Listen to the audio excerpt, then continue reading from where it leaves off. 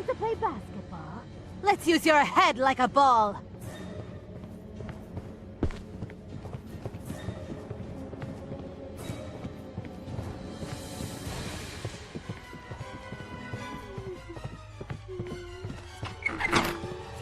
Why do you make me run so much? Stop!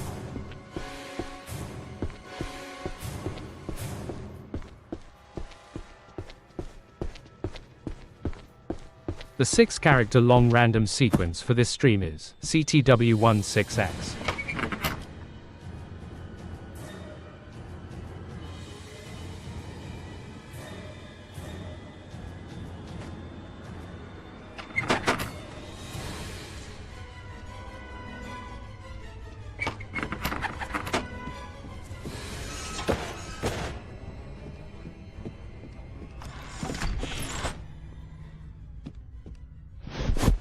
Oh, my soul!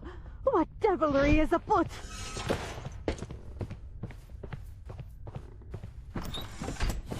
I'll paint that canvas over there with your...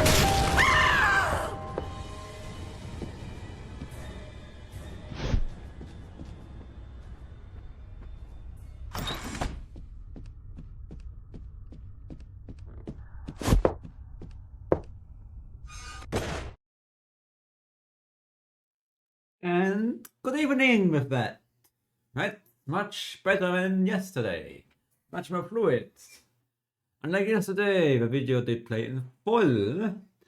And thanks to some help from Stack Overflow, I also now know how to make it that while the video is running, that the bot also does other preparation stuff like the chat restriction lifting. It's just like threading tasks.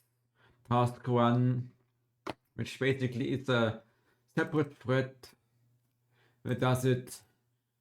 It should work a bit faster now. Also, I did some changes, like I only stream at 720p at the moment to hopefully resolve these issues until I get a new card. And what is this now? Ah, thank you.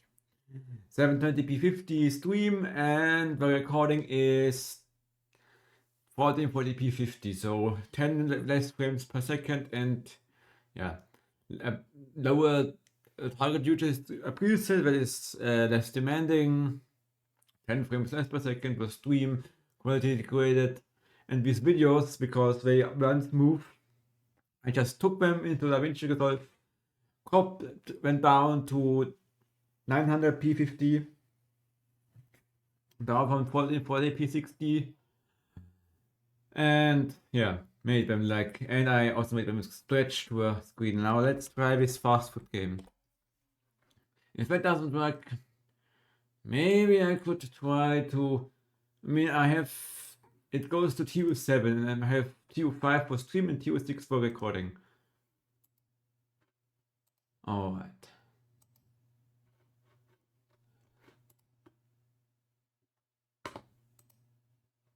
Let's try. Very hard. 12-minute days.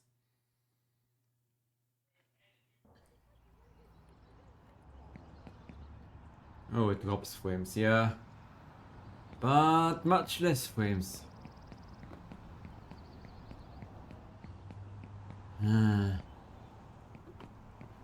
Much less. So we are here at Mere Diligence. I have 2 employees. The only employees I can get at the moment in this game. Buster and server. The Buster takes after the guests are done with their meal, take the money and the tablet, clean it and put it there, and the server serves the dishes once they are ready.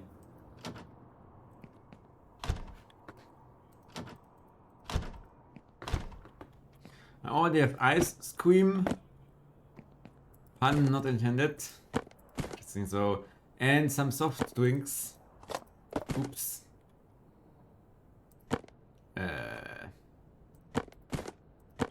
Can I do this, please?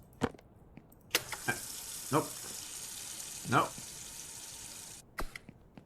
So, let's see. Vegetable crate. Yeah. Is it spoiled or something? Maybe. So lettuce. I played this a bit already. Oh, and what a surprise! It starts dropping frames again. No words. Even that is too much for the B580. No words.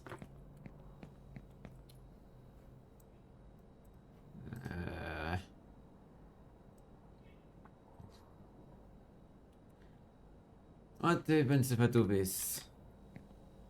Probably makes it look like, you know what, but yeah.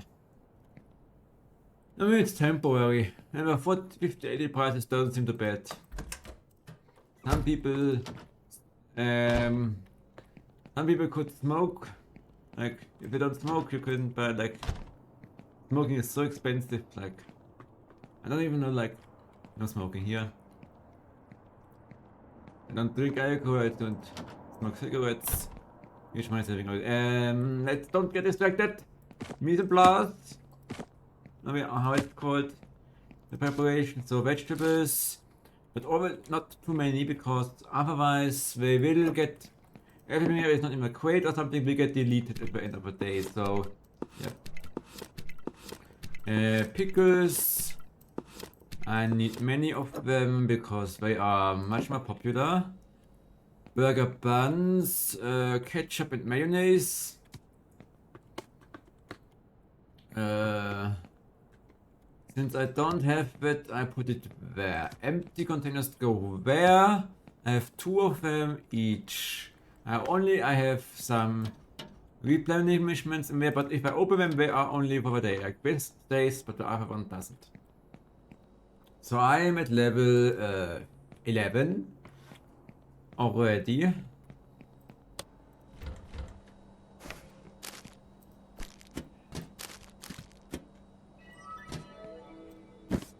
So let's prepare something.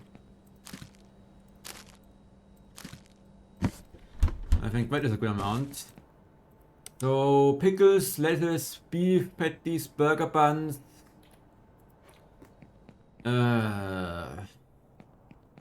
Probably should order some more wrapping paper and ice cream cups. I didn't play with ice cream yet.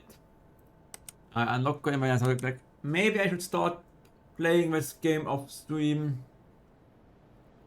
So level 12 unlocks onions, level 14 tomato, and level 15 frying oil, paper bags, the drive-through, and French fries.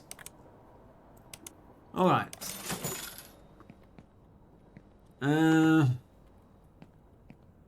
Yes, we have burger patty stuff. I won't prepare, open unprepared.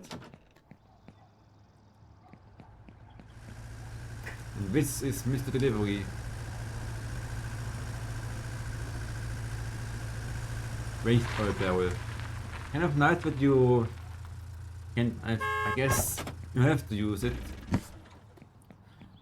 Because I wouldn't ask the people where like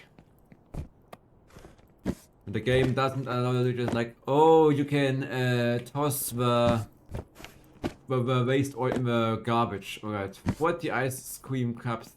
Sorry, ice cream cups. That doesn't sound too bad. I also apologize for really bad streaming quality, but the only thing that works with is stupid B580 card.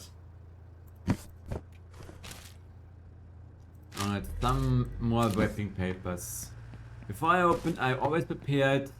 Kind of sad we don't have these kinds where you have at McDonald's, where they keep it warm, so.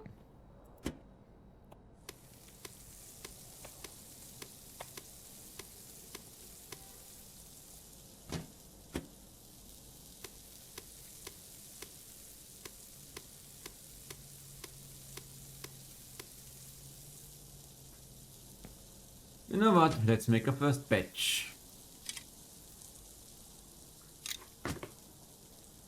And then I just put them everywhere. What? Ach, be silent for once.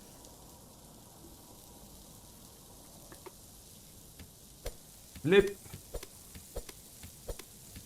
I don't have much time because they will go bad if I don't flip them a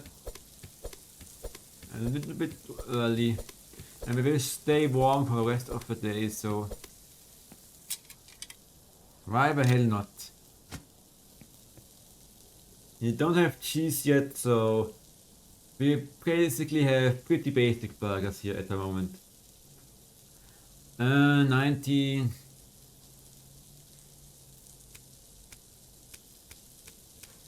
Okay, and 1, 2, 3.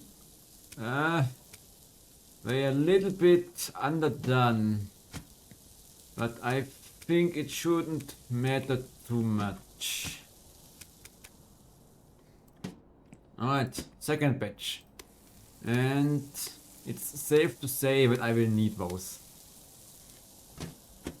Maybe even more, because the popularity goes up and up and up. This is also a multiplayer game, so if anyone wants to join me, I think you can only do it when a new day starts. In flipping some fries, serving some drinks, exciting burgers, totally fresh. Just let me know. Let's hope my servers aren't that bad as fast multiplayer servers, which I will also do a weekly challenge later.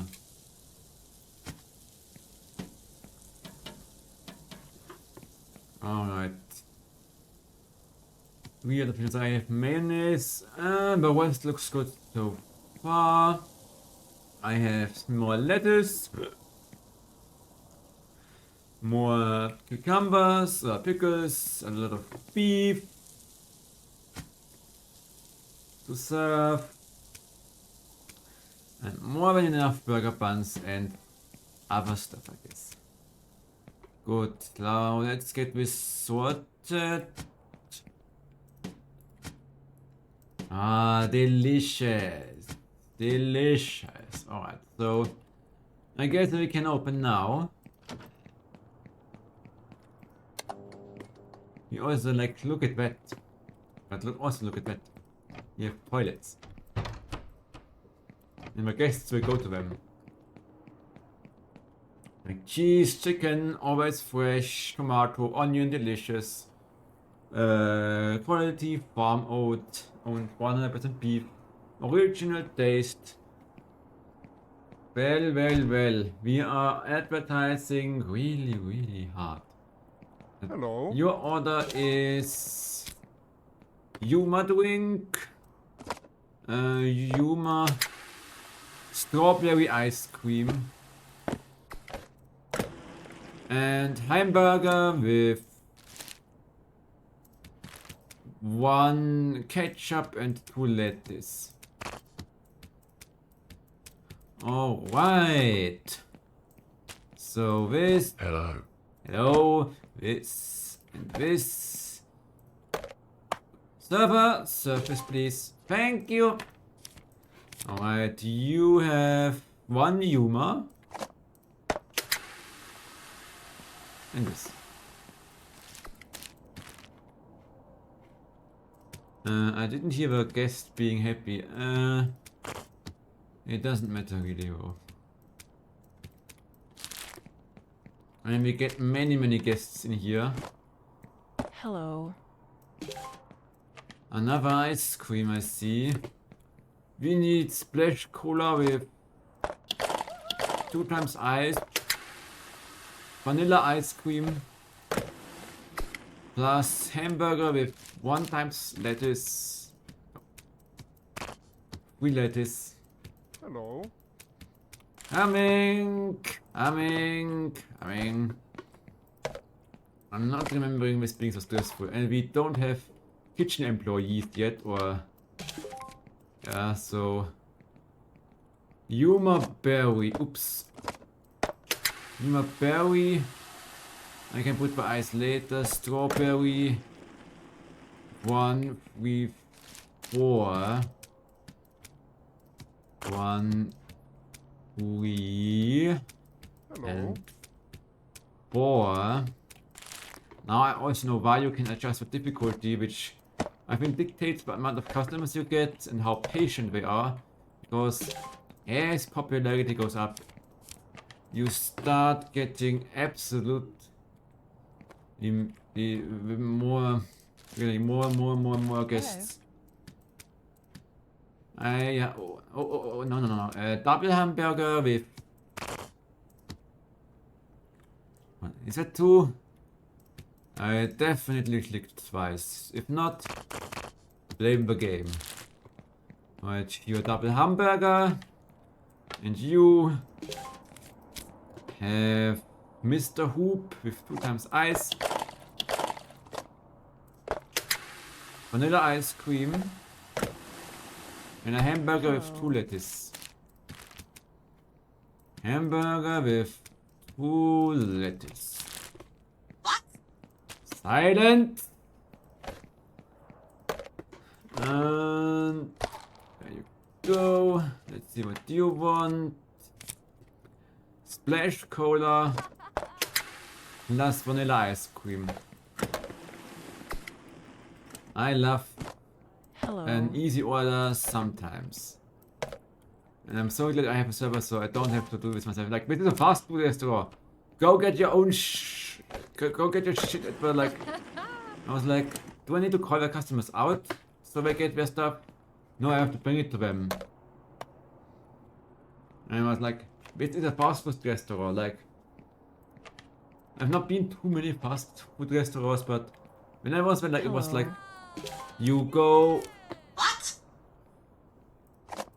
You go to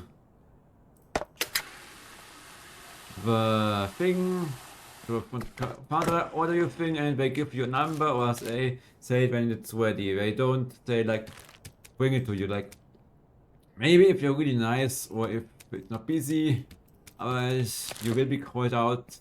Number 25 is ready. Number 25, please. And what is that behemoth of an order? Mr. Hoop with 1 ice. Oops. Strawberry ice cream as well, plus hamburger. And I'm out of this hamburger with 3 times this, 1 times this, and 2 of both. Good. 4 degrees. It's a little bit warm, but it doesn't really matter. I gave a food trace back. Yuma. Hello. Hello. Vanilla ice cream. Sorry, I meant ice cream. Hamburger with 3 times ketchup. Alright, here we go. I think this is a game you should play in multiplayer. Yuma berry with ice. I know there are public lobbies, but as a fast player, you know that you probably should be careful with it. Nothing happened here. And surprisingly, not many people ordered stuff with pickles yet. I'm definitely getting more and more customers. But it's not really. Sorry, Mr. Who. Hello. Hello, strawberry ice cream. Hamburger, 3 lettuce.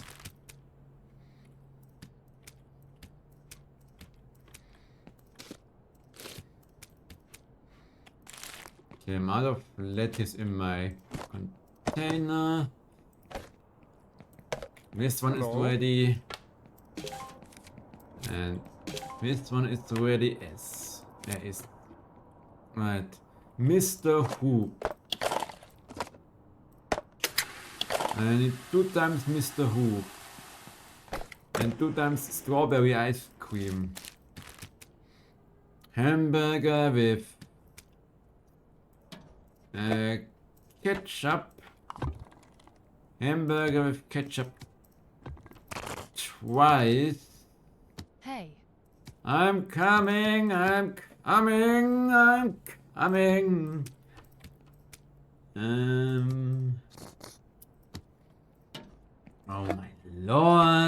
is empty as well. Ooh.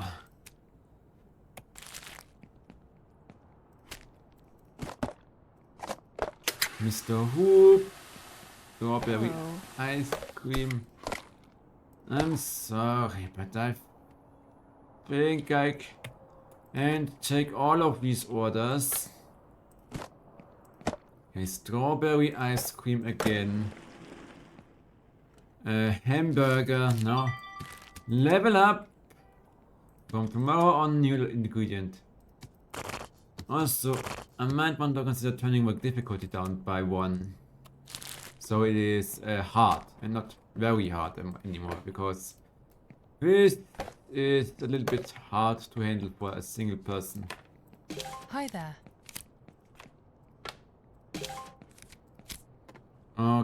Okay. Mr. Hoop Splash Cola.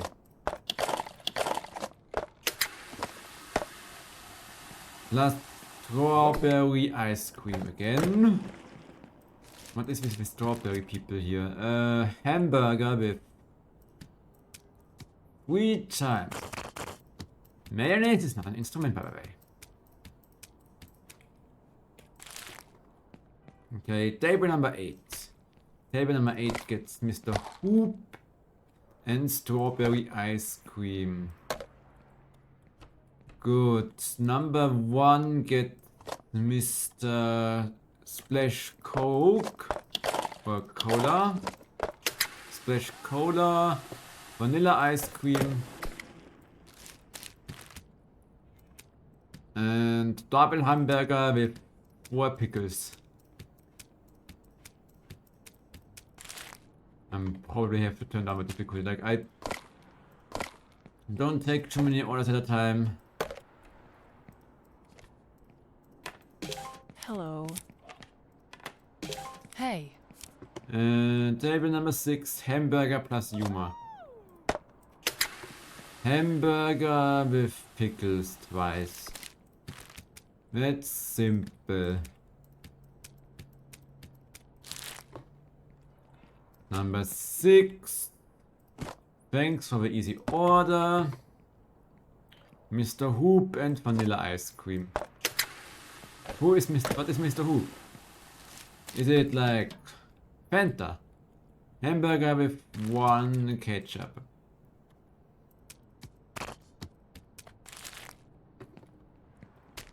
I can't really sort it, like Splash Cola, probably Pepsi or some knockoff. Hello. Take that. Hello. It's okay, vanilla ice cream.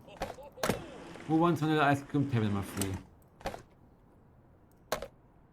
And vanilla ice cream light Splash Cola. Like, 2 people could handle this better, like. I am, like my CPU now, I am 100% loaded all the time.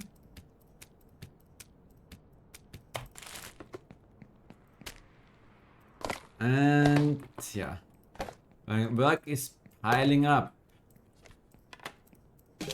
Hello. Hello. Hello. Table number 10, Splash Cola, vanilla ice cream, and just your regular hamburger. What table number 10? Oh, stop, Mr. Server or Mrs. Server. I don't know who she is. Yuma Berry. Vanilla ice cream. And the store closed. I'm out of hamburger patties again. Like, look at all that mess. Hamburger. And okay, the store is at least closed now.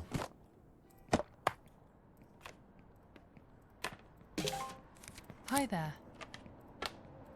Hello? Hello. Hamburger. Simple hamburger. Some simpler orders with lettuce and mayonnaise. For table number 17. Water. Water, strawberry ice cream. Let's make sure this is completely full, so we are not scamming anyone because I misplaced that thing. What the hell is this order here? Do you think this is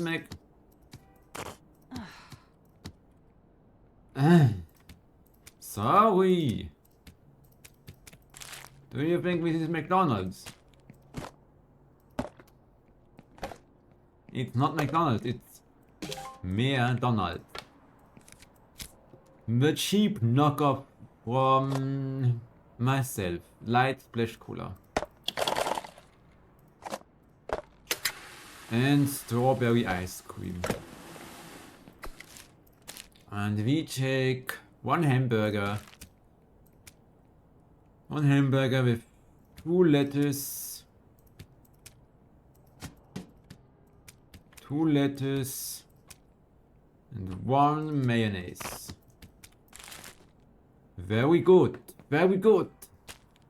I also can call over server now and slap this on there. Level 12. Oh yeah! Oh yeah! Alright, so let's start cleaning up, and next day I probably should turn the difficulty down a bit. And we now have onions. Not sure what to feel about with tomatoes, will probably be the same. Cheddar cheese, really? Is it cheddar cheese or plastic cheese? Plastic cheese or not? That's the question here. Can't wait for like French fries, and I know chicken patties also go in the fryers. And then you have like to take care of your oil. These they will get thrown out, so don't call me out for that. Okay, let's clean out our kitchen here. This is empty. No waste. Let's keep everything repaired. Look at this kitchen. Horrible. Just after a few burgers, it looks like this. This is just embarrassing. Alright,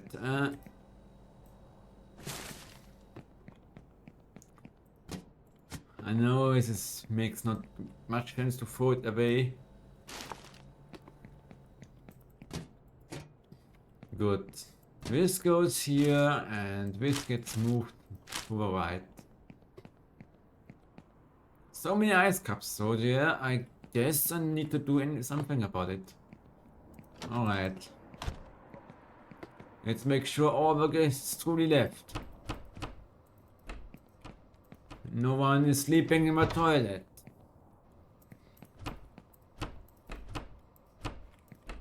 Did that door close by itself? Yeah, colleague. Strange, so...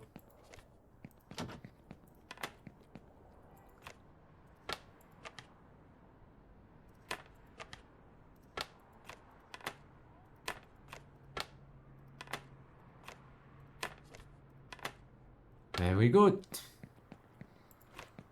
Let's get this all sorted.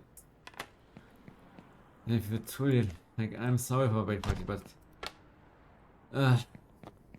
I don't know what Intel is doing here. So save the game. It's only saved, I think, once you go with a car. So let's just do that, and then let's make it a little bit easier, I guess, because that is definitely too many customers, and you two can go home. I mean, probably for 2 players, very hard. I mean, probably not a bad idea, but for one player, let's do it hard.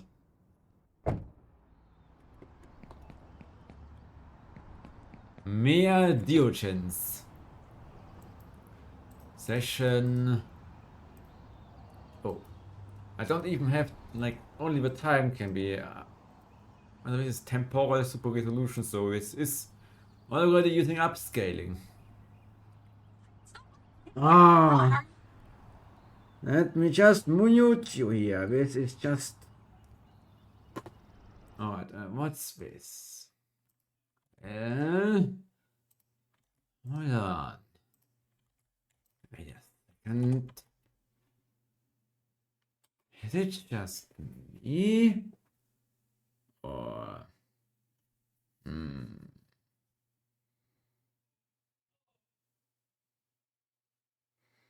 Wait.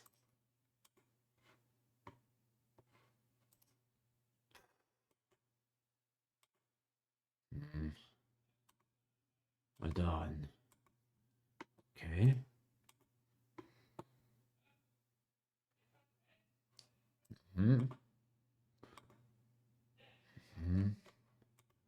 Interesting. Interesting.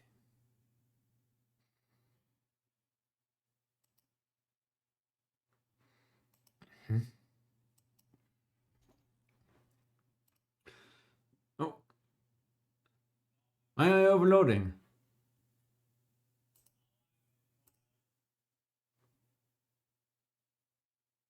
Wing a wing a rosy. Yeah, stop overloading, please. I mean, I can't turn this down further. I can't. Ah, yeah, because of Windows full screen. Good. Let's open mehr Diogens. So it should be easier. What do I need? I need drink cups, ice cream cups, more ice cream cups than drink cups. When I need... I still have enough with beef. For the day that should be enough.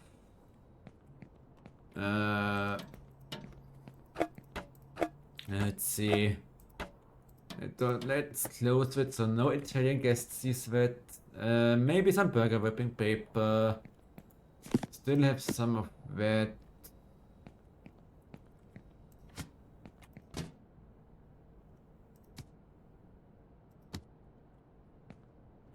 Okay. That's all the stuff. E4, huh? Yeah. A watcher, not active. Management, drive-through, level 15 required. Hiring, cashier, coming soon, restorer coming soon. Was cleans tables, carry and collect money. Mehr.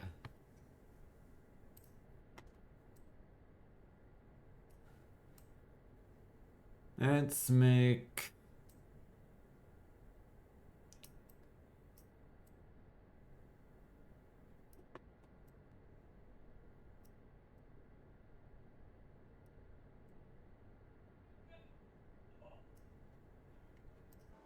Mehr. Biocheck.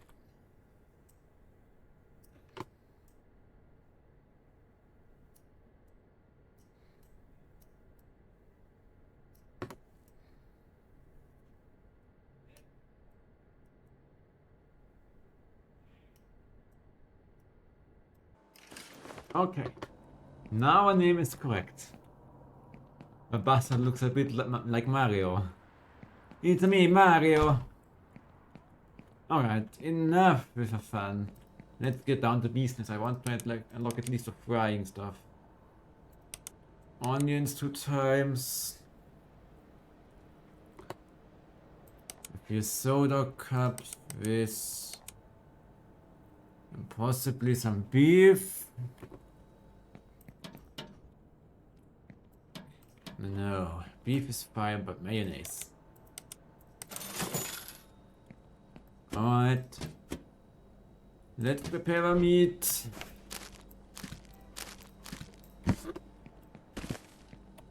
It's only been sitting around for 12 hours at best.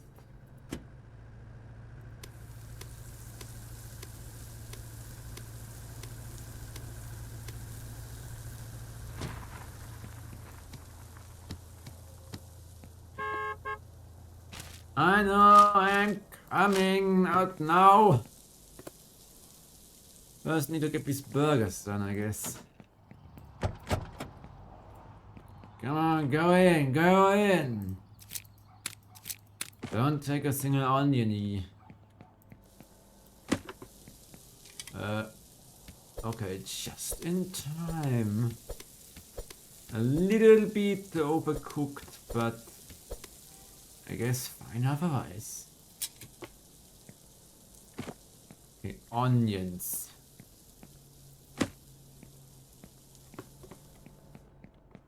Good old onions. And mayonnaise, which is not an instrument by the way. Are we ready yet? Oh. Hopefully that will be enough. I mean, I just turned down the difficulty, so less customers should appear.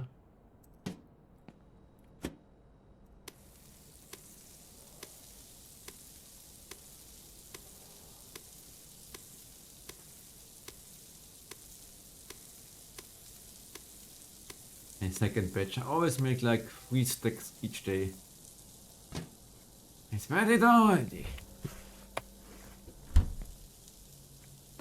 I thought it would be more.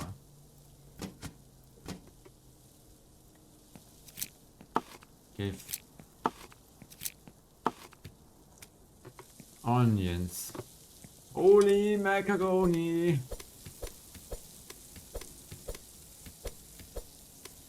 They are overdone. Wait. Only the first ones are.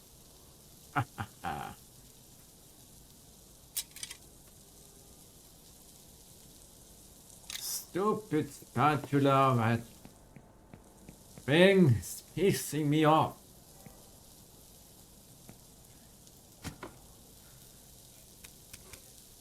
Come on, faster, faster, faster. Doesn't matter that it is chaotic right now. I just place it wherever I can. Alright. Alright. This.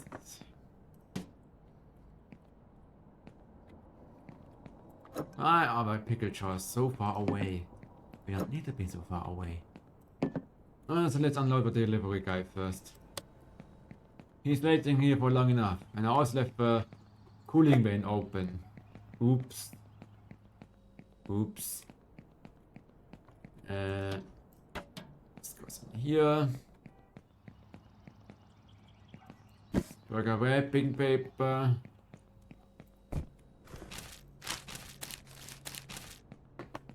This goes. Let's put it here.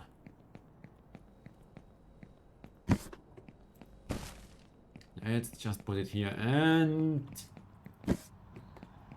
ice cream cups.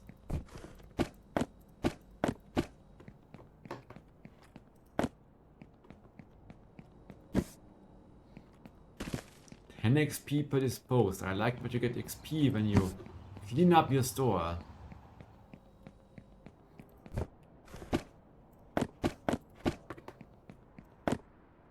Okay, that should cover me for a while. Hold on. I need to dispose it.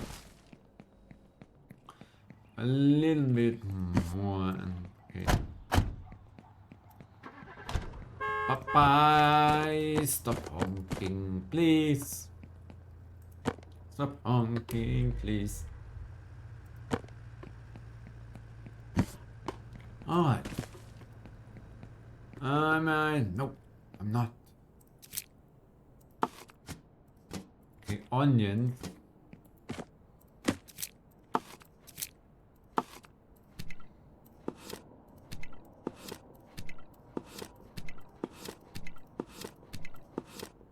Empty. Ling. So let's keep it tidy.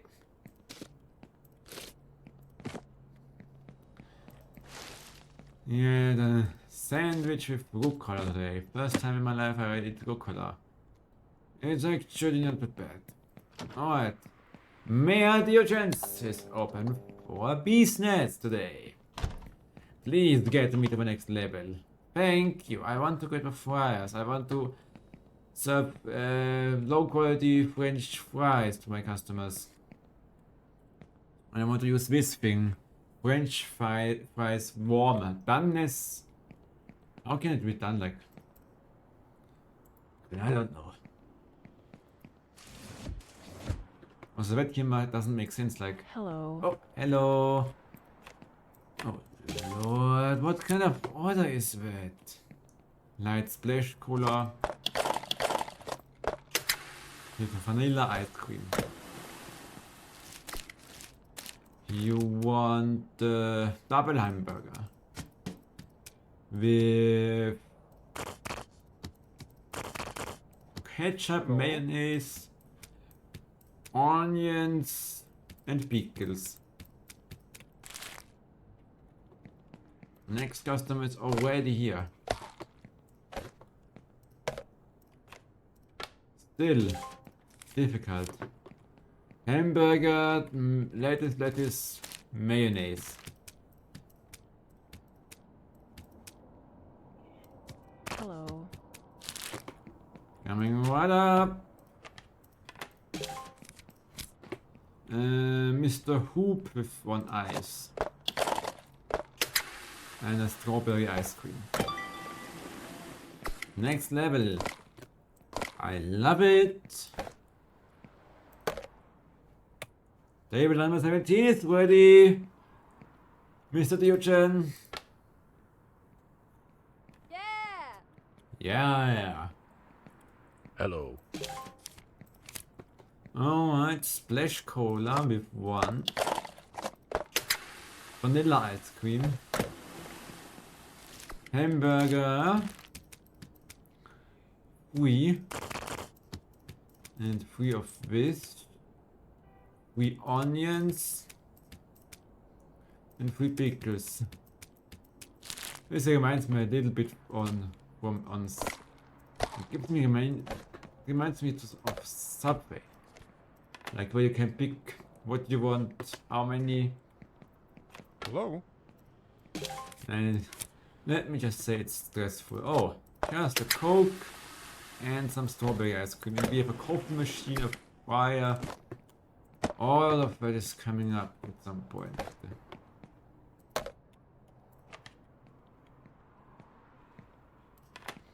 But this is much more pleasant. But she looks like Mario. Marionetta.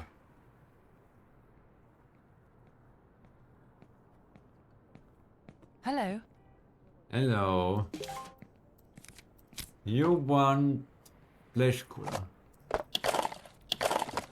There's 2 ice, vanilla, double hamburger with double ketchup.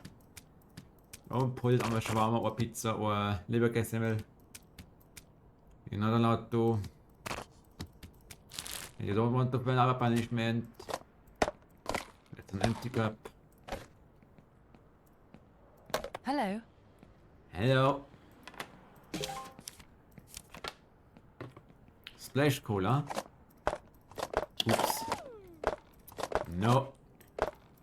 Come on. Strawberry ice cream. Double hamburger. Double hamburger with 3, 1, Hello. 3.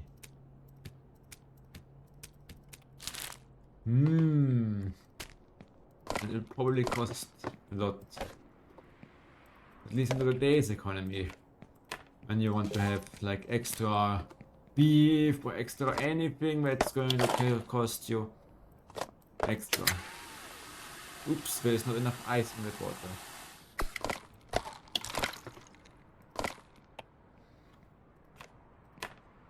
Next! The next one, please. Hello. Hello. Strawberry ice cream. Plus hamburger. Plus this.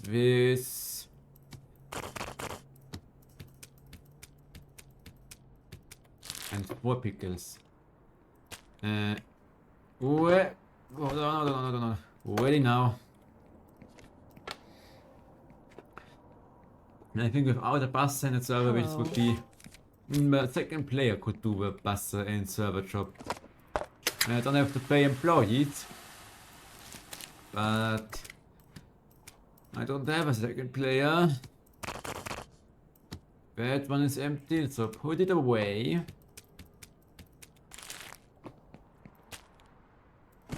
So I don't mix up stuff.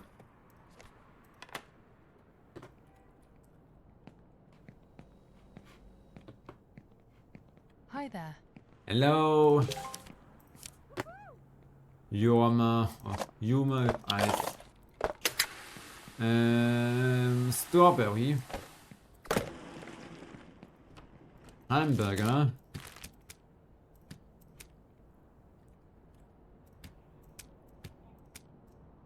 Three onions. 4 pickles. With no sauce. Well, I don't think that's very delicious, but I don't mind it. As long as money is coming my way, I really shouldn't mind. Bottom, hamburger, lettuce,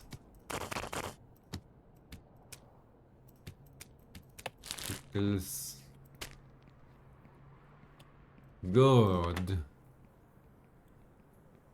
So many customers. Hello. Hello, sir.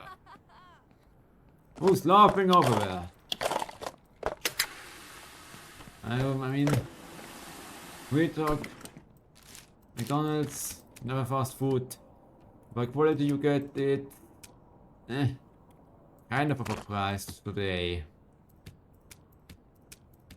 Like 9 chicken nuggets Hello. cost like $6.60. It's a lot. Considering we are only half made out of chicken. Berry, vanilla, hamburger with nothing. Well, okay. I don't mind it. Hello.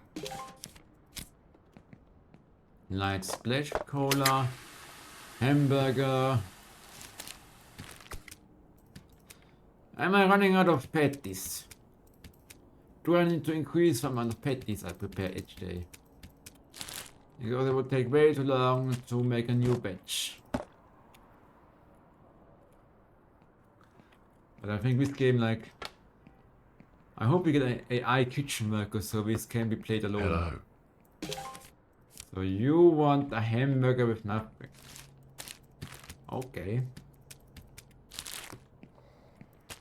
And let's use that time. And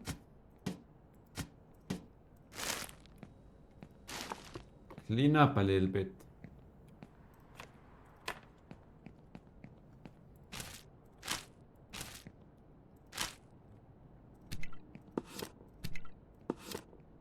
Hi.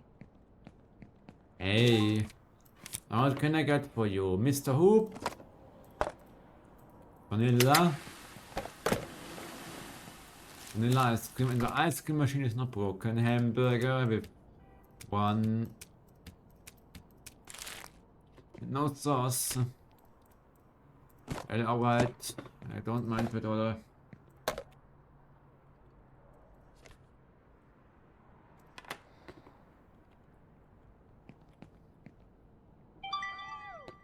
Level 14. Hello. Hello. Water with ice. Strawberry ice cream. Hamburger with free mayo. And 2 pickles.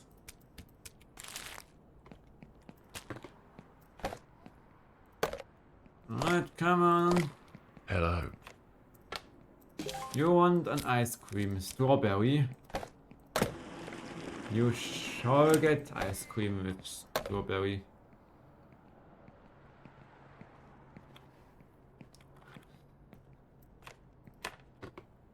Ooh. Not my intention. Sorry. Drive. Ooh.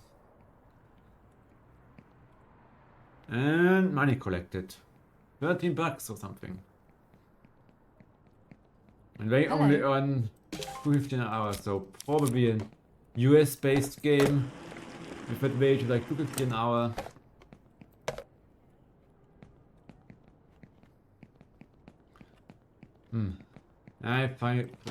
I think that should be illegal to pay such a low wage. Like, it's the employer's job to pay their employees properly.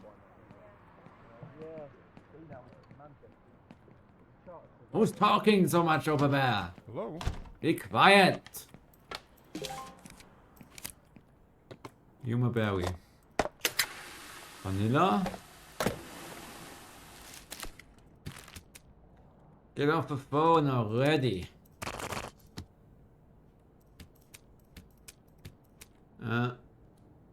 1, 2, 3, 4. Okay.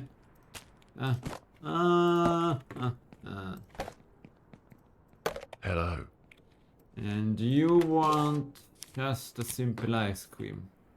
Vanilla ice cream.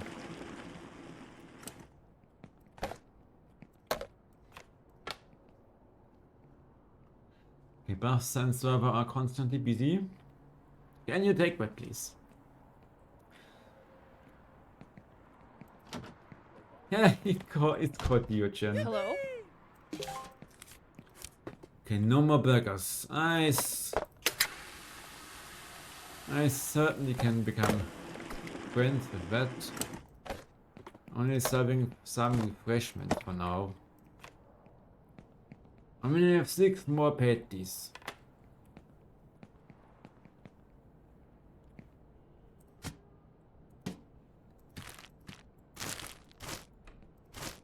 Ah, where's the toilet door? Oh. And we're done. Oh, hello, okay.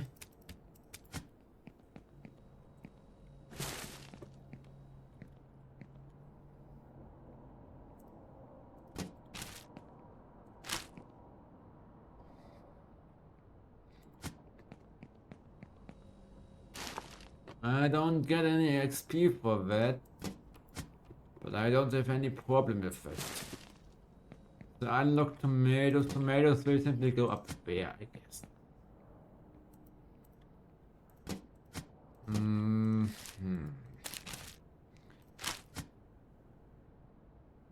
It's a bit of a squeeze.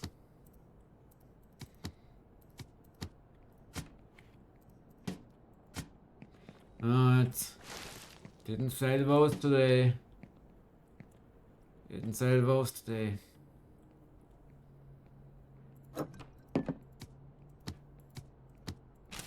Not really the best news, but... What the...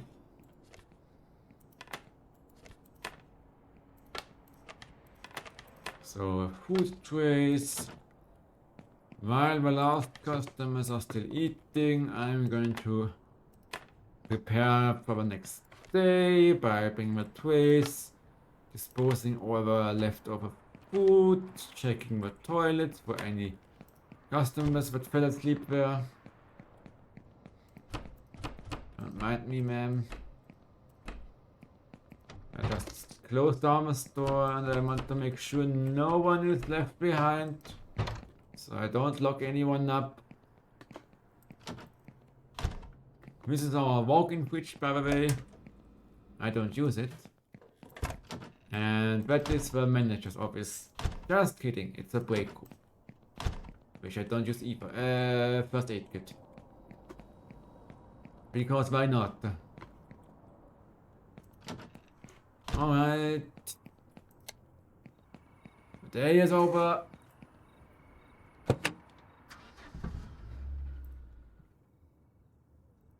Tomatoes unlocked.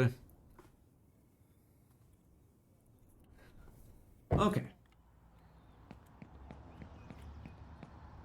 Drive. Like, if you come, you are on the left, and this is on the right. No way they're hearing you. And then if you go around here, you are on the right side. If you have the left on the right side, if it's Britain or something, you are ordering this.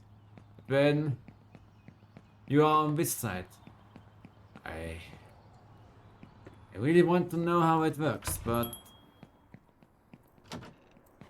I'm open to surprises. 41 and 30. Doesn't look like I need restocks today. This does look fine.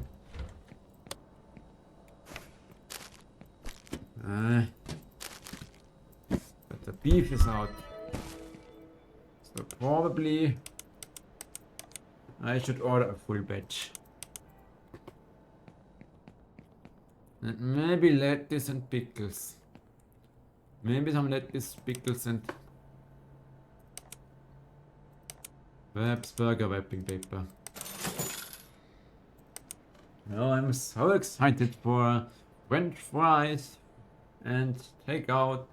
And we have 7, 9 new items that come soon. Go down. Waste by barrel.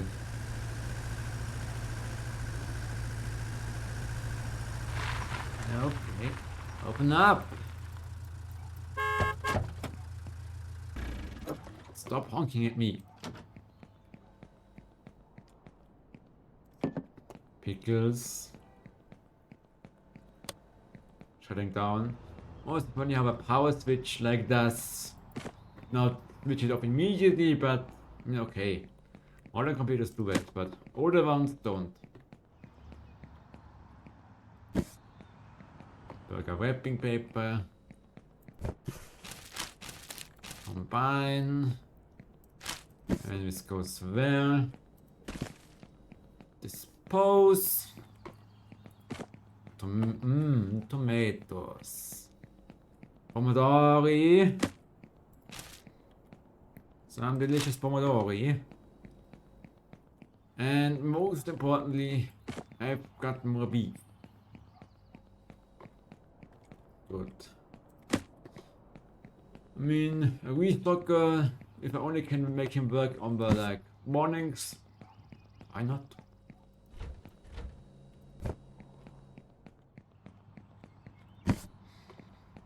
Definitely need to order meat. Like, I definitely needed to order meat. Now I have meat.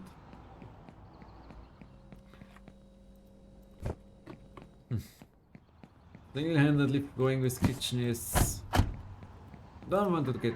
I tried on night and I was totally baffled how many customers you get. Bye!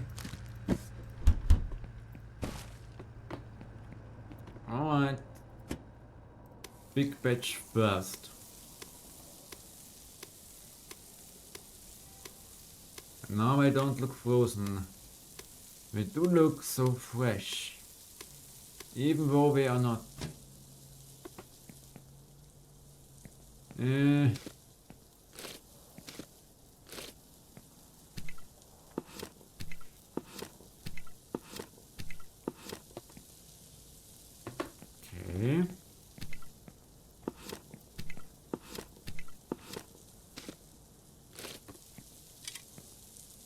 Oh.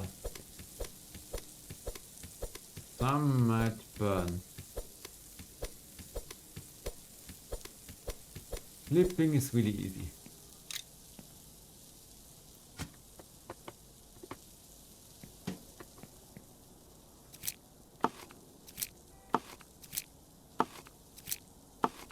Red onions. Don't want to put too much away. Tomatoes. And I shouldn't have done that. Oh there. Oh. Some might actually spoil. No. Prevented it. Eh. What am I talking about? Everything is fine.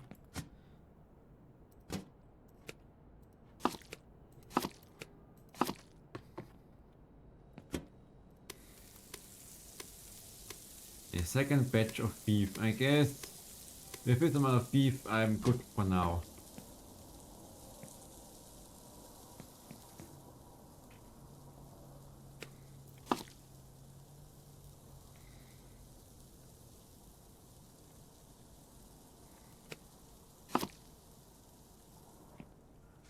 Just standing around here.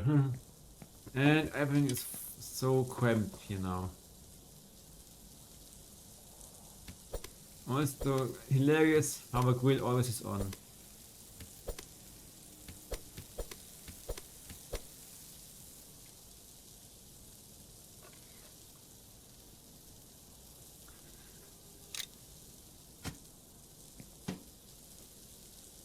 Almost done. Yes, I can open already. This is slightly underdone. No one will notice it.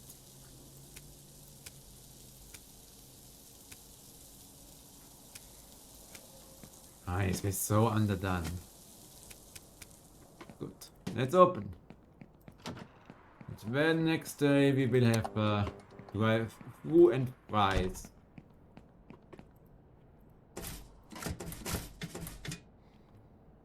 Waste oil can.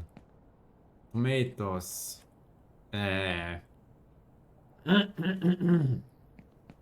Maybe I shouldn't do this. Let's clean it. Let's pretend we clean it. Onions, tomatoes. Makes you hungry, I guess.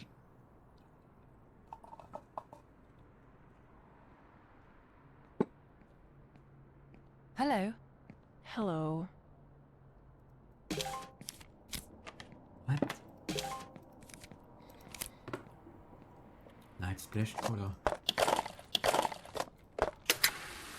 Strawberry ice cream. Why did two customers come at one? I am so not a friend of that. Hello.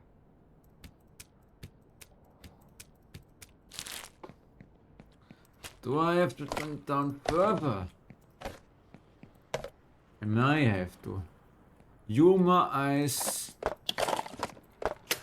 Strawberry ice cream. And you want a hamburger. There's 2 times that. 2 lettuce. 3 onions. Hello. And 1 tomato. Do I have to turn it down further or what?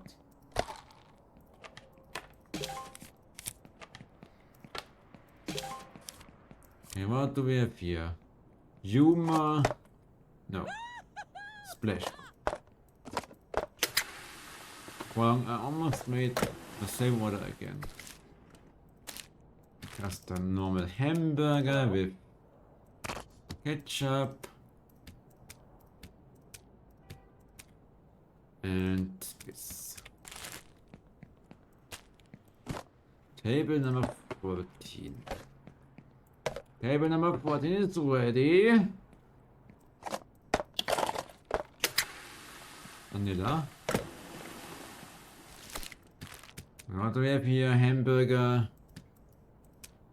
Hamburger 2. Hey. I'm coming. I'm coming. I'm coming. I will turn it down, I guess.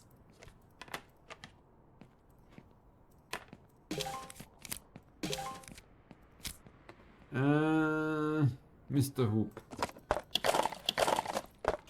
Mr. Hoop. Vanilla.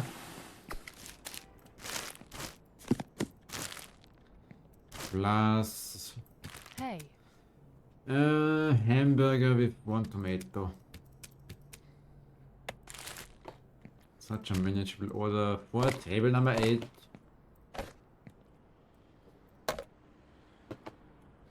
Vanilla ice cream, light splash, cola.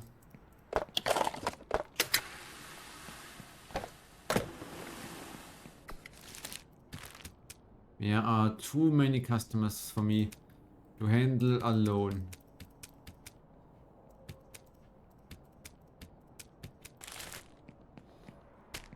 Hello? And 2 customers again and 2 behemoths of orders.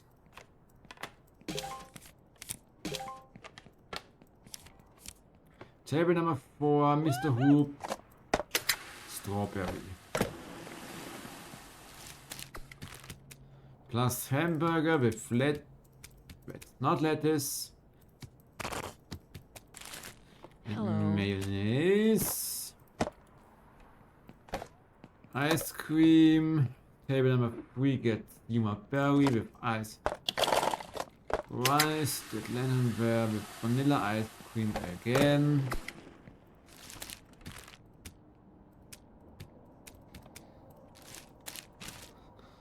Okay, hamburger. Hamburger, 2 lettuce. 1 mayo. Hello. 1 4.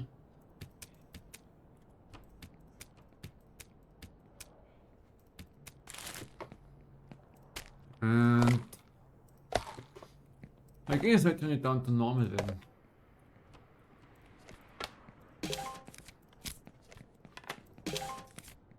Next customer is already coming.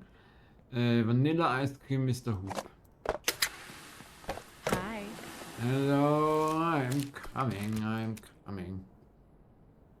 Double hamburger with 4 onions and 3 pickles. Okay, come on, place it on there. Place it over the stupid receipt if it's necessary.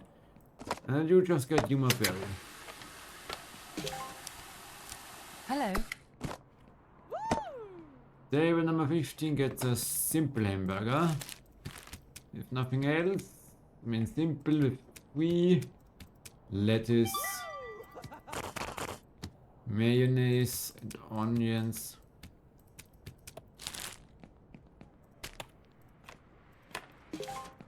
Alright, your order is hard. Probably like a full program. Double hamburger. Hello. And this game needs some more like single player ability. Not everyone has many friends he very could play it with. Including me. And you, what will you want? Mr. Hoop. Strawberry. Hamburger. Hi.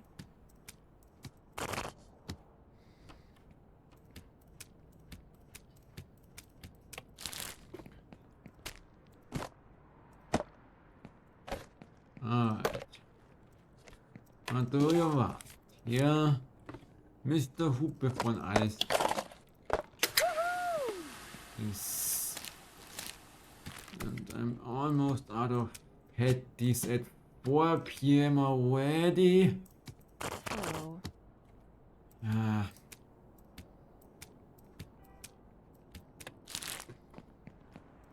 Don't know what to think about this. No ice cream. But this one does require ice cream. Light splash cola. Strawberry ice cream. Double hamburger. Why so many doubles?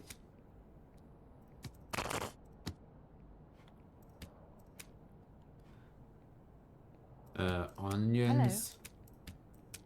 No, don't put the onion on there.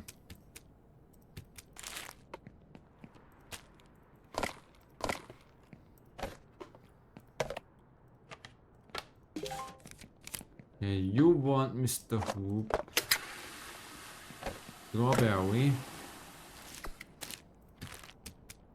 Hamburger. Hello.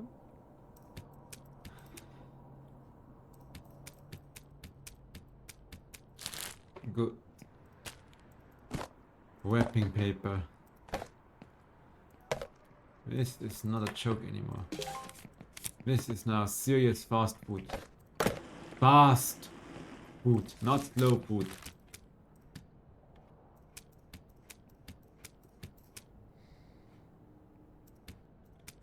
I'm out of Hi there. onions. For now. Luckily I can cut them instantly. I don't have to wait or anything, I just can cut them. So you don't even have to prepare. Okay, hamburger.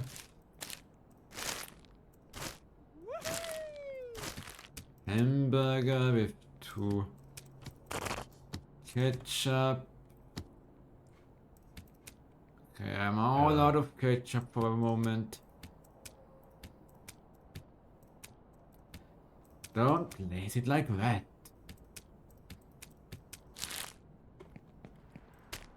This is your order. Number 1 with light flesh cola. And another hamburger.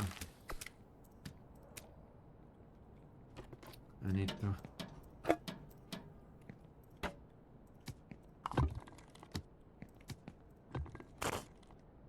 refill my ketchup. Hi there. By instant onion cutting. That must be a perk. I can cut onions instantly. A light splash cola with strawberry ice cream. This is getting a fast-paced game now. But it's hard difficulty. 1 and tomatoes are out. But not for long, because I can fix it. Oops. Didn't mean to click that button. Flash. Hamburger. Hello. Hello, I'm coming. Oh. Seriously?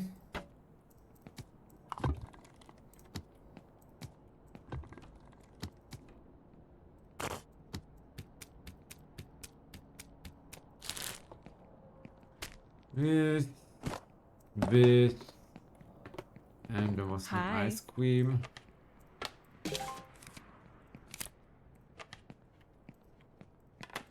Okay, 2 tables at once. Table number 2. Oh, vanilla water. Vanilla ice cream is for table number 2. And this is for table number 6.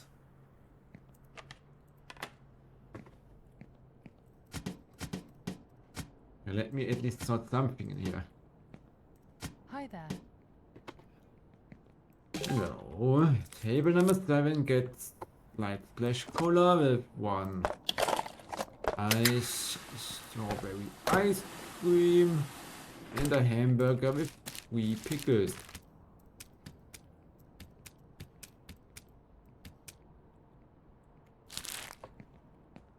Looks like I'm not wasting too much vegetables today. Okay, except salad. Except salad.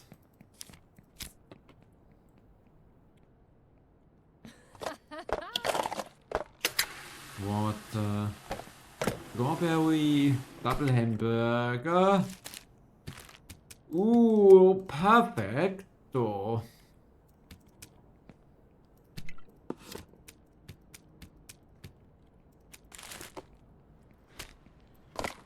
Perfecto. Ready? Good.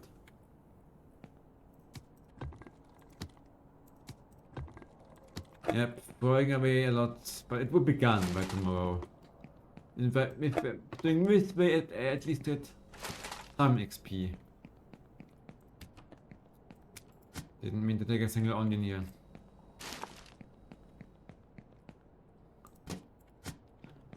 So,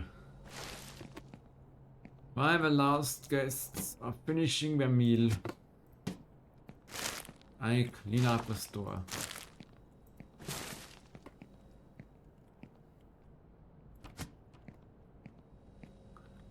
A little bit much of salad tossed away.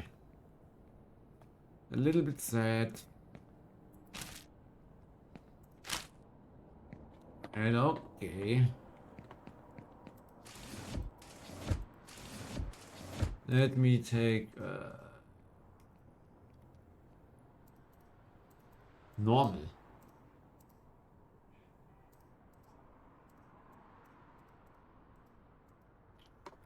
Let's do normal then. But first, everyone has finished eating. Make sure no one is logged in overnight. Everything is alright in here. This door should be closed.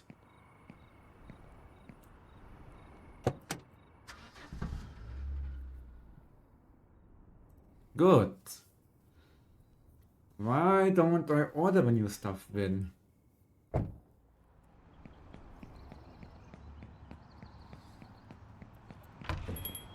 Bing, ling, ling. Oh, I didn't do that yesterday.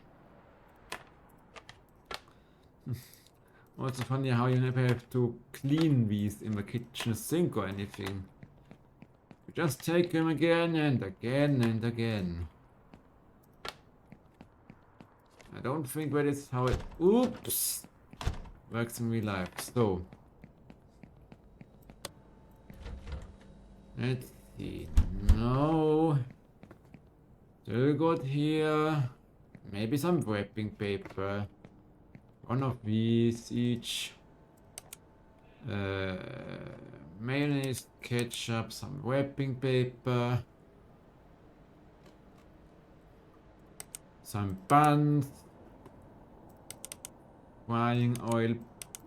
Paper bags. Why not? Maximum amount.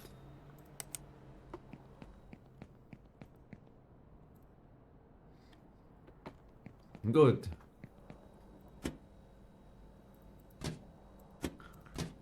Let's prepare this already.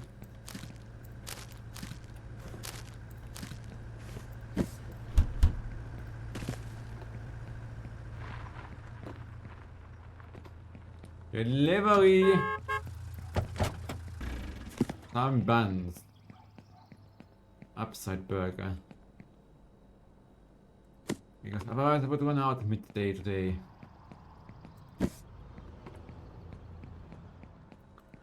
Ice cream cups. Some more. Get with a fill up. Oh! I leveled up just by this.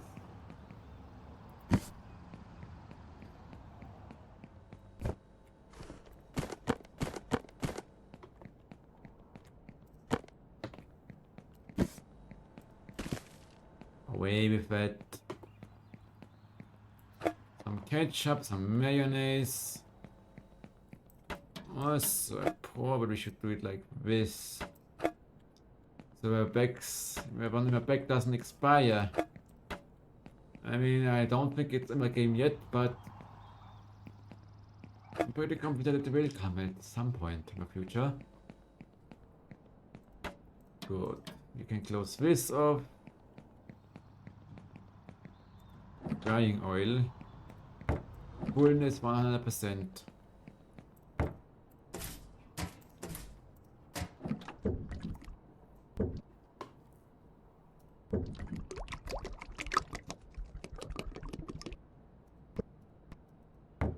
Empty.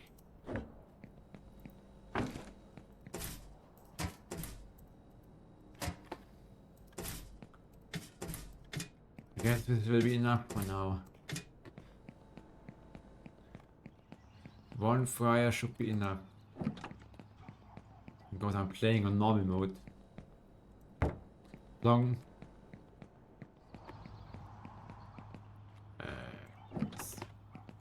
What is this, by the way? Is this sunflower oil, canola oil, or maybe palm oil?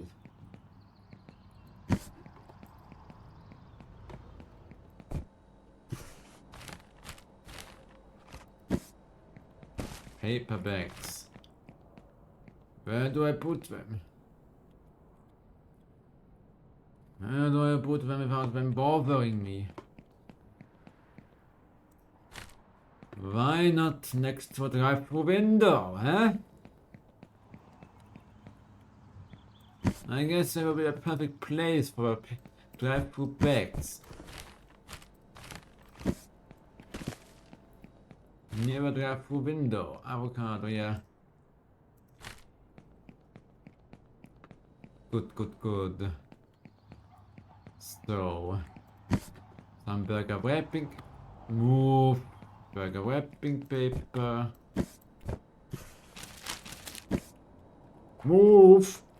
I'm holding down W. I are not moving. I are not moving properly. Is a question I have to ask. Wait.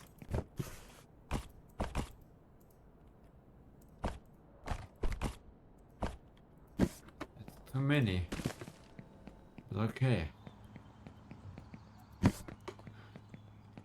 Well, that is awkward. I forgot to order frozen fries. Ooh. I should do better next time. But I still have time to fix it.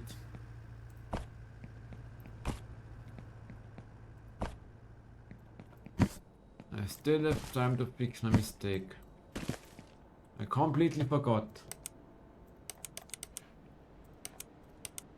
It's... Come on. Really, I can't order more than 3? Alright.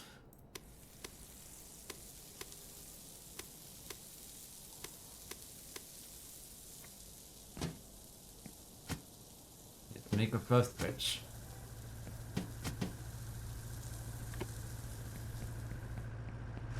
Here we go again.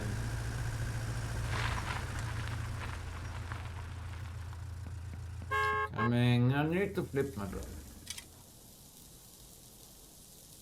We can melt cheese on here, I guess.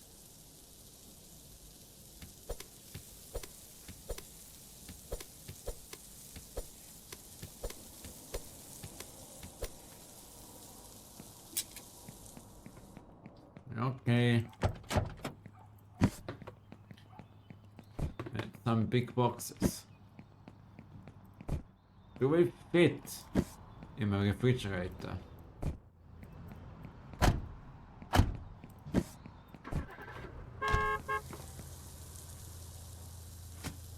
Yeah, almost done here.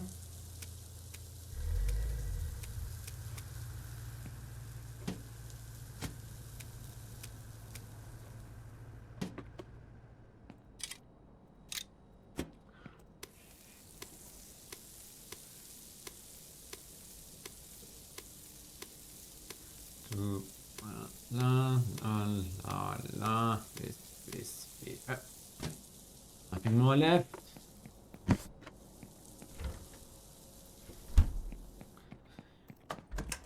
The walk-in fridge it is then, I guess. And this is just standing out there. Don't mind it. It's totally not a health code violation or something else.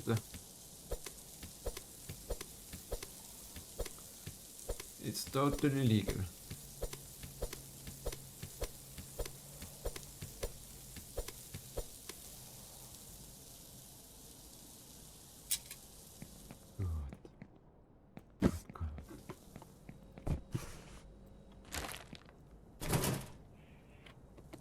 $120. Is that enough? Is the question. Is that enough or not for the day? Okay, some of the burgers were not done yet.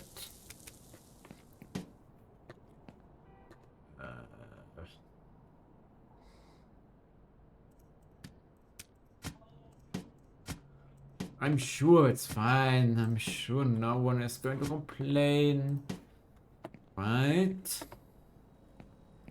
At least I hope so. Alright.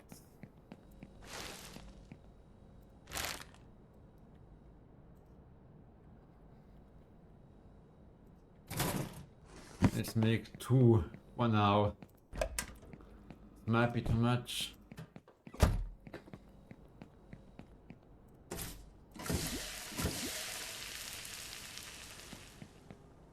And I guess we go in there.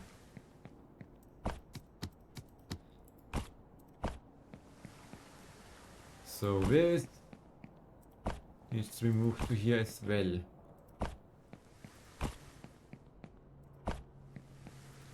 I hope I can keep them warm for a day or so.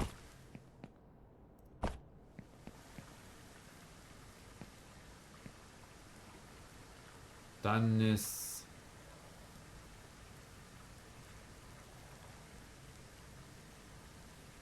you're not done yet. And in 10 seconds or so.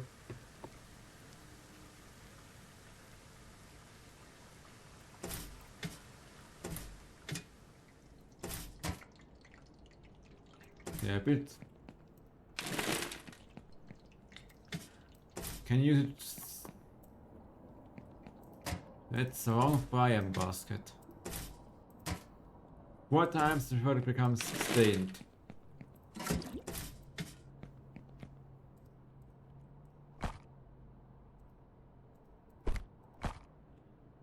Okay. It's simple. Very simple.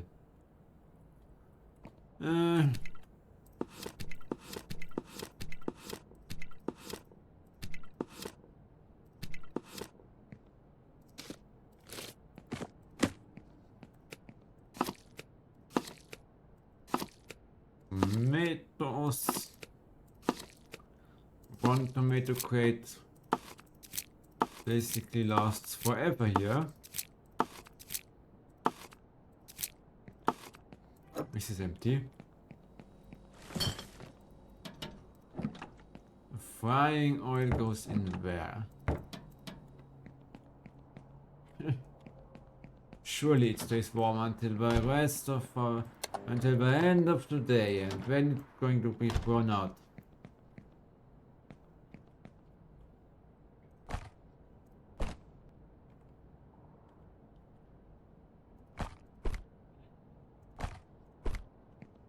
First customer, please. In normal mode now. It's at least not a double customer from the beginning on. Hello. Hello. What do you want? Light flash cola, vanilla ice cream, hamburger.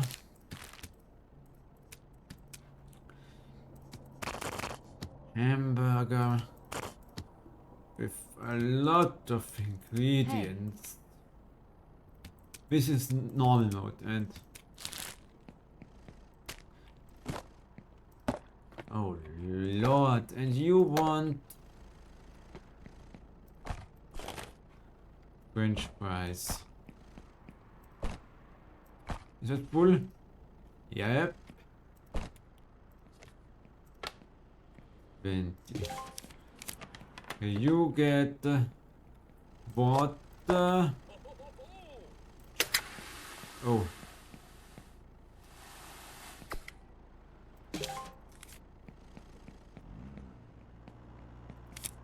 Hello. Oh. Okay, now I'm getting overloaded. This is normal mode, not hard mode. I think I'm going to stop this game now. French fries small. French fries small.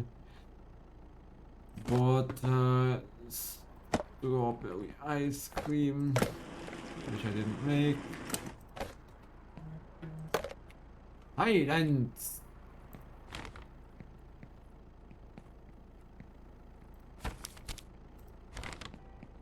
What do I need? Hi. One double hamburger.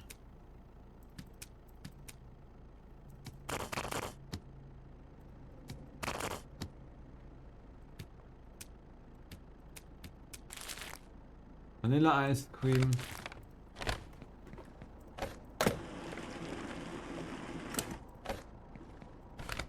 French fries small.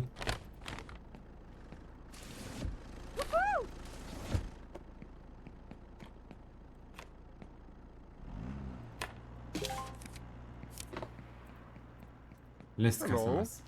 Less customers. I need less customers. This is too much for a single player. This way, can I make it a single outward from now on? Hamburger.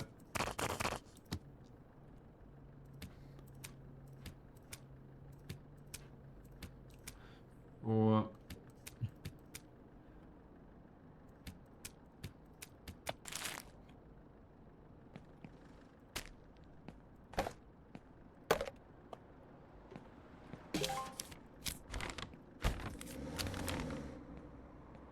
put to water, strawberry ice cream, and hamburger, plus fries once more. 1, 2, 4, 2, 1. The top is missing.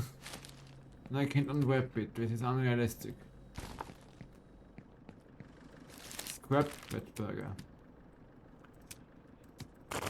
Let's make it before a customer complains. Oh, the top is missing.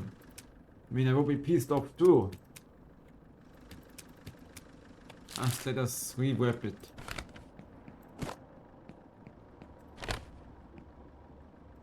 It's a little bit warm.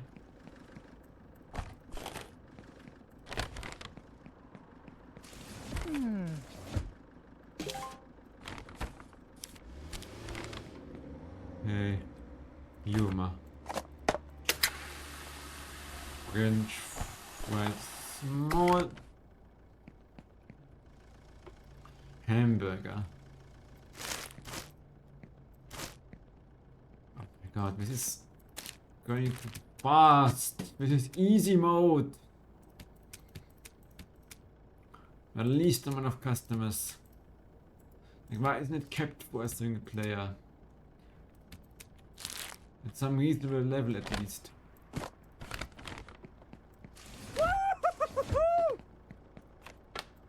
Hello. Okay. Strawberry ice cream. Silence, please. One double hamburger with lettuce.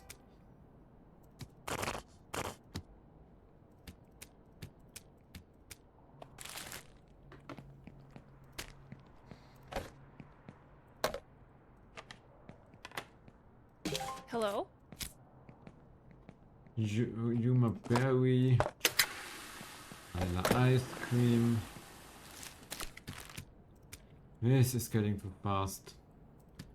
I guess a single player should close down the drive because it just gets too many customers to handle on your own.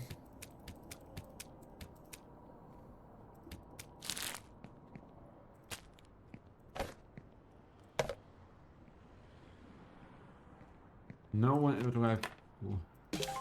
Hello. Hello. Table number 1. Sorry. Okay, I think I'm done with this game for now. There should be a patch where that does allow me to slow down my business for single player, because this is clearly not optimized for single player at the moment. But I must say, this game has a lot of potential. Alright.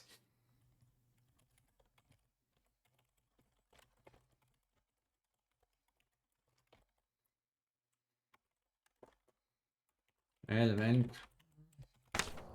Welcome back. There's some jobs ready for you. So, weekly number 2 of 2025.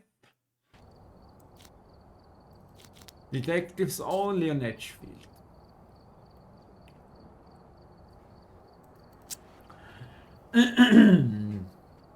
Welcome YouTube and welcome to Detectives Only.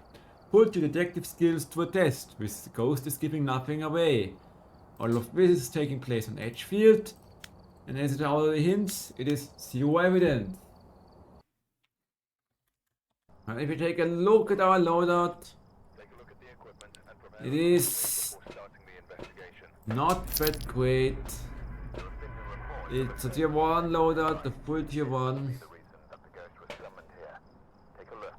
But I guess I only have to take in a thermometer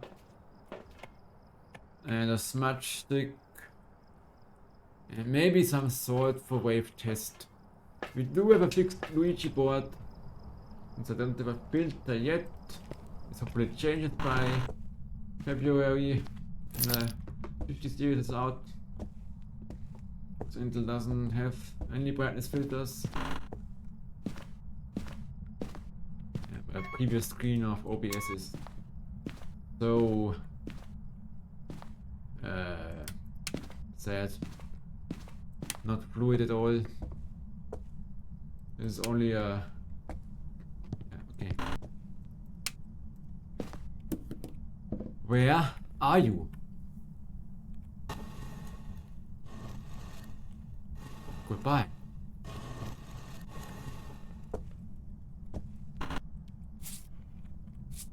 Right here.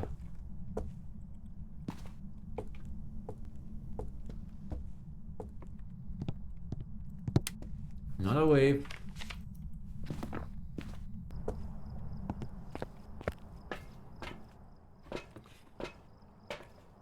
Kind of a bit suspicious that it doesn't hunt me yet.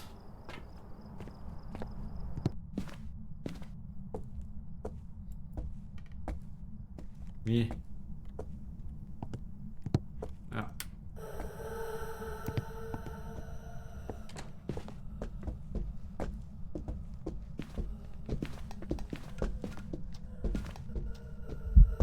Hello? Hello?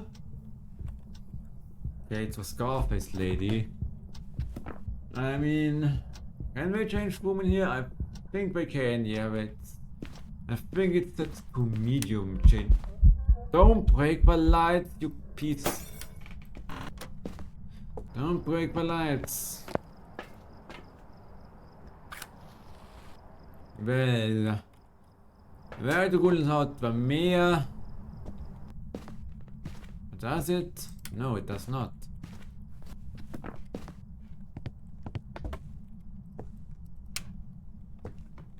It does rule out the shade with you, Chambo. Another pay.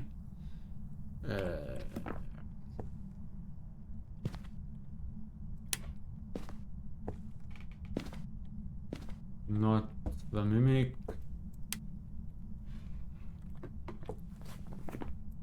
Not a twin.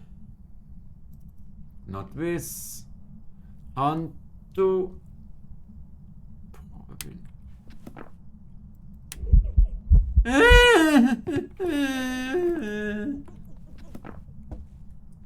Stop it.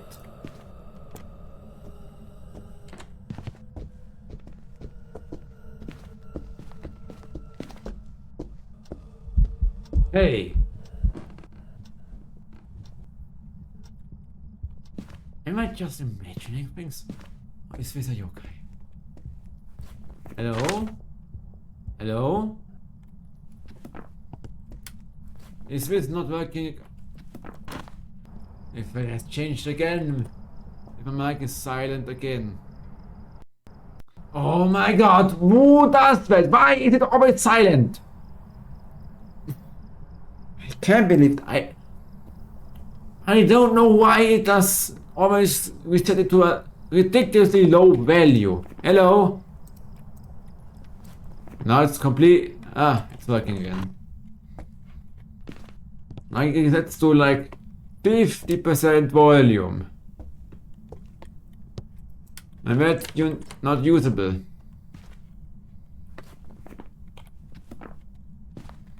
As one might imagine.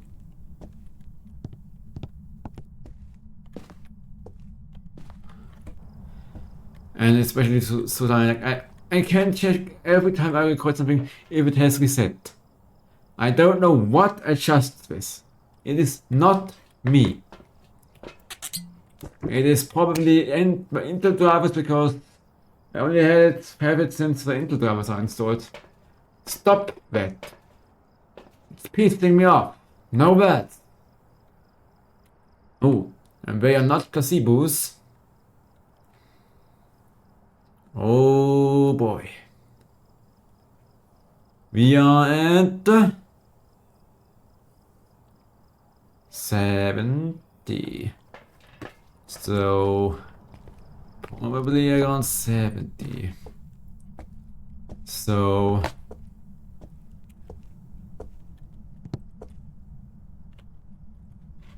Marco, goodbye.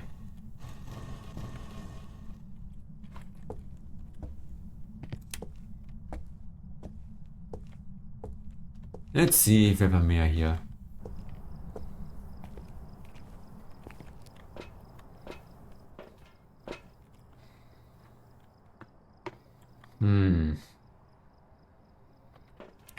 We are at an hunting range. Now where will I place myself?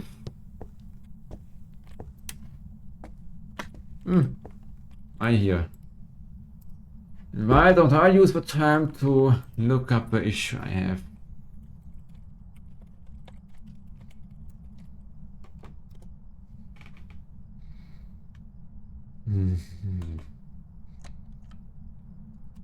Interesting. Okay.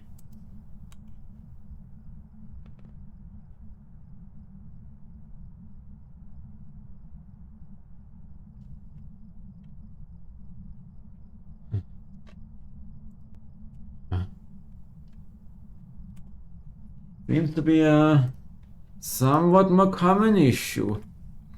Hold on, I did it in other city. Why don't I do it in... how's it called in the... design, Windows sound, whatever thing.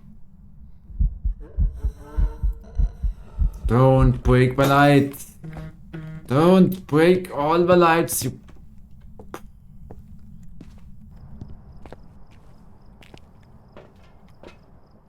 Stop. Is it just me or did I lose sanity? I was in the light.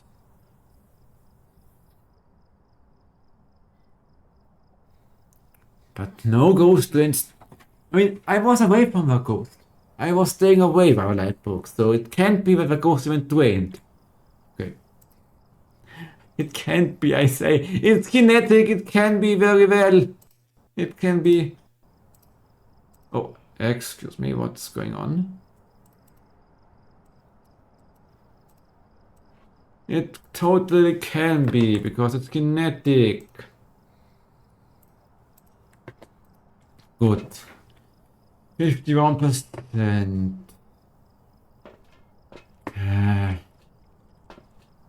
And I lose sanity because of that. It could also be a chin. I think I should smudge test.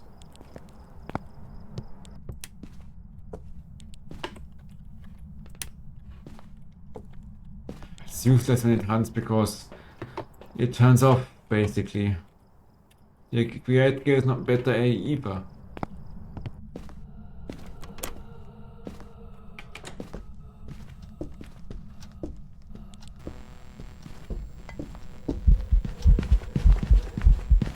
Aha!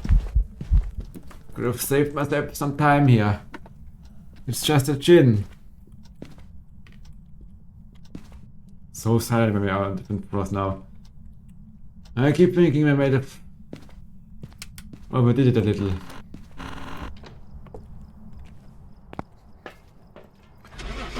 It's clear the right chip because it wasn't speeding up. When it was not seeing me, the electronic was on.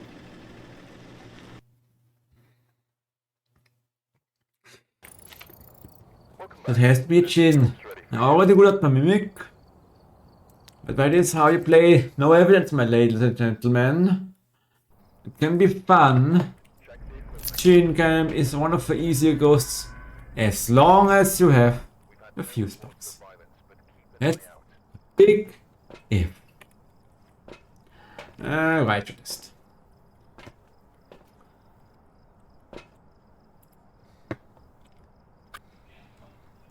Okay. Let's go in. I do it this way so I lose less sanity. I mean 33% less sanity to win.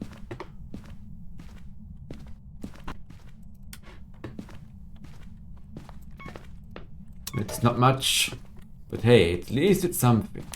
At least it's not nothing. Can't wait to get an video card again. Then I can get back delicious brightness filter for myself. I don't have to look at that. How do you call it? No. Oh, hello. How do you call it again? Not pixelated. Stuttery. Stuttery is right. Where are you? Orange bedroom. Goodbye.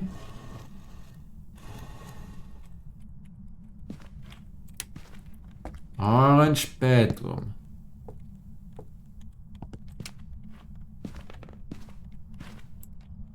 I don't need you for now. Sanity is okay. 48%, so most ghosts can hunt.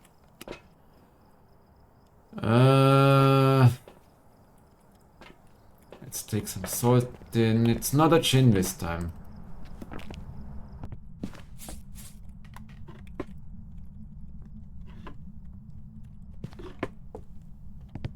So I have to say.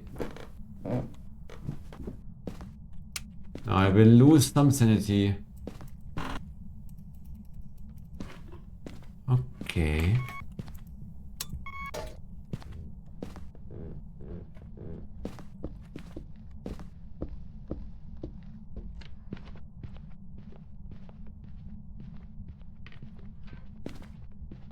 Upstairs.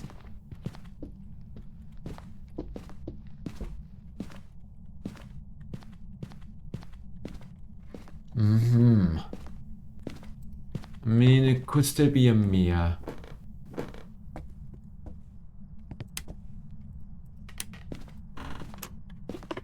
Are we above? What was that? Was it me or a ghost? That messed up my sanity now. Okay, you didn't walk in with salt. Where's smoke coming from? Well, hold on. No, it's normal. How much do these things give me? Is it 30% perhaps? Because that would professional be. 30% restoration. So I should be at 62 or something.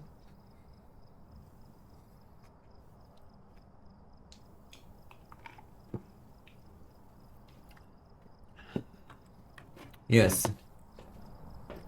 Alright.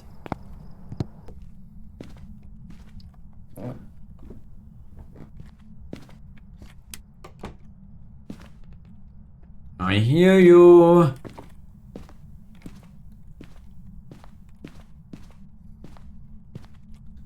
Not a mimic.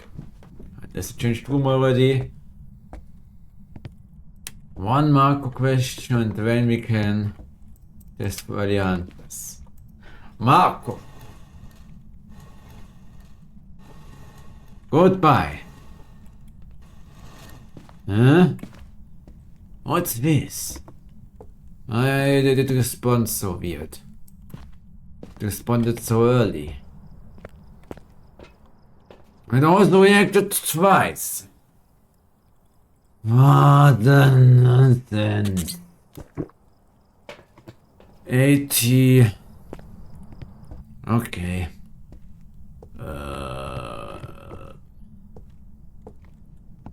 Are you here? Marco? Goodbye.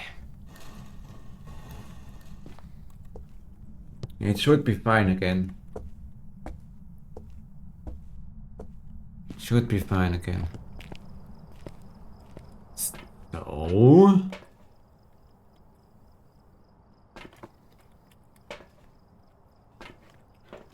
Alright.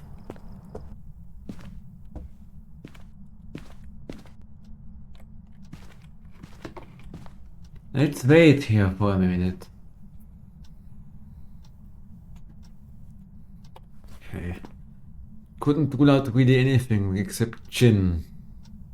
I guess I could also rule out Oni. Diogen, Faye, Revenant.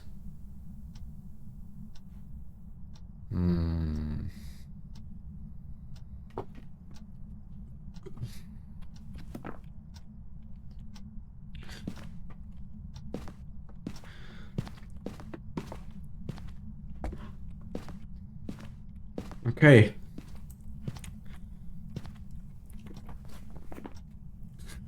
My lights are off. And it shouldn't be a shade, right? When did it hunt? It did hunt. Yeah, it did hunt above 35. I remember now. I remember now. I remember now. Yokai could be.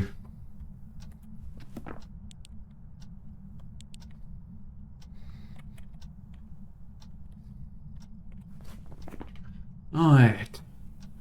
Let's wait for a little longer.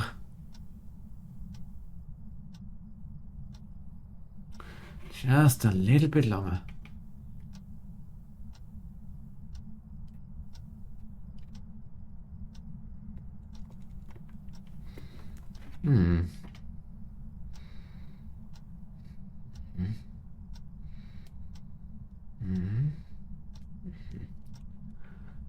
Let's wait for another 45 seconds.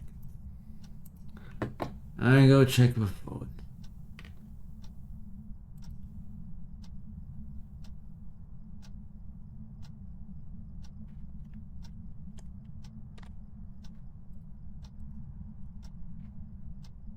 Oh, no, not a phone, with emails.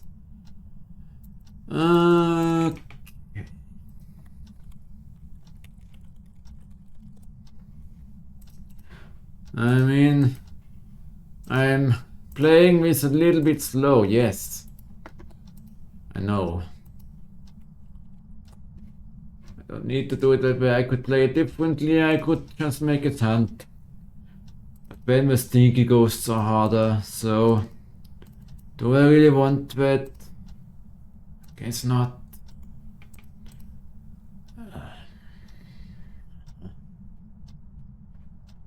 Okay.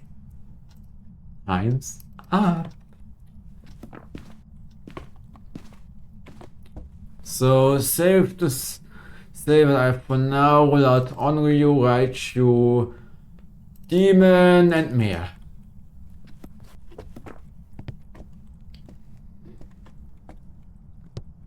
Where are you?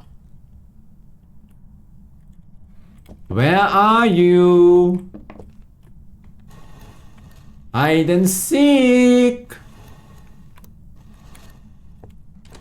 Goodbye.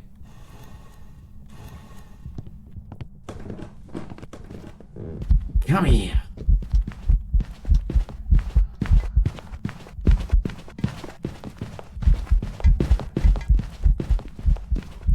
Oh! Don't think I didn't see that.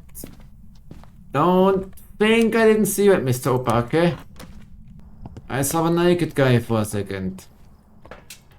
I saw a naked guy.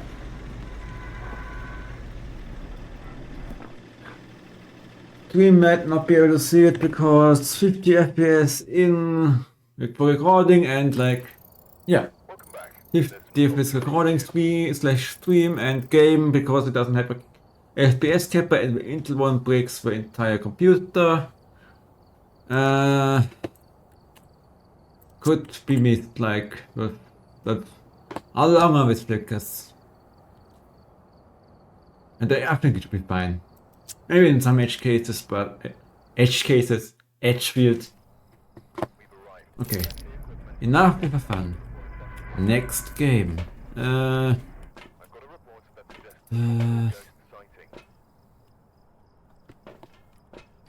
Alright. Let's go. Imagine we're ghost hunting immediately. That will be guaranteed demon. Because for first 30 seconds after entering, even a mimic is just a blank ghost. Because we need at least 30 seconds to turn into the first ghost.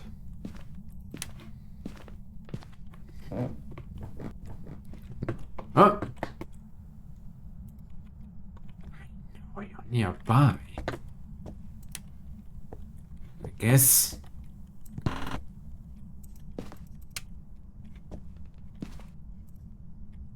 Where are you? Goodbye. Huh? Living room. I thought dining room. Oops.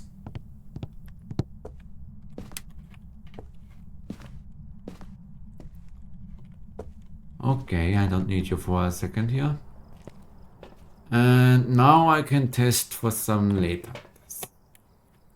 Perfect.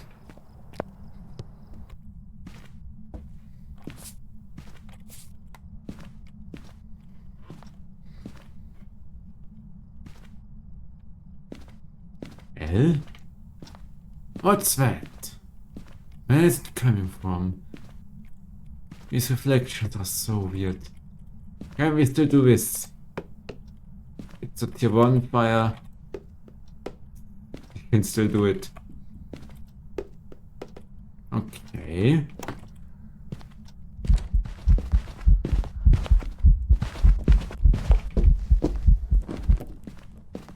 Not a shade.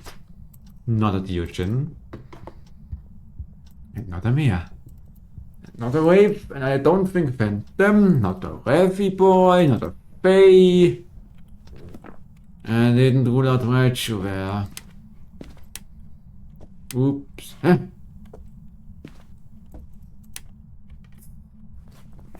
Not a Geneva. Very well. Okay.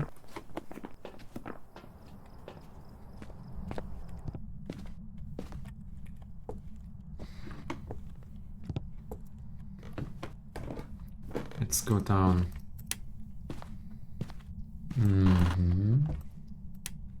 Any chance you're a demon or something? Why is it still... Am I crazy or does this look like Blood Moon?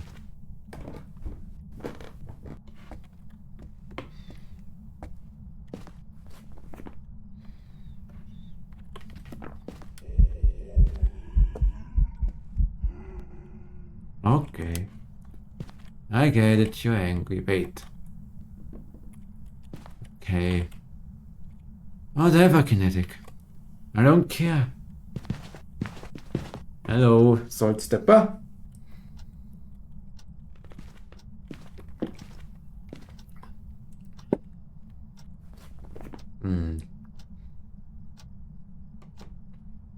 Ah.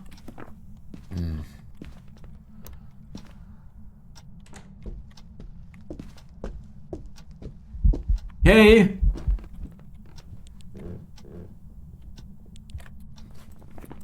Hey? No, it didn't reset. So maybe you're okay this time. Hey!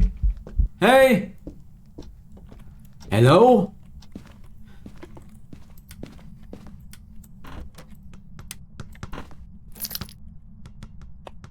What's this?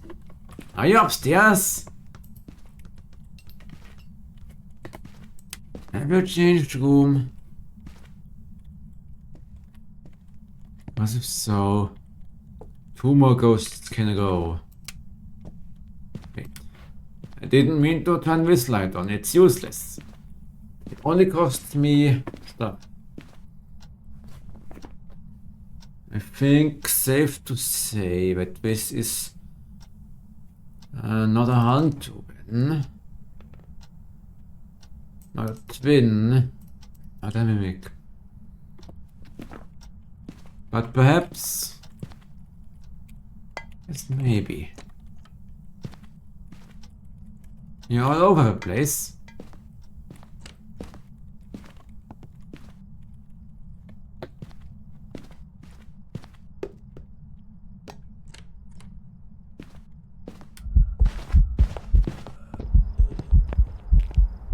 Don't touch me.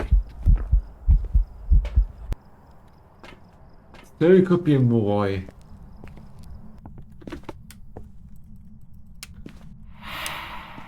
Okay. Do as you please. Now hunt.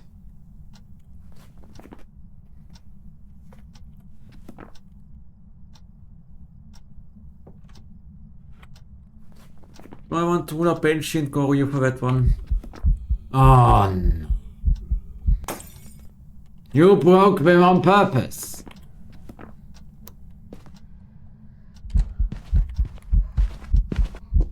Hey!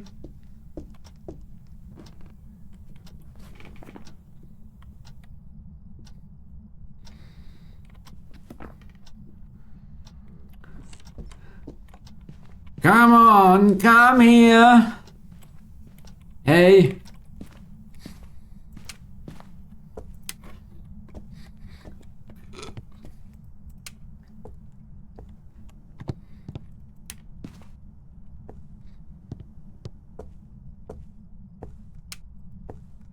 Where are you?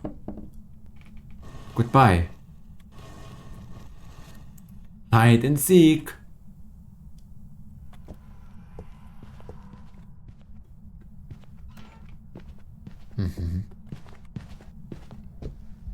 Hey!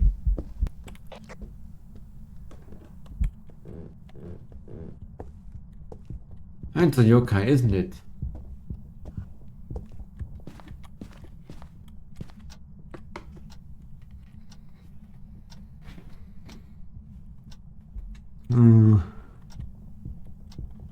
Who is this?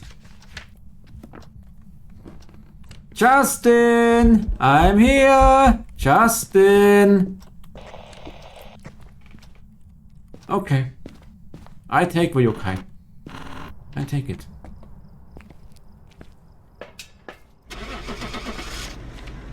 I mean, it wasn't overly quiet, it wasn't fast, so not worry. And it didn't hear me. No, there it is. Yokai. It's ready for you. The good old yokai. And also this weekly is now done. So let's look up the next one. What is the next one? It is... oh no, not this one. Hide and seek seeker on high school, free evidence, tier 1, tier 2, tier 3 loadout, mixed, no cursed, friendly ghost, no sanity drain, low interaction and roaming, and ghost event rate. So that is gonna be not fun, finding a ghost that is absolutely passive. But yeah, I hope you're tuning in for that. But until then, thank you for watching YouTube and goodbye. Alright. Now, what did I hear? Welcome back. I've got some jobs. Why don't I revisit Sister Madeline?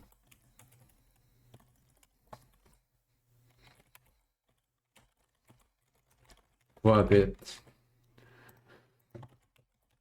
I want to do some exercise with her.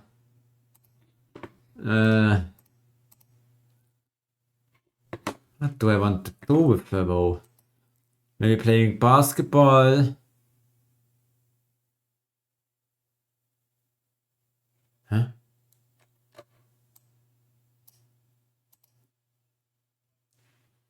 What?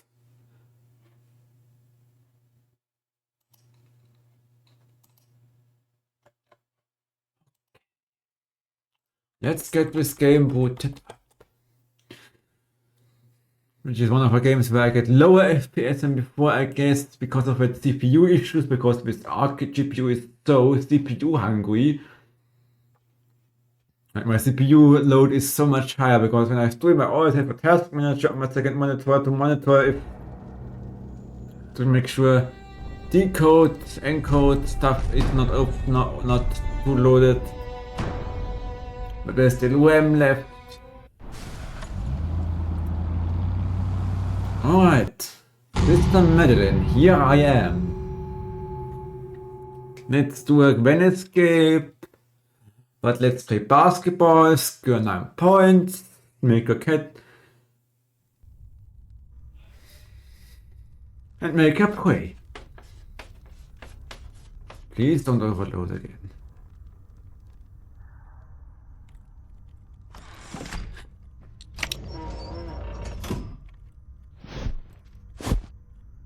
Where does it come from? From my room, perhaps? And she's so fast in extreme mode, but slower than you. But you can just do it like in fast. When you can cut a corner, she still follows you. She is very smart on this difficulty.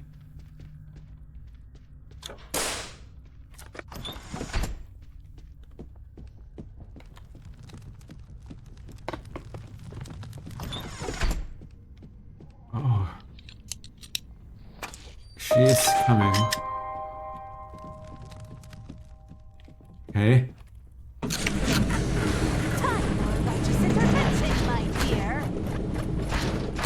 Oh damn, I forgot the doll. Of an explosion.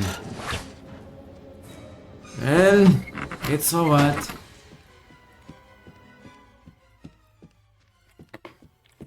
Let's go prepare the Baphomet, the fake Baphomet first. Okay, it doesn't look like she's following me. Yeah, wait, where? I'm not there, but sure. Oh. And I guess I also could play the Pinko minigame again. I guess. Silence, please. That's what I'm going to do.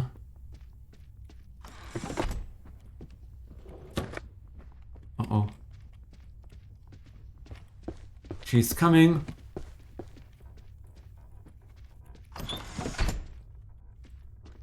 So loud. She can hear nearly everything. Locked. Let's bring my pet. There are rats here. They will bite you as long as you hide. So he's here. Oh, she saw me because that is one of her phrases when she loses you. So she somehow saw me. Who's two?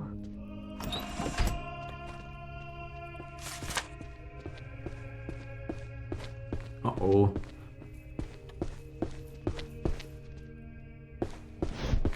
Oh! A sacred host-sized troublemaker, huh? Let's see how tough you really are. Okay. Let's run away from you.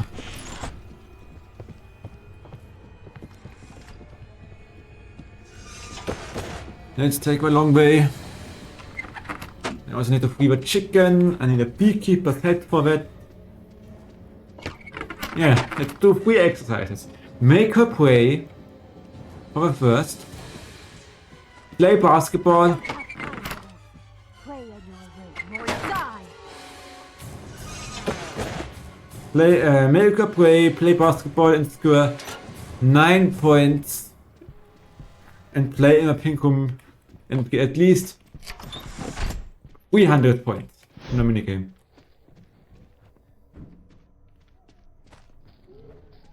And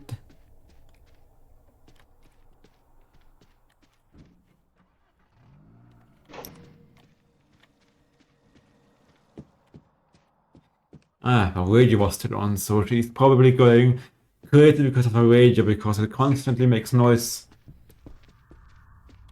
every 15 seconds or so.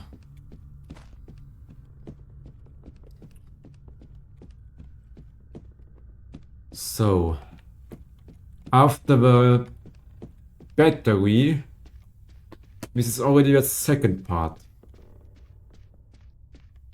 for a fake Baphomet. Our first is a battery, otherwise you won't fall for it. An anatomical skeleton. Alright. When I need a goat head. Blue marlin, cow head, sheep head, moose head, pig head, goat head. Because Mr. Baphomet, aka the devil.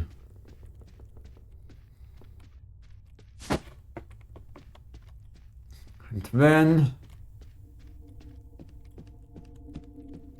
when I can find a crank to be Gary.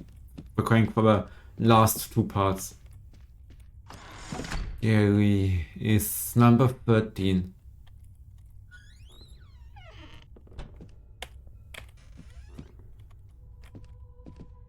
Huh.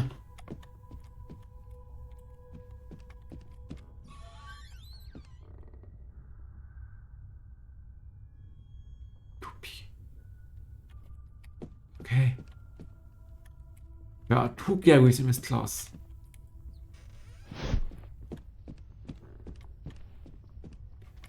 Okay, she's coming because she hears the squeaky noises. Hey, is she coming? Where do you think you are going? Okay, even she can see through this object. Not a fast only thing. She's smart! Stop breaking my school!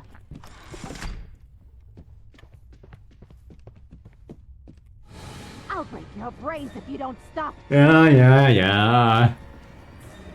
In order to break my brains, you first have to catch me. Madeline.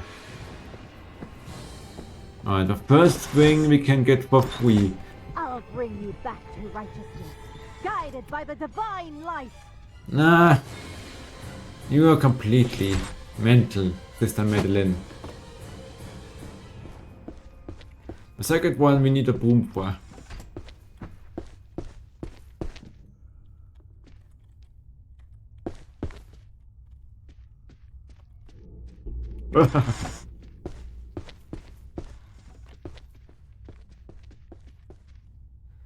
Okay, time to find the broom. Where? Because I need to remove a couple of nails. Now I don't want to do it while she's still upstairs because she will come too quickly. Like she will come anyways.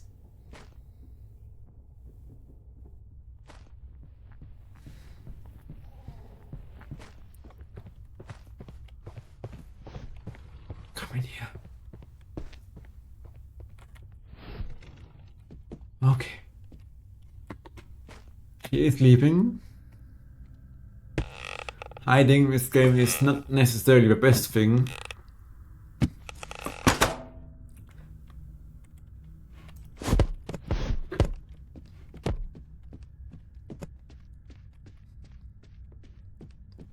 So loud. Oh Lord, I know that that you are here. Okay. Now she turns around, she can double pick too. I'm closing in, and there's no escape, for the divine plan unfolds. I'm so scared, Madeline. Not praying.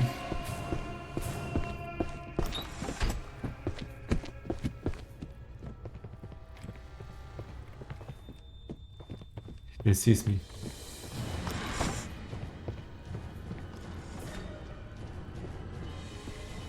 I need to get rid of that nun first. She isn't allowed to chase me. Oh! That's a dead end.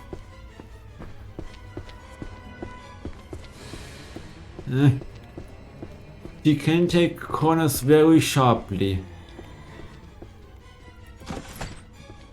Alright, these objects should break them offside.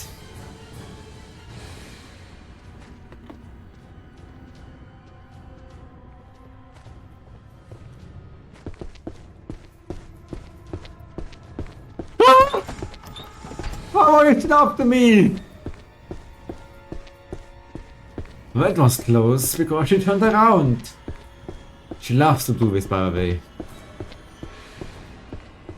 On extreme mode she is so fast that you have a hard time getting rid of her.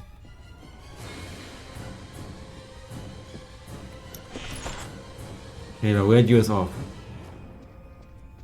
Yeah, I love that game mechanic, but you just can't go around the corner and when my antagonist is like, where did he go? He was here a second ago and now he's gone. What was that? Alright.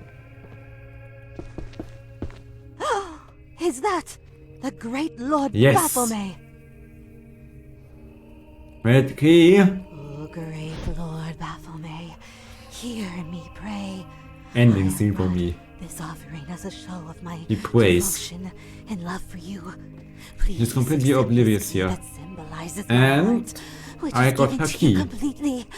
I beg of you, my lord, Let's tease hear her my with that. plea and accept this offering. Please, do not reject me. Continue to be my protector and guide in this life and the next. I beg of you, my Lord Baphomet, accept this offering and allow me to continue being a faithful servant to you. Watch what she says. Ah, the Lord has accepted No, my offering. not the Lord. No. What are you doing with my special key? Return it immediately. I mean, look at that key. A heart with the initials SM. Sister Madeline. Now let's open the corresponding safe. Since I already completed what's needed, it will be empty. But that doesn't matter.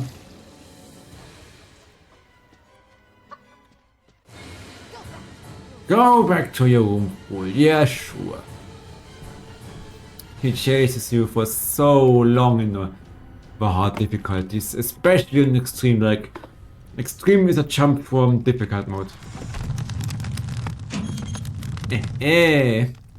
Normally there would be a mask piece in there.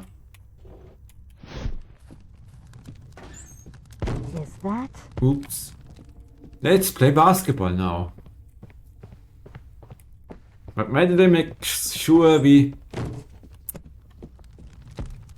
can't play basketball easily. And these paintings you need to be careful because they can fall down. Some will fall down and make noise, others don't. Each goal gives me 3 points, so I have to score 3 goals to get 9 points. And then we are playing the pink mini game where I need a chicken for energy and chicken food for the chicken to come. And I want to get 300 points at least. La la la la la la la. And in 3, 2, 1.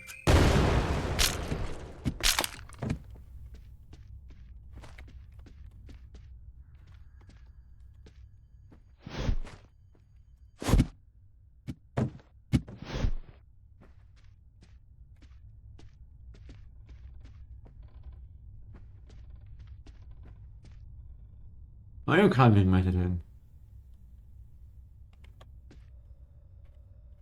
There is no way she didn't hear that super loud explosion.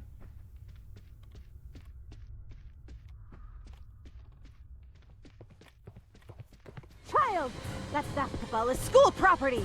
Give it back immediately. Okay, she was on her way here. Uh-oh. She still is after me.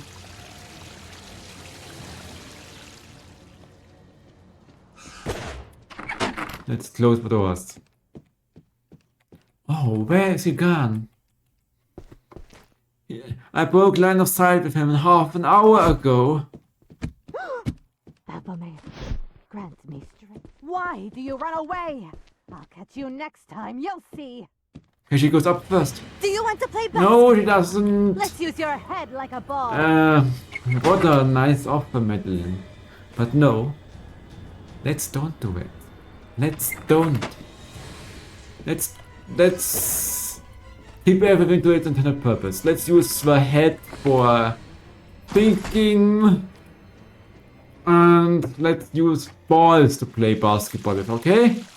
I don't think a head would be good. Okay? Not a good idea, Madeline. When also calling me from back there. Oh! Lord Baphomet, preserve us. Protect this holy place. Yeah. Your Lord Baphomet can't help you. Because he ain't not real. Where is she?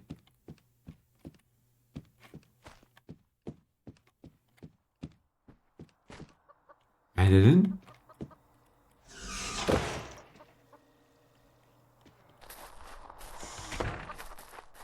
Okay. She decided to ignore it. Fine. Whatever.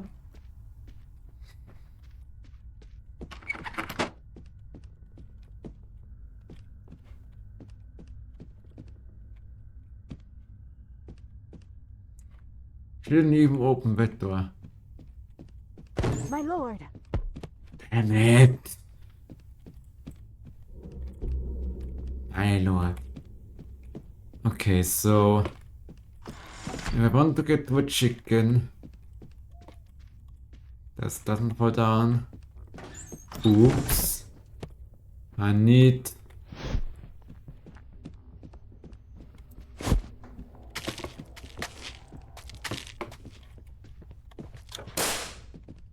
chicken food in an apiculturist set. Like that.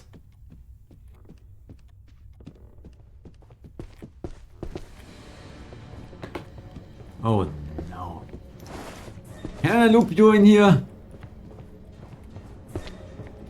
Yep. I'm glad I can.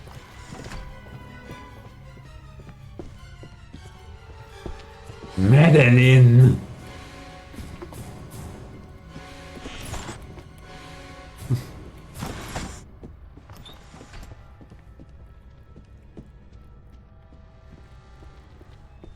Okay, and watch what she says when I have his head. Drop that apiculturist's hat! You look like a fool! She just straight up calls me a fool. What? Or says that I look like a fool. There's no sanctuary from the pursuit of heavenly justice. Yeah, keep talking about heavenly justice.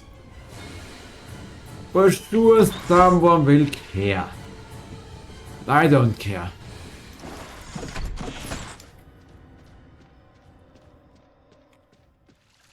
Alright. Let's get the chicken free and then... Yeah. The Lord Baphomet is not the Lord you made a deal with. It's the Lord Nasrat, I think.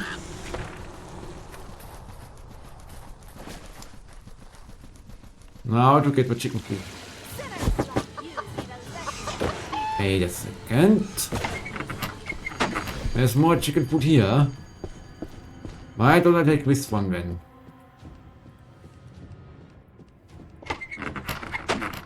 And You'll learn the consequences of your actions as divine justice prevails. Stop with your divine justice.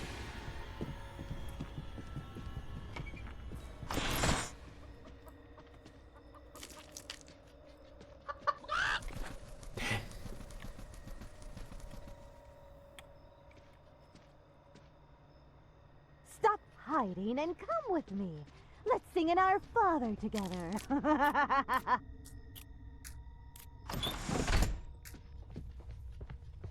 Feasting on chicken feed. That's what you've become. Not again. Terrible, the prodigal son, and come back to your senses.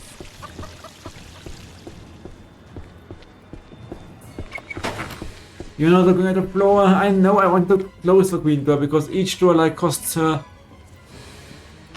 a second to close or to open. And it doesn't cost me any time to do it.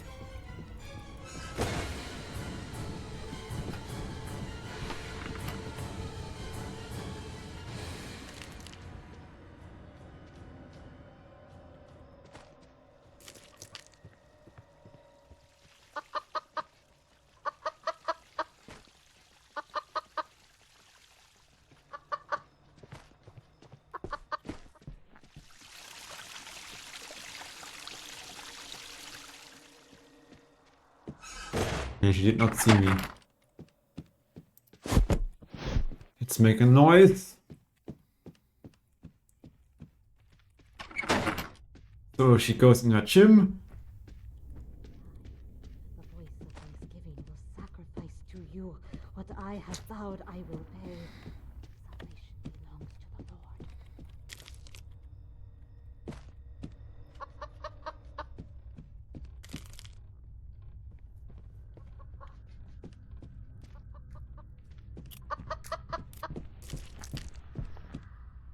Or we do ignore noises.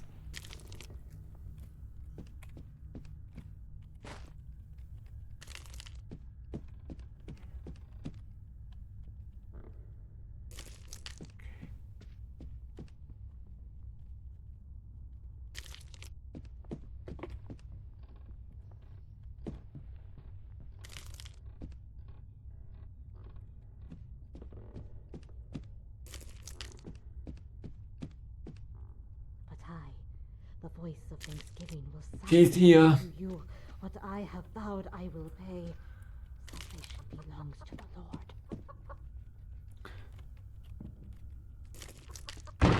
Damn.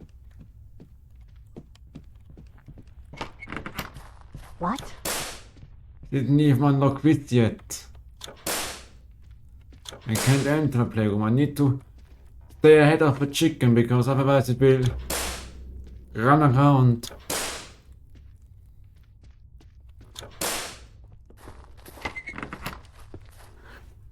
Faster!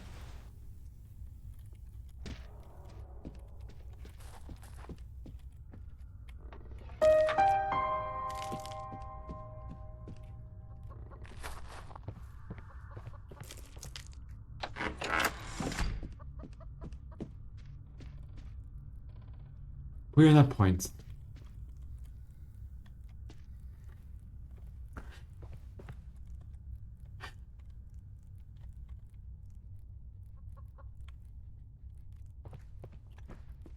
Yeah. Just leave.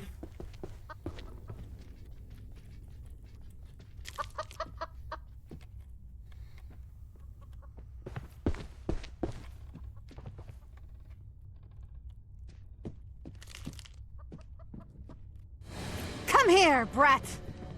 A chicken! Why is it going again?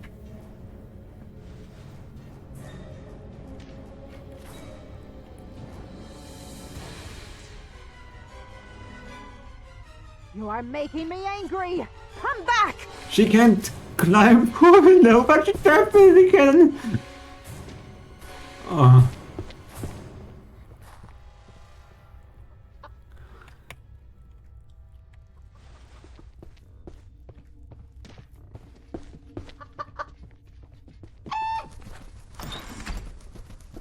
Use.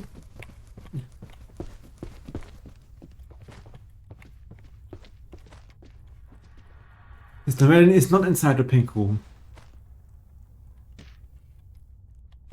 What are you talking about? Now she's inside because I couldn't block. Why did the chicken turn around and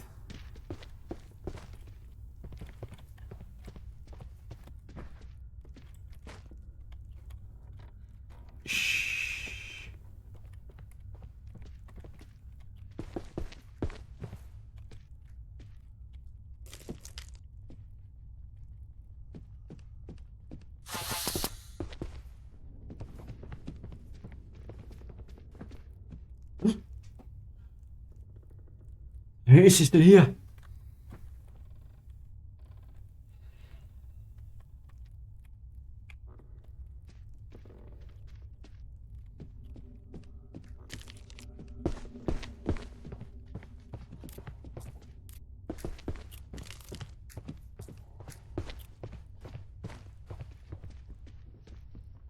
Don't like how close she is to me.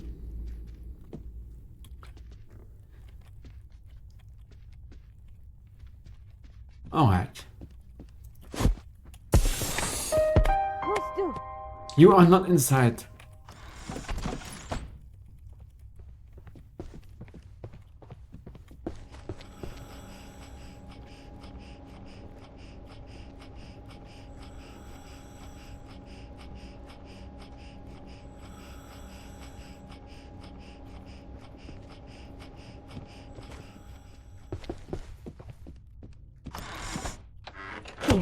Hear ye. Finally. What sorcery is this? No, you can't do anything, Madeline. Okay. Minus points. Can get additional time, but I can get plus points and minus points as well. 20. Damn it. 300 points is the goal, and then I leave it alone. We made her way. We played basketball. Okay. When it's time to leave with Sister Philippa.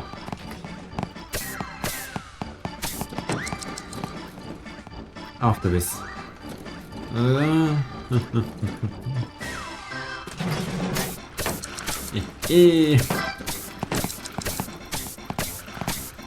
on. Quickly. My dogs and cats deduct point. 10. 10 and 5. Oh, 20. And now 10. Halfway there. More than halfway there.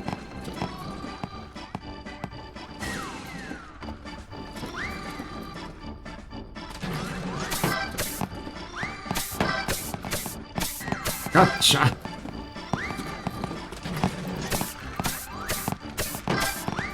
Time.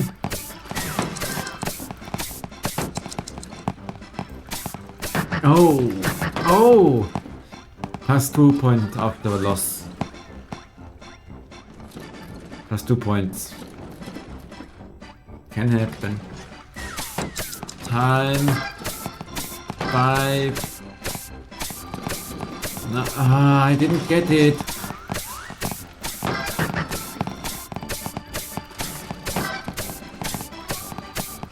Oh boy. I missed with 20 over there. No, I didn't.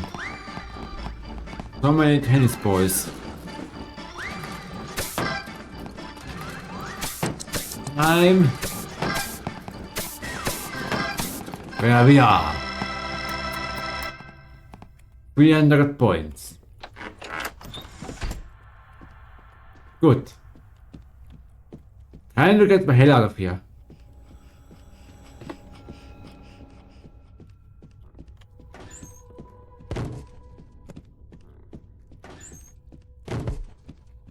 Let's make a mess of this place.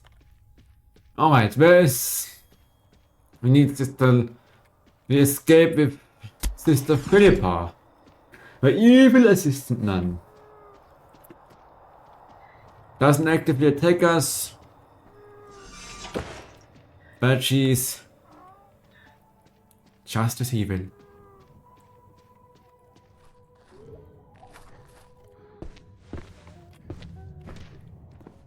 Okay, where is the key?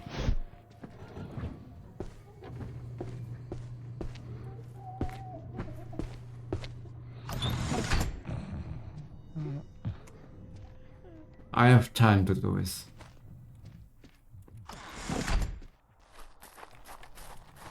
Unless Madeline decides to bother me, I have time to stain the uniforms.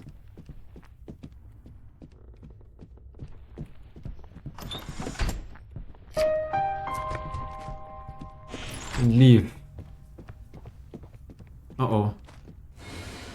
If you drop some of that paint at my school, I make you drink it all. Yeah. You have to catch me first. how many times do I have to hit you with my hammer? 0.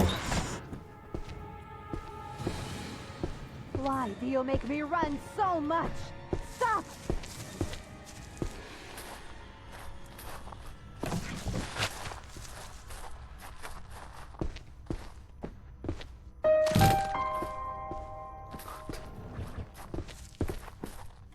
Oh no.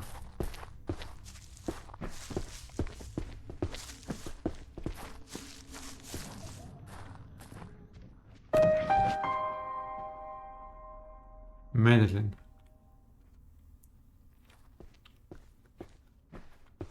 Philippa unlocked the chest.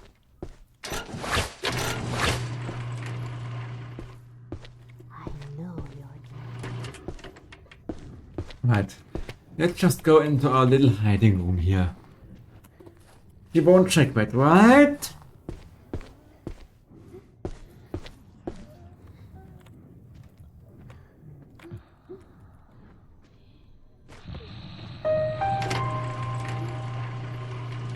Okay, a message.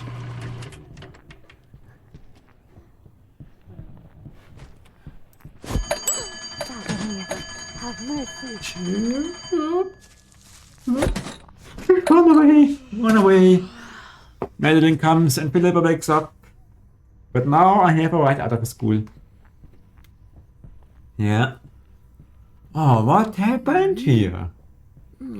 Oh. Okay. I guess I just leave then. There's Sister Philippa. And Sister Madeline is still clueless.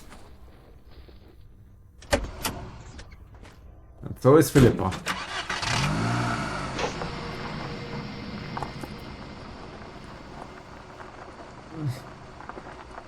Goodbye.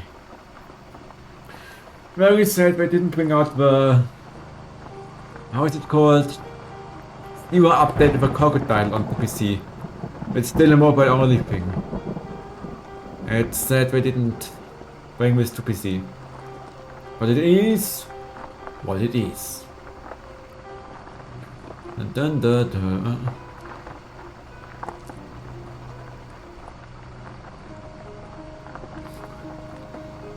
We must more quit.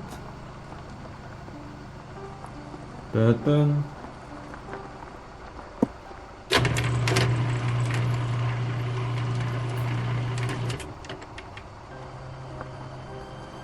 Dun, dun, dun, dun.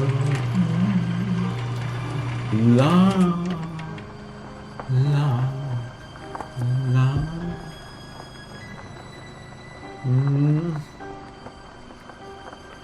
Mm. Mm.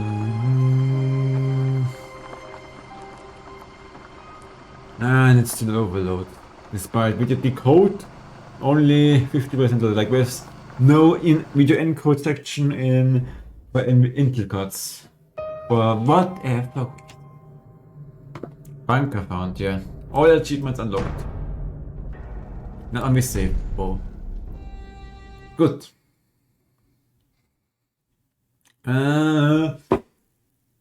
Let's say, what do I want next? Supermarket sim or not for broadcast? Let's do not for broadcast. But I'm going to make a short break of a few minutes.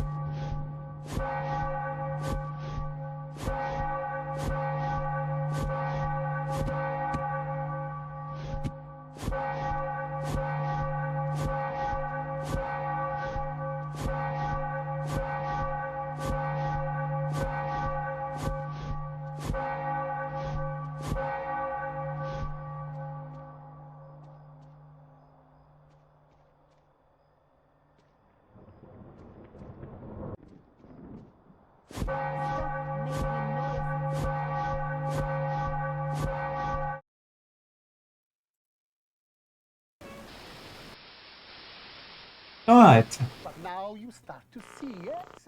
The people never we're have back to this never enough. interesting game here. Cannot believe you, Ellen. Now we are a broadcaster, a radio broadcaster in a game where a new government just came to power that has some very weird politics. So yeah, very weird politics, like freezing passports of richer people and only giving them back once they pay them. In the West, they would call it ransom. And last day I played, latest today, I know they made me censor anything critical of them. So I guess we could call this Dictatorship Simulator now. This game is a mixture of Papers, Please and somewhat robot killer frequencies. So here, let's see. Day 242. A ladder worth climbing. It's a lazy Sunday afternoon in summer. With you and Sam, that's the partner of the protagonist, The protagonist is called Alex, and then making the most of both kids being out of the house. And we have two kids, Charlie and some other daughter in this game. You bang your head coming out of a carpet with the last 2 slices of homemade cake. It used to be much easier when you could store things in a pantry. It's rare for you and Sam to actually get to finish sweet things in this house, and you savor every moment. But just as you take your last bite, you hear the sound of the front door slamming. Alright, so the pantry thing, like the mother from the protagonist is in the pantry now. And so that'll be Charlie back from the go-getters. You can hear him practically running to come to you, to come find you, and he's grinning from ear to ear when he finally does. I have some really big news! You and Sam play along, sitting attentively with bated breath. You ready? Charlie asks as you both nod enthusiastically. With a flourish, he reveals a new badge from his pocket and proudly presents it to you both to examine as he announces. As of today, I'm a member of the first tier of Cohesion Cadets. There's way more stuff I'm going to be doing, and I'll be working some weekends, but it's really cool.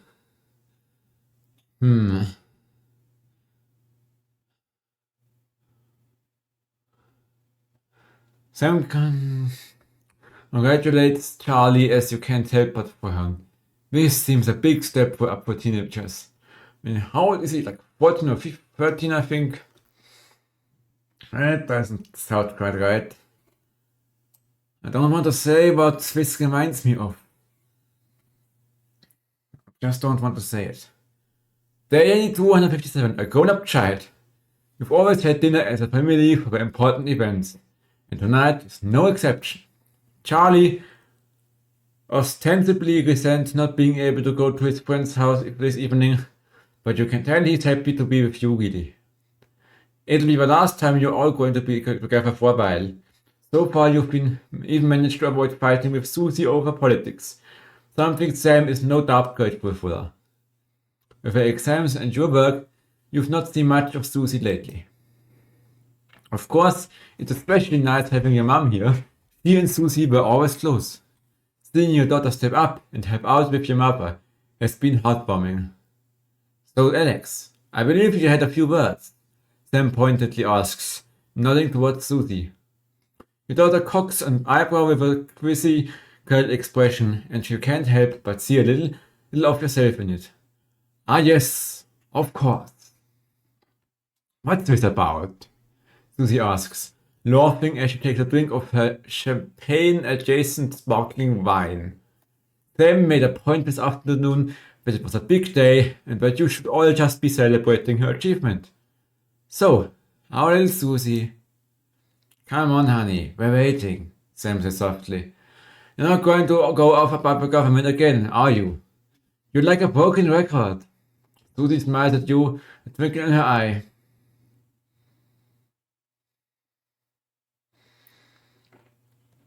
I just wanted to say we're proud of you, Susie. Well done for getting into med school. Oh. Susie's mischievous smile becomes a grin as she gets up, comes round to the table, and gives you a big hug. I'm going to miss you. You can see Sam start to tear up as they stand in firm embrace. Miss us? Are you going somewhere? A good question. Susie laughs, breaking the hug. No, you're not getting rid of me yet, but I'll probably have to leave when I get my first posting. Oh, hush now, let's not talk about that. Sam cuts her off, smiling. The rest of the evening passes as a happy blur. You couldn't be proud. Day 278. The signs of things to come. Shopping, something that always seemed so tedious before the sections, has become even more of a chore now. You managed to get almost everything you needed for the family this evening, but you have to come back at tomorrow to get through the week. There's a queue to leave the car park, though it's hard to make out why in the dark. Hopefully, whatever's causing it won't be long. As the final car in front of you drives off, you realize that Q is actually due to a checkpoint set up at the exit. A friendly-looking man in a advanced uniform sees you emblazoned in a number of places on it, approaches your car and knocks on the driver's side window. Advanced is a party with one, by the way. You roll the window down. Good evening! Nothing to worry about. I was just wondering if I could see your team membership card, please. Well, these cards are supposed to be voluntary. I'm sorry. I don't have. Ah, that's not a problem. We've got form stickers right here. I'll be more than happy to sign you up. The man gestures to his colleague behind him, a young woman in a similar uniform. She cleverly received the short end of a stick and is stuck with her paperwork. So these cards, there was something about them being voluntary early in the game. But let's just pretend we are a no troublemaker, because I don't think it plays out well if you are a troublemaker to a government like this. So, well, I suppose I might as well, as you're here. He gestures for his colleague to come over, and she quickly takes down your personal information, employment history, and also that of your family. There's quite a bit more than you were expecting, and the level of detail required is a little surprising too. Still, a few minutes later you're done, with the promise of your very own team membership card bringing its way to you soon. Saves you having to stop in the queue next time.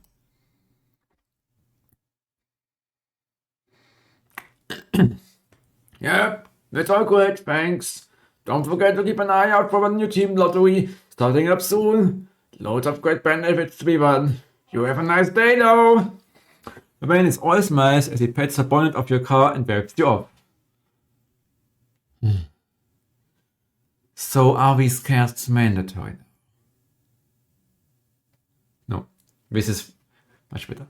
Weak prices just for having the card. Fantastic. There's a catch. I can smell it from here. It smells fishy. Day 290. An invitation worth ignoring. It's a Saturday. One of your few days off. And you've made the most of it. Sorry. I need to get.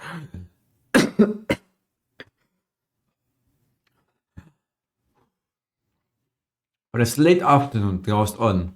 The invitation sits pinned to the fridge, staring accusingly at you. The Channel 1's gala is a mandatory work event. Bossman was very quick to tell you. Also, don't you dare to be late! It's probably not wise to risk Bossman's wrath. Better go. Or you already missed your anniversary this year. You're not giving up another Saturday. Mandatory work event. Let's do it. Better start getting ready. You wonder if Sam will give you a lift. A drink or two might help with enforced office socializing. Hopefully, it won't be too bad. After all, you're pretty good at your job. Right? Day 290, a national news night. You arrive on time. Barely. At the Sauvignon, one of the oldest and grandest hotels in the capital. You're surprised to see a queue to get in, and quickly realize it's because people are being searched at the door by some very military-looking personnel in smart attire. When you're waiting, you can't help but notice how very opulent this building is. Possibly the fanciest place you've been to in your life. You submit to being patted down, and with a sigh of relief are led into the hotel. Once inside, you're directed to a grand ballroom, and following the signs, you marvel at the sheer scale of the place, and the amount of armed security guards. When you finally arrive, a very severe-looking woman at the doors asks for your name. I'm Alex Winston.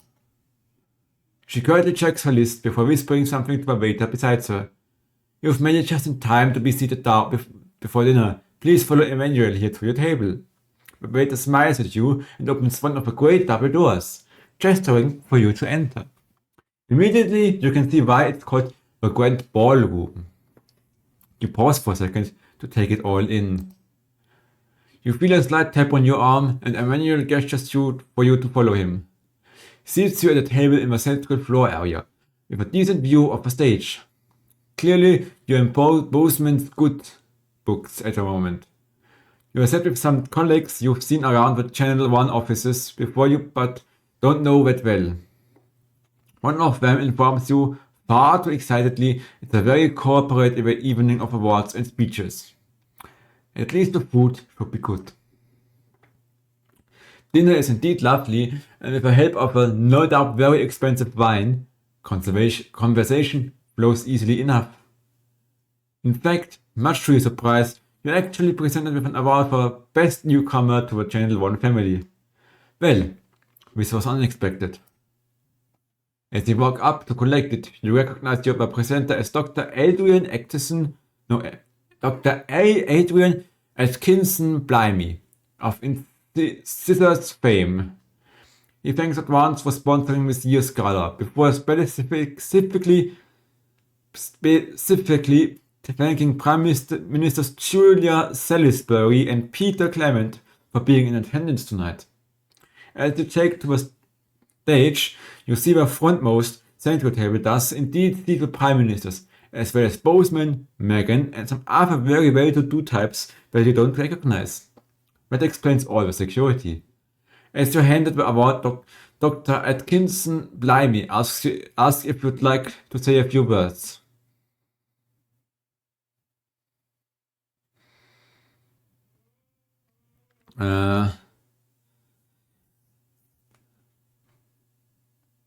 You're a little nervous and splatter out some quick praise for Advance in Channel 1. As you thank Advance, applause breaks out around the room. Both Peter and Julia stand up to magnanimously accept it before saying the night's not about them, but thanks all the same. As you head back to your seat, you see Boseman nodding at you with a satisfied smile on his flushed face. Clearly, that was the right speech. Just as you're finishing up dinner, one of the other people at your table points behind you. As you turn, you see Boseman walking briskly past, with Julia Salisbury and Peter Clement in tow. You're pretty sure he was pointedly ignoring you. Seems to be introducing the Prime Ministers to a selection of people at different tables. Better them than you. You finish off the rest of the meal, listen to the last few speeches, and then head home. All in all, it was a surprisingly nice evening. You might actually look forward to the next one. Providing Boseman invites you to that one, of course. Okay, and day 296. Okay. And we are getting our workday again. We have to be the broadcaster.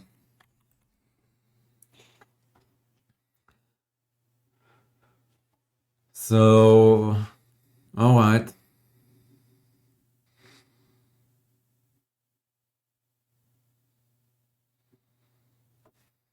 We are really just a puppet at this point.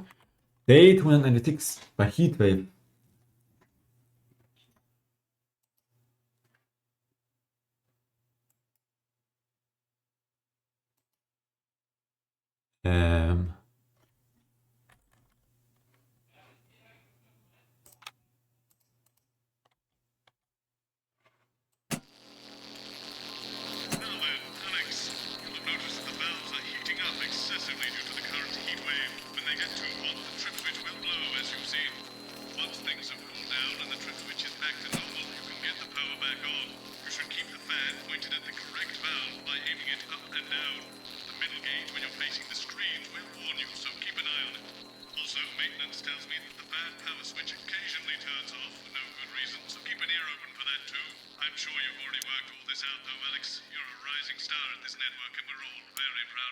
Who's down the sun, have you? Yes, they've just strapped on their wax wings. Classical illusions are no substitute for air conditioning. You know, I genuinely thought you'd be in a better mood today. She's not even here. Yes, but he is. Our gun-toting handler. Who, Andy? I don't know what the fuck his name is, do I? He's here to keep us safe from people like Disrupt. More like keep us in line. I hate guns. Give me the willies. 10 seconds, everybody. So we've got any actual real news tonight? Well, the world's on fire. That good enough for you? Going in 5, Yeah, let's go. 4, 3. Good evening, I'm Jeremy Donaldson. Our main Yeah, headlines a new tonight. one. Siege mentality.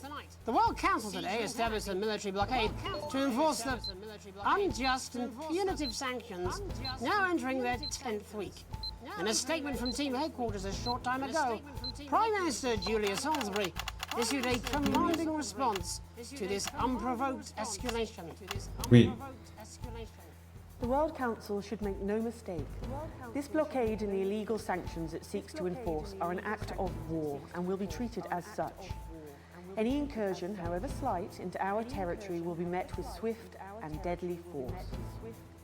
You have been warned. You have been warned. Oh. Without a hitch, with the celebrity wedding of the year off the cards, rumours have been flying as to the why. Ever since they broke off their engagement, the separation of celebrity lovebirds Johnny Hansleaves and Tiffany L'Amour has been the subject of fierce speculation in the tabloids. But earlier today, Johnny finally spoke out. Johnny has said he's received an outpouring of support after coming out as gay at a press conference earlier today. In a heartfelt statement, he said that despite the fear of reprisals, it was time he finally shared his truth in the hope that gay young people would see that there's no shame in being a footballer. In it to win it, exciting news from Advance today with the announcement of a new monthly prize draw for all team membership card holders. Every month, lucky winners from across the country will be picked at random to receive what Team HQ are describing as unique prizes worth more than money used to be. Take-up on the scheme has been much higher than expected, and if this lucky winner's delighted face is anything to go by, it looks like pretty soon everyone's going to have one. Kiss me, Flardy. The nation's favourite all-rounder, the humble Flard, has risen to new heights today after a surprise announcement. The news that Flard fans all over the territory have been waiting for is finally here. In a statement met with universal delight, Remington's Fist unveiled the next chapter for that faithful family favourite, the Flard. Lawrence Blunderclatch and Helena Canterbury Boatshoe, rumoured to be mortal enemies, are to reunite to celebrate their one mutual love in Die Flard the movie. Self-confessed Flardy, Sophia Remington, said, "It's only right that the real hero of our age takes centre stage in this no-holds-Flard action thriller. The cost of a captain. The trapped scientists awaiting rescue in Dante's Taint have today been told who will be leading the expedition to bring them home. The announcement of the newly appointed captain comes amid reports that a lack of public interest has hindered fundraising efforts. However, Doctors Wong and Svorsborg and Horgensford are said to be remaining hopeful despite financial concerns. Waving her normal fee, the team are calling the appointment of Captain Audrey Aerospace a real boon. But how will one of the most experienced and well-respected leaders in their field handle a journey with a budget lower than an accountant's honeymoon? Burning down the house? The capital was put on high alert last night after disrupt terrorists set an emblematic fire in the heart of Parliament Park. Violent conflict broke out at the demonstration after a mob of so-called protesters from the radical group launched an unprovoked attack on community cohesion officers in attendance. While the burning fist of resistance certainly seems a powerful image in these difficult times, fire officials were quick to point out that had they not arrived in time, and I quote, the whole bloody city might be yesterday's burnt crumpets. All this, and I'll be talking to some people with fascinating medical conditions, as well as one of the contenders in this year's Feline Football Championship, and her proud owner. That's all up on tonight's National Nightly News. Oh, Signal ist in den Weg.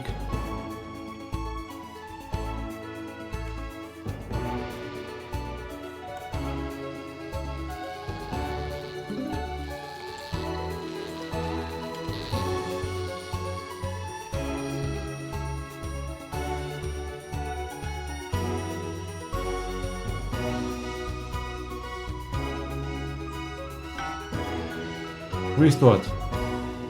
But first tonight, our team of correspondents has been dispatched to every corner of the country to see how the people of this great nation of ours are coping with this unprecedented hot weather. First, let's go to Megan Wolf in Shining-on-Sea to see what the scientific community has to say. Megan, how's the weather there? is the weather It's absolutely glorious, Jeremy. Thank you for asking. I'm here with Dr. Anna Burns of the University of Princeford. Are you enjoying the weather as much as I am? Oh, yes, it's wonderful. wer hat isn't it? Kostüm My abwarten, eyelids are okay. sweating.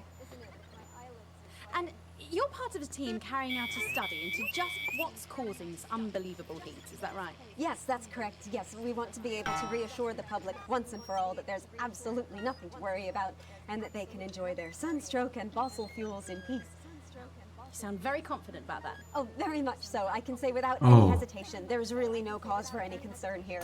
I've actually left my car running. So tell us about this experiment. Well, we take data from weather stations from all over the world, along with atmospheric samples, and we take all that and we feed it into this state-of-the-art computer, and very soon we'll be getting a high-tech readout of the results. Blimey, that sounds very It sounds fancy. good that I should just say, Yeah. none of this would be possible without the generous support of Remington's Fist. This is all thanks to their unrivaled investment in our future, and may I just say, complimentary personal anecdote. Oh, here we go. And, as expected, everything is absolutely fucked.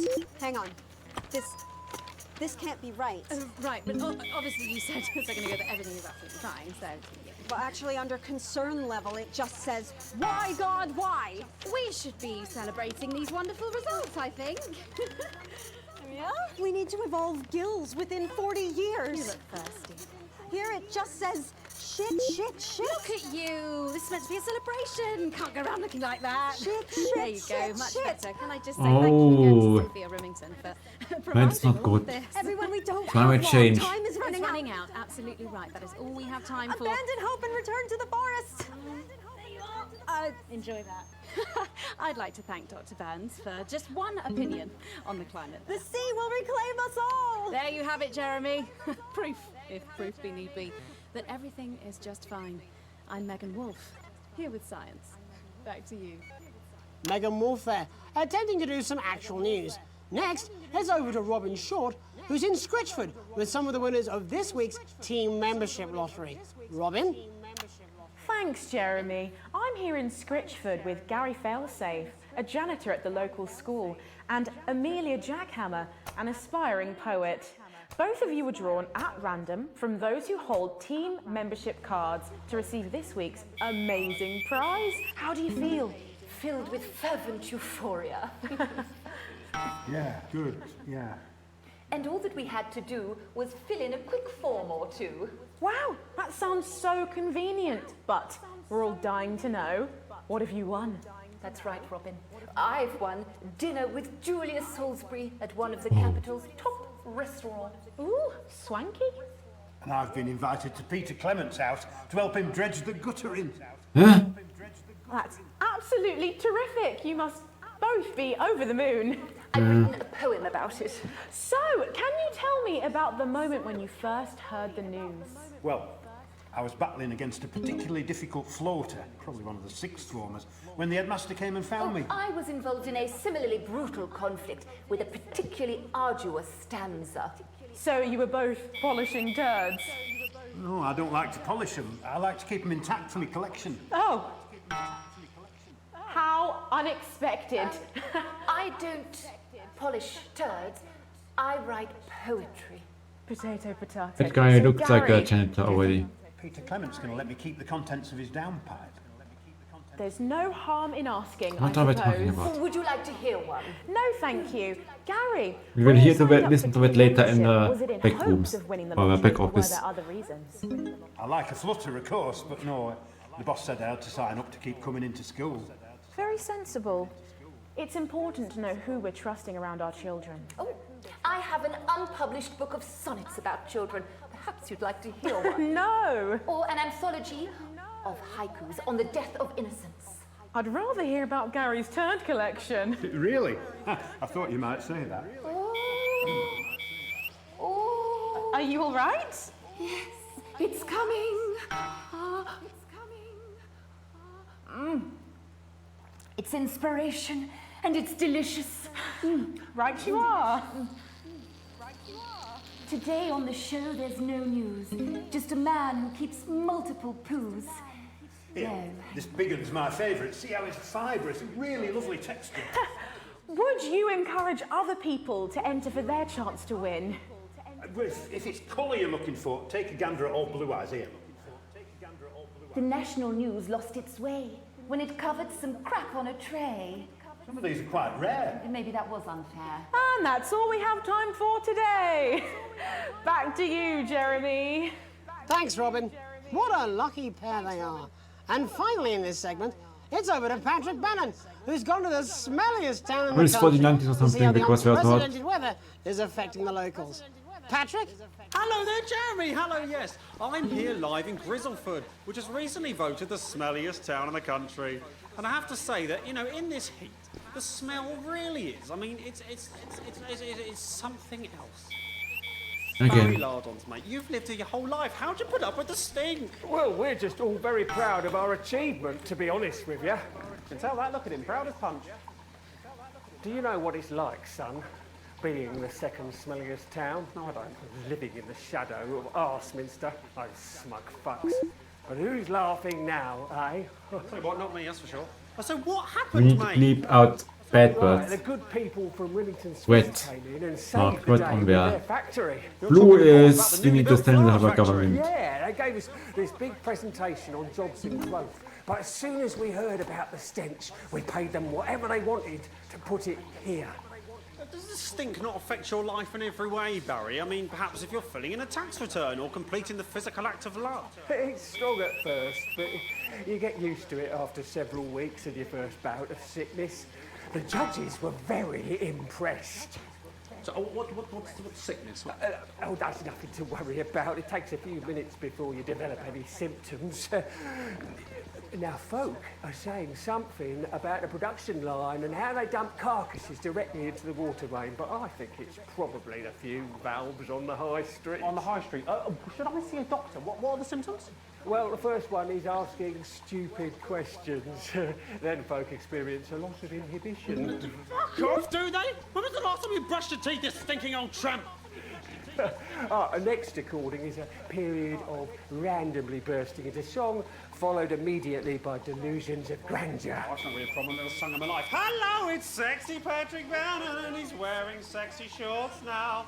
Oh my God, look at me. I'm like a stallion. I'm gorgeous, why didn't you tell me? I should take my shirt off.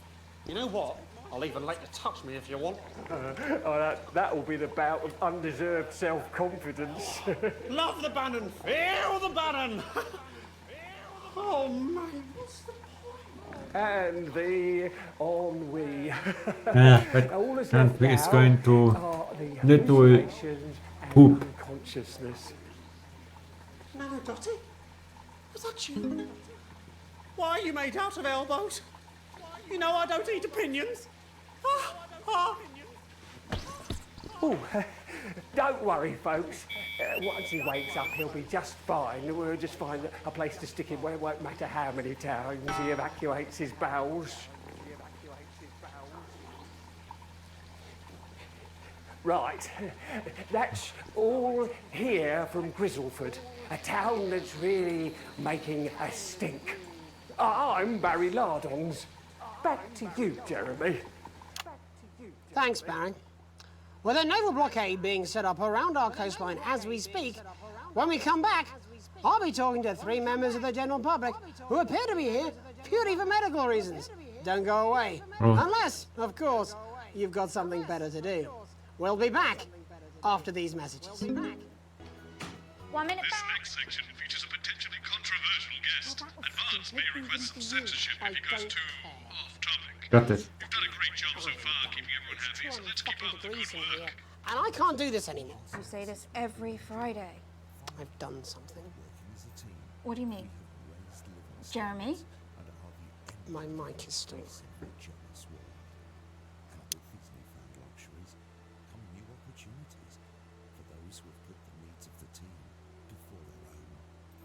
From this month, Everyone who has registered for a team membership card will automatically be entered into a lottery to win That's what I'm talking about? life-enhancing prizes. Tax football? We should be doing an interview with the War Minister, or a report from Grantham Downs. Even the weather will be more fucking relevant than this. Jeremy, please, just breathe. It's just something like to keep people's minds off things. Exactly, which is wrong. People's minds should be very much on things. Christ, it's so fucking hot. Please take your seats as quickly as you can. I can't do this anymore, Jenny. I've had enough. That's it. This is just 10 seconds. Get over yourself, Jeremy. Why don't you stop feeling sorry for yourself for 5, 4, 3. Welcome back to the National Nightly News with me, your host, Jeremy Donaldson. Later, we'll be talking to the captain of the Territory's first cat football team, Professor Pumpkin.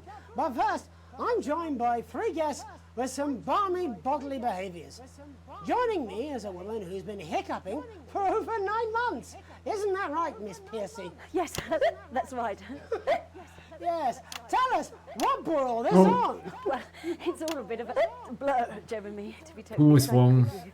So I was watching your show and I remember seeing the news about the election, and it hasn't stopped since. Fascinating stuff. Also here is Frankie Steampipe. Perhaps you could explain to us exactly what your physiological foreboil is. I'm here to say it's high time people like me were respected. We're constantly overlooked in the workplace, we're whispered about on buses, and we're asked politely to leave children's birthday parties. And it's disgusting.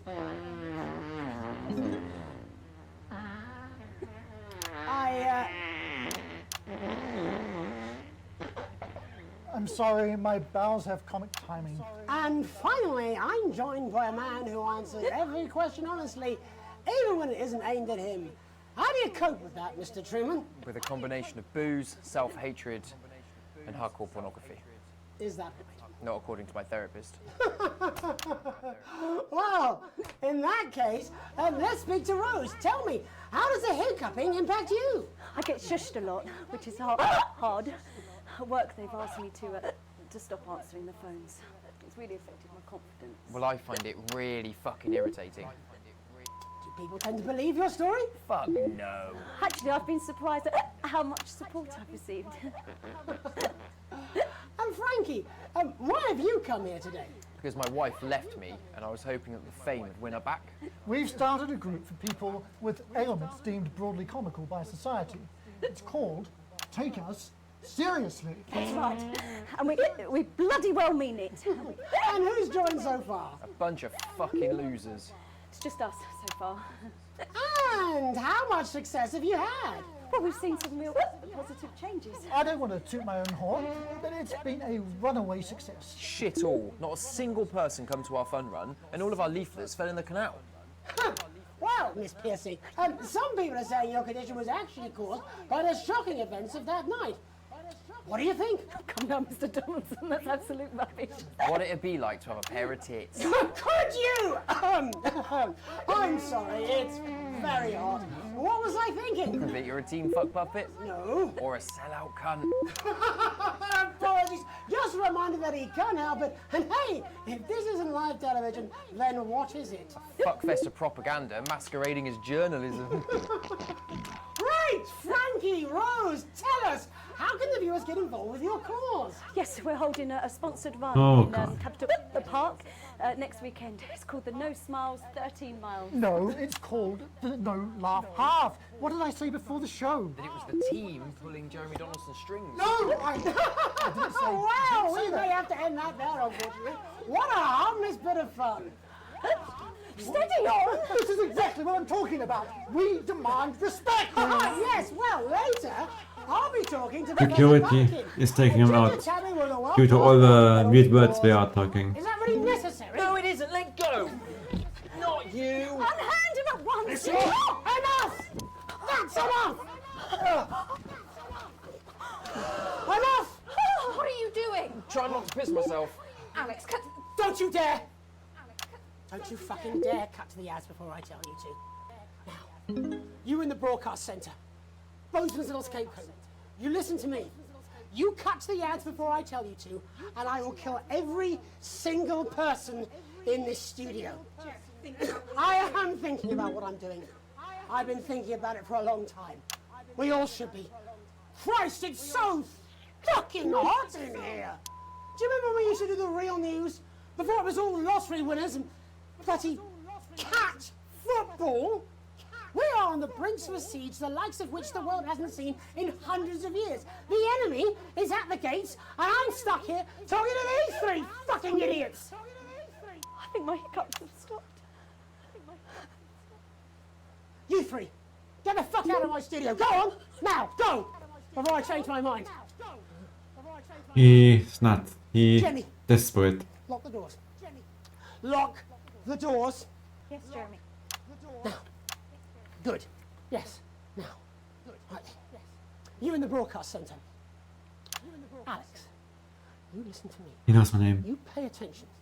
Now, I'm sure you've already loaded up exactly what you're going to play in the commercial, but today is going to be a little bit different. Look to your right.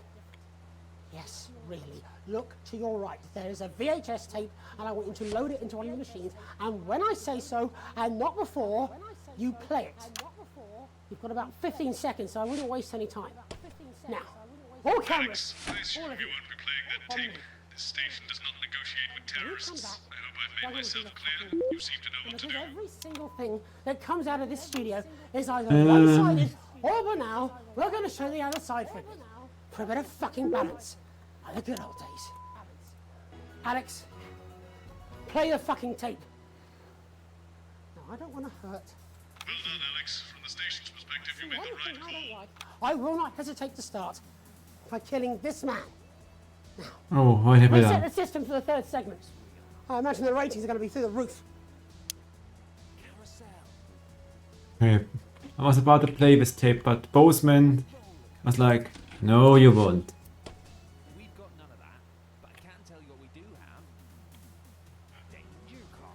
What is on there? Can I watch it on off stream or off broadcast?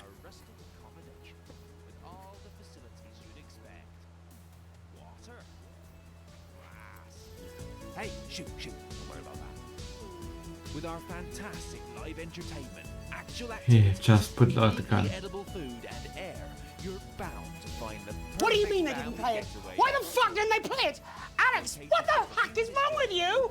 You had a chance to make a real fucking difference! Jeremy, calm down! You fucking calm down! How long? 8 seconds. You! What's your name? Andy. Of course it fucking is! Jeremy, put the gun down, please. How long? We're going live now.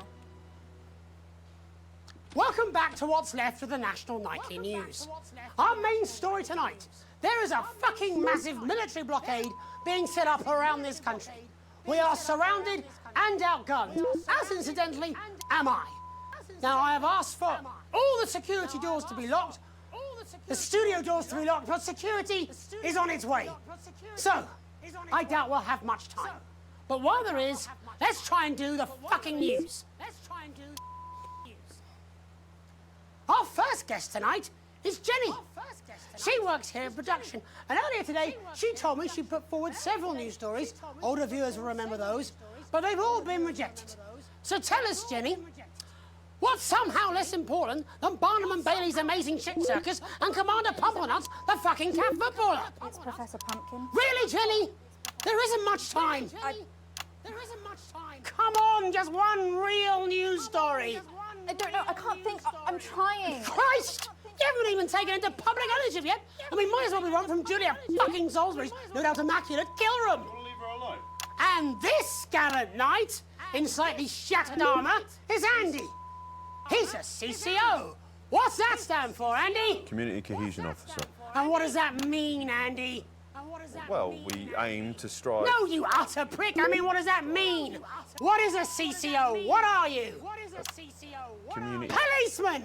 You're a policeman, a fucking policeman! Yeah, that's what we used to be called. Used to be? It was less than 2 months ago. What the hell is wrong with you all? Jenny, any recollections yet? Nothing's springing to mind. All right then. Looks like you're in the hot seat, Andy. Exciting, eh? I mean, that's what you joined up for, wasn't it? Excitement? It's your first hostage situation? Yeah. Yes. Pretty shitty you ended up being the hostage, eh? Never mind. How many people have you arrested for not carrying or having their ID cards? Well, firstly, we don't arrest anymore. We invite for consultation. Oh. And they're not ID cards. Don't be a bellend all your life, Andy. You know what I mean. Answer the question. Well, it shouldn't have to be a big deal to prove who you are. Only the guilty have something to fear? Well, yes, actually. How desperately naive. Look, I'm just a police officer. CCO. Just following orders? Oh, come on, mate. That's not fair. It was rhetorical. Jenny, ready to spill the beans yet? Jeremy, please stop. I'm scared. Alex didn't even play your tape. This is pointless. It's over. Jeremy.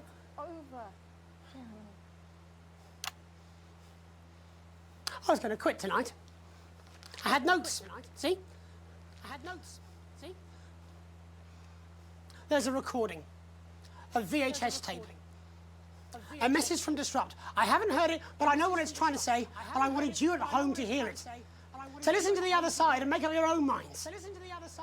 But Alex Winston, who works in production, decided it was not for your eyes and ears. It was not for broadcast. It was both Maybe Alex will play it called. after the next break. Doesn't matter.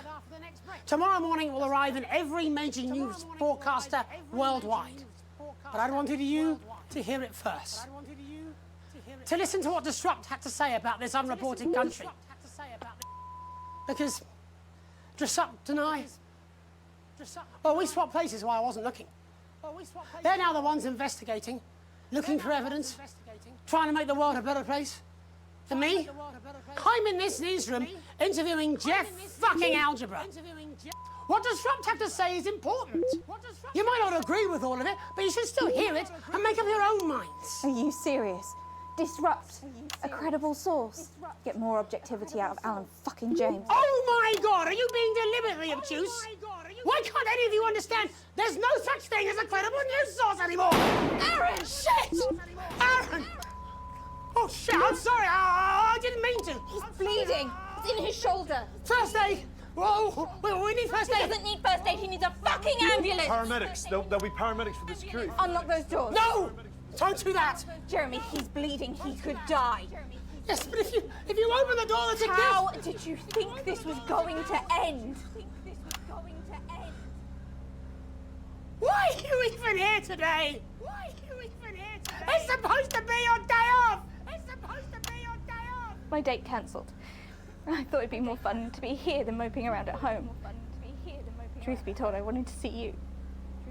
Being annoyed with you is like wearing a comfy jumper. That's the nicest thing you've said to me. Let's not make it the last. Right. All remaining cameras on me. In a minute, I'm going to ask Jenny to unlock the doors. No. Oh, me, Aaron, our cameraman, can get the medical attention he needs. I should imagine I'll get arrested for this. It wasn't the graceful. I had a speech. I'm just meant to be resigning with a flourish of honour. A last hurrah. I was going to wish you all one last peaceful night. I'll say that happening now. Still, I want to have one last stab at the news before I go. You see, there's so much more we're not telling you. There's large groups of scientists, and they're testing something. Something loud and something... What was that? I didn't think it over the... Why did Don't shoot him! Stay back, please. Mr. Donaldson, Stand you back, have Jenny. 10 seconds to lower your weapon. If you do not comply, we will open fire. God, 10. Cut to the ads! 9. Alex, cut to 8. the ads! Alex, think of the consequences. Hi, I'm Sophia Remington, CEO of Remington's Fist, and I'm here today to take you Got to it. tomorrow with the brand new RS range. Well, that was intense. And I didn't know what to do. I would have played a tape. Bozeman would have been probably gotten angry. Now that we were with a wooden spoon out of a studio or something. Surely games can't get any better than this. And that sound. It's like a digital symphony, Brad. Are they playing more than one note at the same time? Up to 4, Janet. 4. How did we do? A+, A+. Let's get an A+ for any podcast. See a man's retirement from a newsroom. Someone else's job. What was that? Let's take a look at that. What was that achievement? Someone else should leave disruptions introduction to a different station. Okay. Basic equivalent of this game. More info. Yeah. The Donaldson situation has been resolved. All of his offensive words were censored and interference-free show. Adequately edited. Advanced happy with the broadcast. Valves excellently handled. You have received a generous bonus. Current valve not quite breaking even. Technically not negative now. Shares UFO negative down, RS up, ND down, PC up. Everyone so far seems to have a good opinion of me. Even the station after the situation. But what happened with Jeremy Donaldson? Hold on. Watch one of your own broadcasts. Let's watch it in the back office. You know who we are. You've seen our symbols on your walls. You've heard them talk about us on the news. We are Disrupt. We are the Resistance. It's time you knew the truth. You know Advance are lying to you. You know the elderly are not a burden. You know the rich were not all evil. And you know the team membership card is an ID card, no matter what they try to tell you. But why should you trust us? Another faceless organization. A shadowy figure with a distorted voice. You've seen it so many times in the movies. Well, this is not a movie. Who is he? My name is Alan James. Alan James. I used to try and shock people for a living. For entertainment. It does sound familiar to me. Now we live in a time where perhaps you need to be shocked. Perhaps we need to wake up. Advance are coming for our freedoms. Yeah, yes. They're coming for the fruits of our labors. They will take our wealth. They will euthanize our parents and smiling throughout. They will turn our children against us if we voice our concerns. But you don't have to accept it. A great many people already won't. You can resist. You can disrupt. Find us. Talk with us. Join us. It isn't hard. We're everywhere.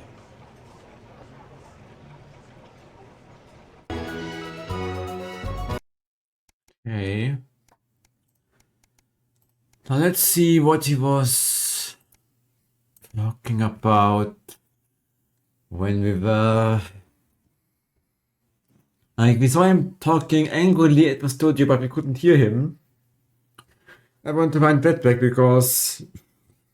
That's what I'm talking about? Cat football? We should be doing an interview with the War Minister, or a report from Grantham Downs. Even the weather would be more fucking relevant than this.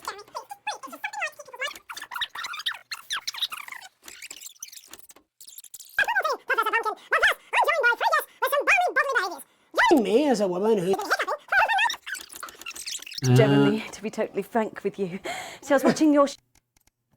That's not it. Let's try it. Section 2. Heatwave pre-roll. Pre-roll ads. Disgusting. All this, and I'll be talking to some...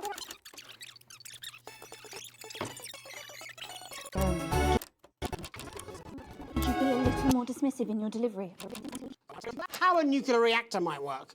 Could you be a little more dismissive in your delivery? I think there's a viewer out there somewhere who missed it. Viewers? We still have some of those, do we? Perhaps they're hoping to run into a fact. Jeremy, get it together. Don't give Bozeman any more ammunition. Oh, no, thank you. Coming back from the titles, quiet in the studio. I really best not. Flips on the beach. But first tonight, our team of correspondents has been dispatched to every corner of the country to see how the people of this great nation of ours are Just the coping with one. this I am supposed to be unprecedented working. hot weather. First, let's go to Megan Wolf in Shining on Sea to see what the scientific community has to say. Megan? Are you fucking kidding me? She's on a beach with a fucking cocktail with what looks suspiciously like actual news. Would you rather she was here with you? Because that's been going so well recently. No, I don't want that either. What I want is, well, never mind. Right now, I'd happily settle for a desk fan. Bozeman will never approve it. Do you know they have dinner together? Who? Bozeman and Megan, and Bozeman's wife, who is lovely, apparently. Who could have thought it? Bozeman managed to persuade some poor, hapless victim to shackle themselves to his ego. Your mic's still live. And I have met Bozeman's wife, and she is lovely, actually. What do you mean you've met Bozeman's wife? How come you've met her? I don't even know she exists. Because in the 8 years I've worked with you, I've never seen you attend a single workplace social event. I hate them, they're agonising. Yes. Imagine the horror of spending an evening with your colleagues. I'd rather spend an evening with that fucking rapper. Do you remember when you used to be fun? Yes, it was about the last time we did the actual news, wasn't it? Before your lot turned into this shit. I'm sorry. My lot? Well, it's not my fault, is it? Why are you even here today? I mean, it's supposed to be your day off. I am not talking to you.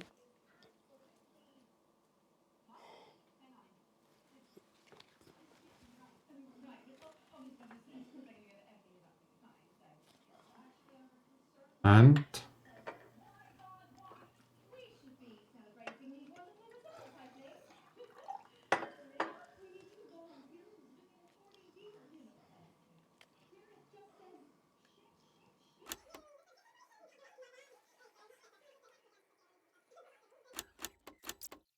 With science.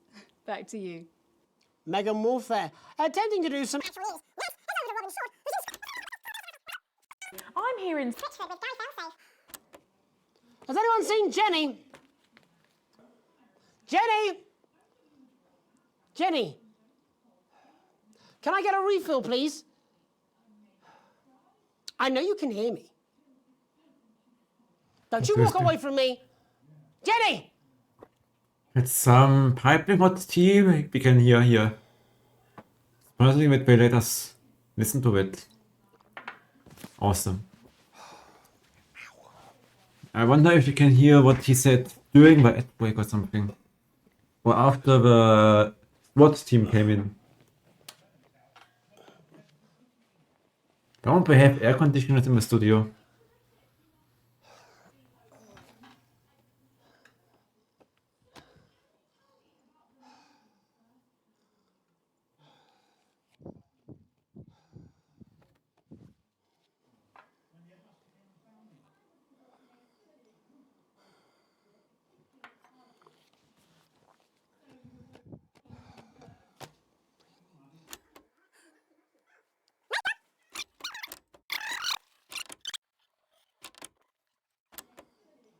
National News. N.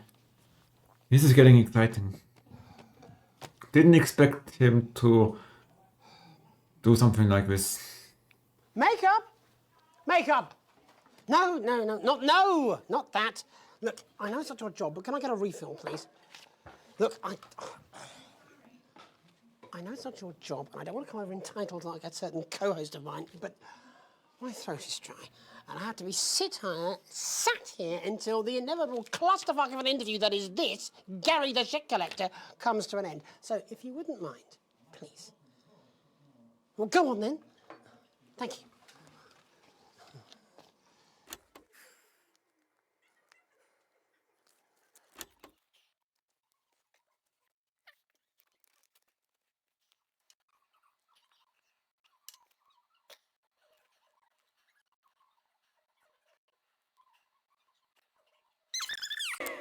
Back to you. Okay.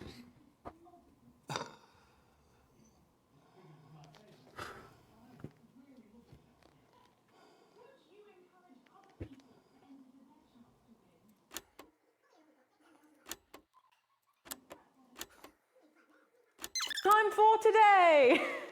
Back to you, Jeremy. Thanks, Rob. God, have you finally found someone in Down in the country. Jeremy, hello, yes.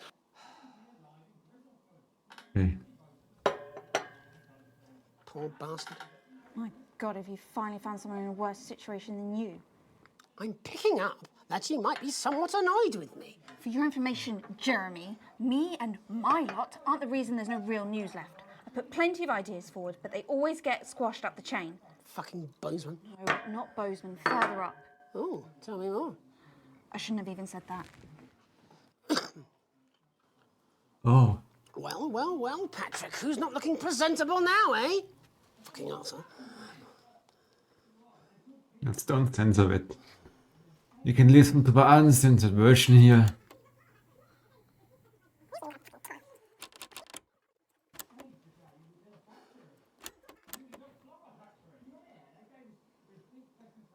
He hasn't even got a fucking tile.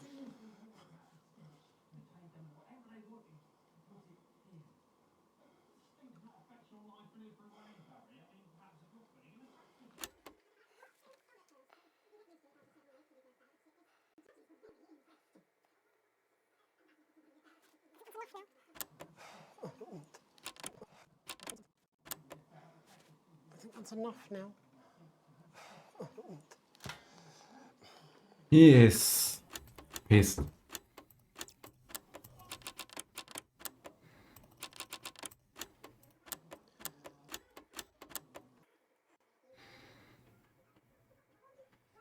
What's happening to him out there? Have you noticed what's happening to him out there?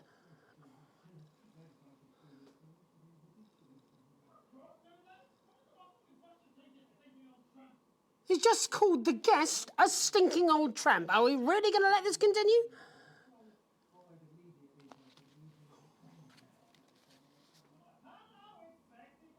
Oh, Patrick, why?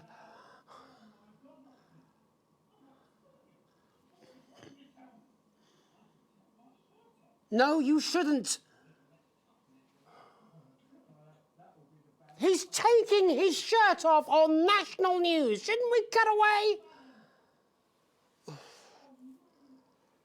It's just kind of what, like, he is beyond done with his job. No wonder with that kind of government. But let's continue a path where we follow the government. Okay, he's passed out. He's actually unconscious. Are we going to come back now?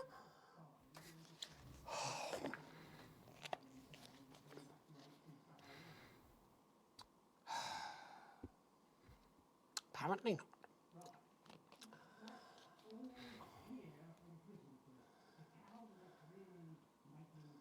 Grandpa. I'm Barry Lardons.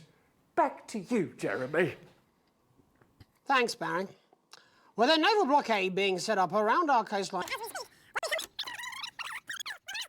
you've got something better. 1 minute back.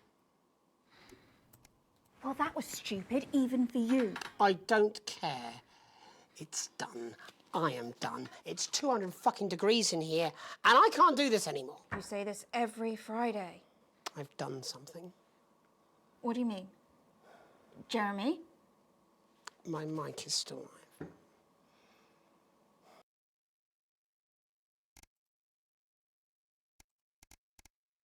Okay, what did he do there? It is exciting to see. Like, what is point 3 boiling point? I don't think there's anything exciting to see for a while. That's what I'm talking about.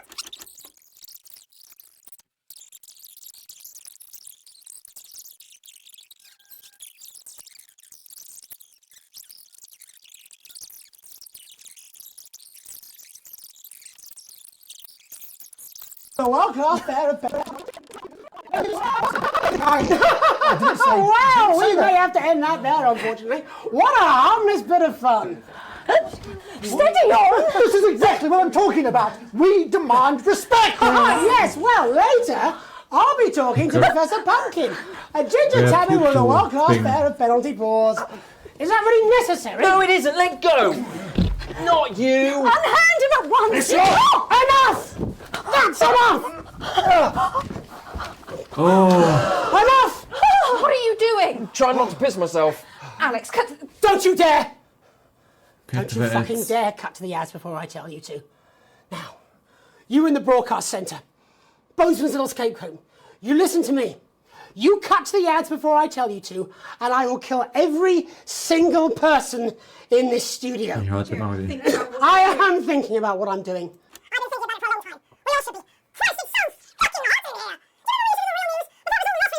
Bloody cat! Is at the gates, and I'm stuck. Now, go! Lock the doors. Now, broadcast centre. Alex, you listen to me. You pay attention. Now, I'm sure you've already loaded up exactly what you're going to pay the commercial, but today's going to be a little bit different. Look to your right. Yes, really. Look to your right. There's a VHS tape. I want you to load it into one machine, and when I say so, and not before, you play it. You've got about 15 seconds, so I wouldn't waste any time. Now, all cameras, all of you, on me. When we come back, we're going to do the fucking news. And because every single thing that comes out of this studio is either one-sided or the other, we're going to show the other side for a bit of fucking balance, like the good old days. Alex, play the fucking tape. So much I don't wanna hurt das war any of you. lieb. If I see anything I don't like, I will not hesitate to start by killing this man. Now, reset the system for the third segment. I imagine the ratings are going to be through the roof. And you didn't play it. Takedown. Takedown is separate. Let's see if this is so too exciting to miss. What do you mean they didn't play it? Alex, what the heck is wrong with you? You had a chance to make a real fucking difference! Jeremy, calm down.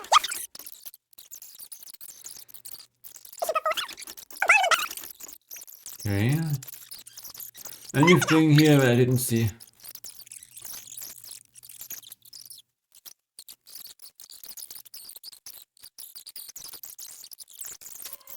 For the security. Unlock the.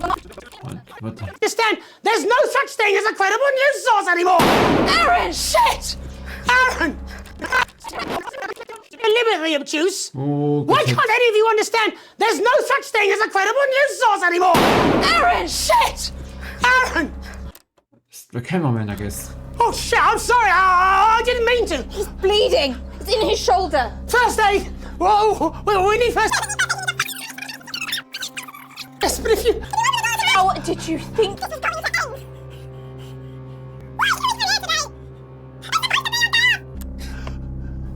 My date cancelled. You said to me.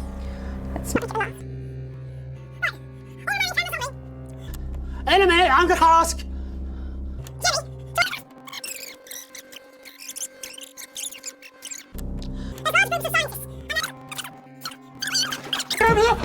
Don't shoot him. Stay back, please. Something loud and so. What was that? I didn't think Don't shoot him. Stay back, please. Mr. Donaldson, Stand you back, have Jenny. 10 seconds to lower your weapon. If you do not comply, we will open fire. God, 10. cut to the ads. 9. Alex, cut to 8. the ads.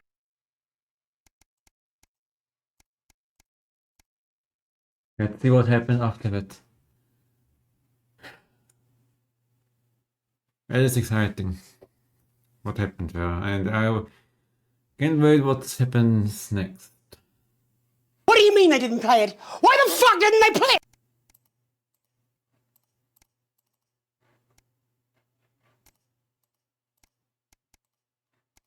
I want to get the takedown. Sequence 3 takedown, or is it not a separate scene?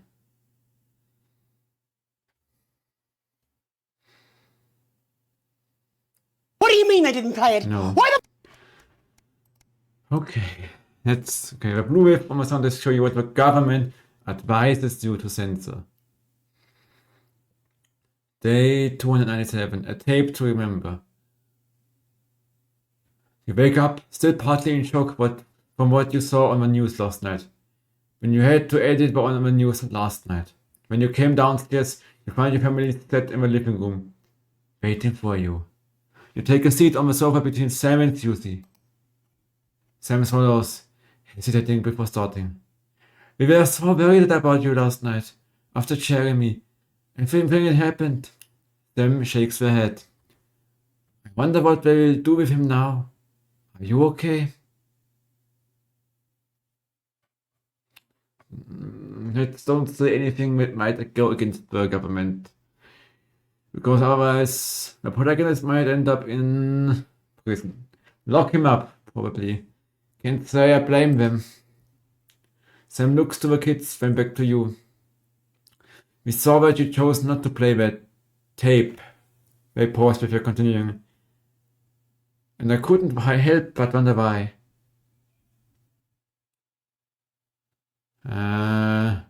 It seemed like the right thing to do so. I think you did the right thing. I mean, it was a crazy situation, but playing the tape could have been really dangerous, Charlie says quietly. You hadn't realized how much his support would mean to you. Yeah? Okay, so we are... So either we are lady protagonist or Sam and Alex are a LGBTQ couple, which I don't care. But the tape was not that bad. Like, it was just... I mean, it was some... There weren't any threats in there, but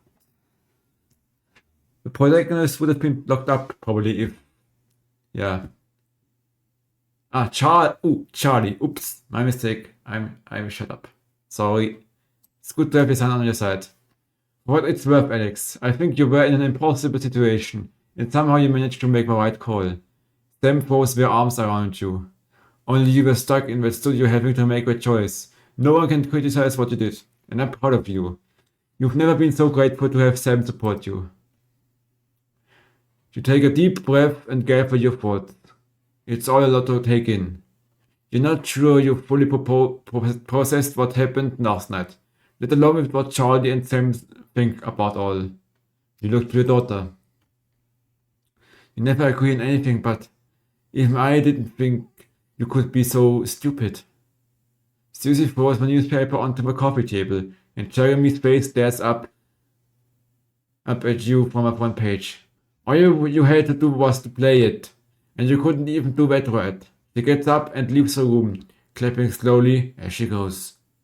You sip and absent-mindedly turn on the TV. It's nice you see you've at least got some company. The TV is playing through some old western show, but it's not quite as distracting as you hoped. You were never going to please everyone. Day 300 and 324. A questionable choice. You got off work early today. A rare enough occurrence to put spring in your step. As you close the front door, you can hear excited conversation bubbling from the kitchen. Clearly someone's popped around for a cuppa on Sam's Friday off. Hopefully, there are still some biscuits left. As you enter the kitchen, you see Sam and Susie distrustfully discussing something.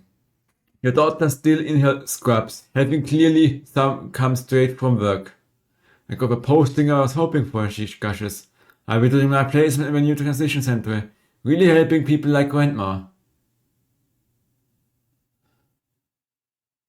Transition center, that's the euthanasia thing for old people. That's amazing news. Congratulations, sweetheart. Such important work. The five of you sit around the kitchen table for the first time in a while and celebrate the news. 6 if you include Emma, Mum's nurse. Grandma's a bit better this evening, and you hear her talking with Susie in hushed tones throughout the night. You don't cook often, but tonight everyone's complimenting the chef. Who knows how many more evenings you get like this. Day 361. Nearly 1 year. A burden born. It's been 6 months since you and Sam last discussed grandma's for increasing medical costs. And Emma, was very pleasant, has proved as expensive a nurse as you feared. You can't quite believe it's been that long already, but the sanctions are really starting to hit home now. And unfortunately, the government's only solution to help the ailing elderly is a day trip to a transition center. Why does everything always seem to come back to memory? This time, it's you at the kitchen table surrounded by bills and paperwork when Sam comes to join you. Today, Emma told you that there was really nothing more you could do. Except an expensive, experimental new treatment that might not even help. Sometimes your mum wants a treatment. More often she talks about visiting at the transition center. It's hard to know which she really wants. Sam puts her hand on yours. What are we going to do, honey? She's your mother. It has to be a choice. There's nothing we can do. We just can't afford the treatment. That's it. These things are never really a choice. But hopefully the kids will understand. It was all you could do, given the circumstances. If only things had been different. Day 371. You can use the temperature gauge to keep an eye on your valves. Or these pipes, or these fuses. I wonder who is the newest anchor now. Is it this Jenny person? The 20-week. What? Good evening, Alex. It's Bozeman here. Hope all's well with the family. Just a heads up, we're expecting those troublemakers at Disrupt to attempt to hack the channel during the broadcast. So keep an eye on the interference screen and stay out of the orange. Let's keep the news on the air. It's important, now more than ever. We don't have to cool it anymore. What is this?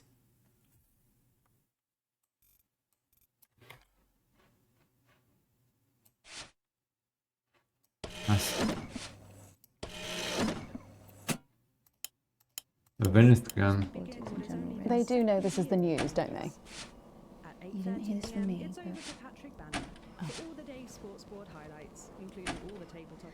Apparently, there's a crew at Team HQ right now. I think she's giving a speech or something tonight. They'll get it on the late news. It's our nightly rules. They get the brains and we get the performing monkey. New equipment. Sometimes you sound Keyboard for orange. We don't have that with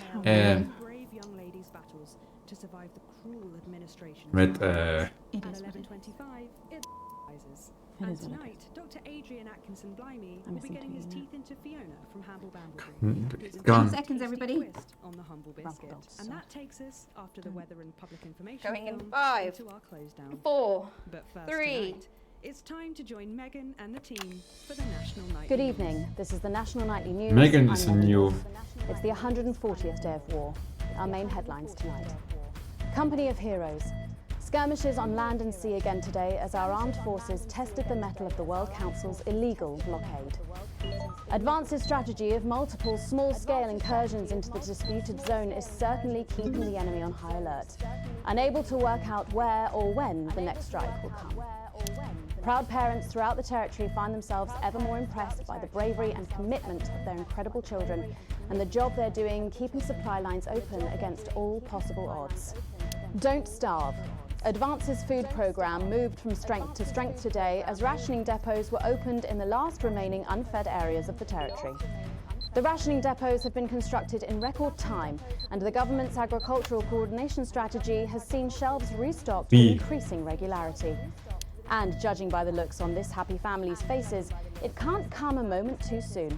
They'll be getting a good meal tonight on the government, just like the rest of us. 7 days to die. The recent decision to allow those with long-term health conditions to access transition centres has today been declared an overwhelming success. Previously available only to those in their final years, the expansion of the service has been met with relief by the many organisations calling for it to be opened up to the wider community. The transition centres have reported larger than expected numbers, pictures but they are report going that they are to coping well and able to who is the provide a protagonist complete here? and meaningful service to all Which is who me choose at to the use moment. it. Populace. More than 11% of the population have thus far failed to register for a team membership card, a worrying statistic given that the cards are a legal requirement from midnight tonight. It's up to the other 89% of us to remind our tardy friends that not taking advantage of all the exclusive services available to cardholders is now, as it should be, absolutely criminal. Start me up. Disrupt spokesman Alan James held an impromptu rally today in the northern city of Mankipool. Large crowds gathered to hear the band speaker prove Disrupt are still able to capture the public's imagination. A representative from the Mankipool Community Cohesion Team described the event as mostly peaceful. But it looks like Disrupt aren't going quietly into the night. And finally tonight,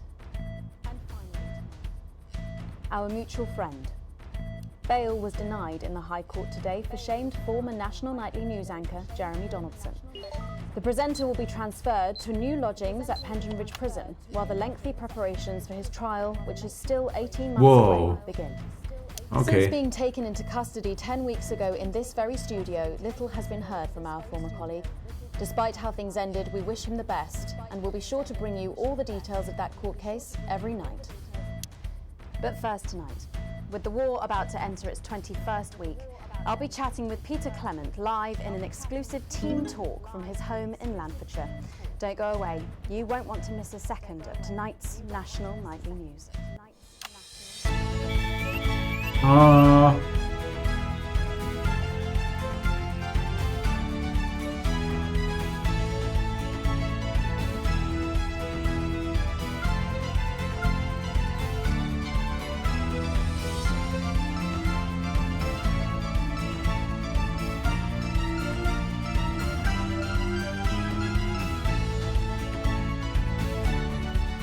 On display no signal. Why should I? Later in the programme, I'm thrilled to say I'll be...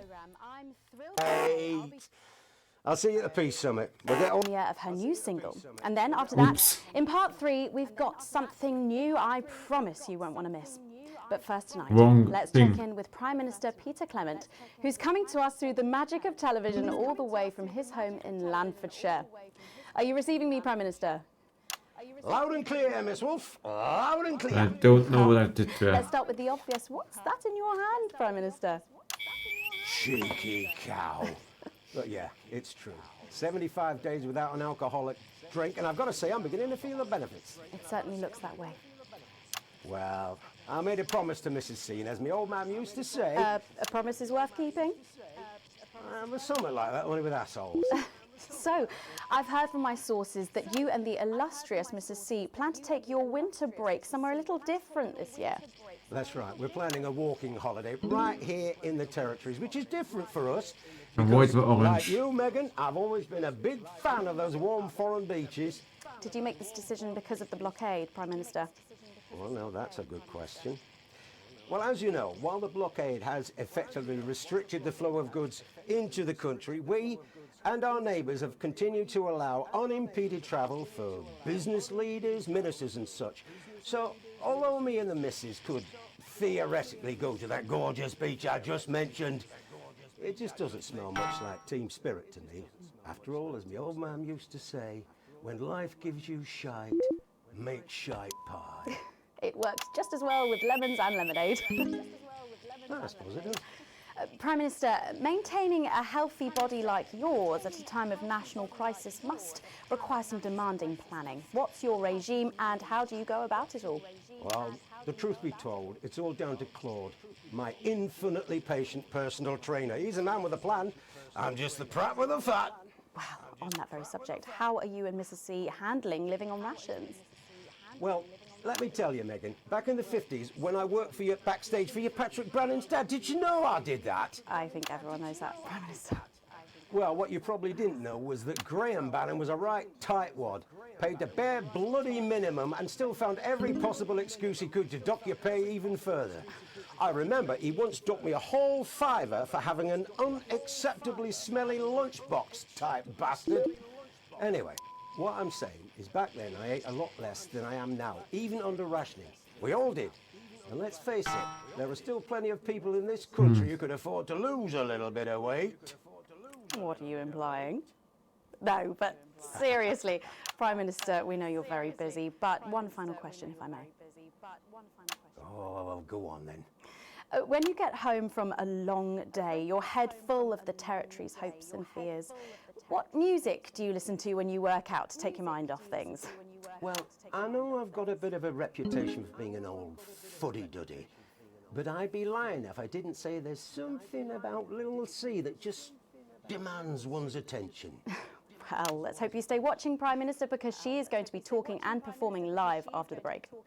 Oh, I'll be watching. After all, as my old man used to say, everything's a treat on a boring Friday. Queen. It's Wednesday, Prime Minister. I think the expression still stands. Peter Clement, thank you for joining me. I don't know about you at home, but I think there's something kind of inspirational there. I know I feel safer. When we come back, Lil C is going to be giving us the debut performance of her new single, and I'll be getting to meet her. As her biggest fan, I don't mind telling you, I'm pretty excited. Don't go away. We'll be back after these messages. 1 minute back. Gripping stuff. Was that even news? I think you forgot to ask him what his favourite number is. Oh, I must have forgotten that in all the excitement. So assuming it's not vodka, what do you think's actually in that milk? I reckon it's the tears of his enemies. You are one disturbed individual. That's how it Make sure that you stay free to enjoy all of the benefits of our new society. Hey. Oops. We are not a territory I that messed chooses up. to live in fear. We will not cower or avert our eyes at the sight of injustice.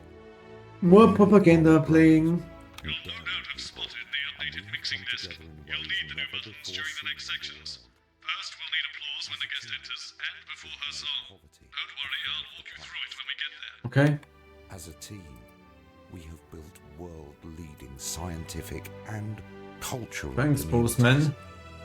As a team, we have kept our people well fed throughout this war. Because, as a team, we cannot fail to thrive, even in this most challenging of times. And one day, soon now, when this turbulent I've time never is heard of her behind before. us, Oh, she's big, really big. Really? future. Is she any good? Nah, of course not. She dog shit. My kids go mad for her, absolutely mad. Live in 10 seconds. Hang on, Colin, you've got kids. Yeah, I've got about 6 or 7, I think. What? 5, 4, 3. And just the option in 3 to Thanks 1. for coming back. Later, we have an exciting new feature that we just know you're going to love, so stay tuned for that. But first, I'm really excited for our next guest. She rose to prominence as the delightful Susie May in All My Daughter's Children's Men, before taking the music industry by storm this year with her debut album smashing the chart records at the age of just 20. Let's give it up and welcome Lil C! Excellent work. May I just say, you look incredible. Oh, thanks, babe. I'm doing this new regime and it really does work. What's the regime? My manager suggested it to me. It basically involves bathing in like cabbage water and then having the leaves sucked out of you while you sleep. Wow, is that healthy? Well, look at me, Meg. The leaves are my only nourishment. Yep, they certainly are. Now, you'll have to forgive me, but I'm somewhat of a super fan, so I'm sorry if I get a bit starstruck. Oh, bless you. I've never actually heard of you before, so if you do get a little tongue-tied, I can always carry the interview. Oh, that's good to know. So your first album, F My Face Together, it hit shelves this summer and it just exploded. I mean, what was that like for you? Bonkers, just so weird. I was in all the papers and the magazines.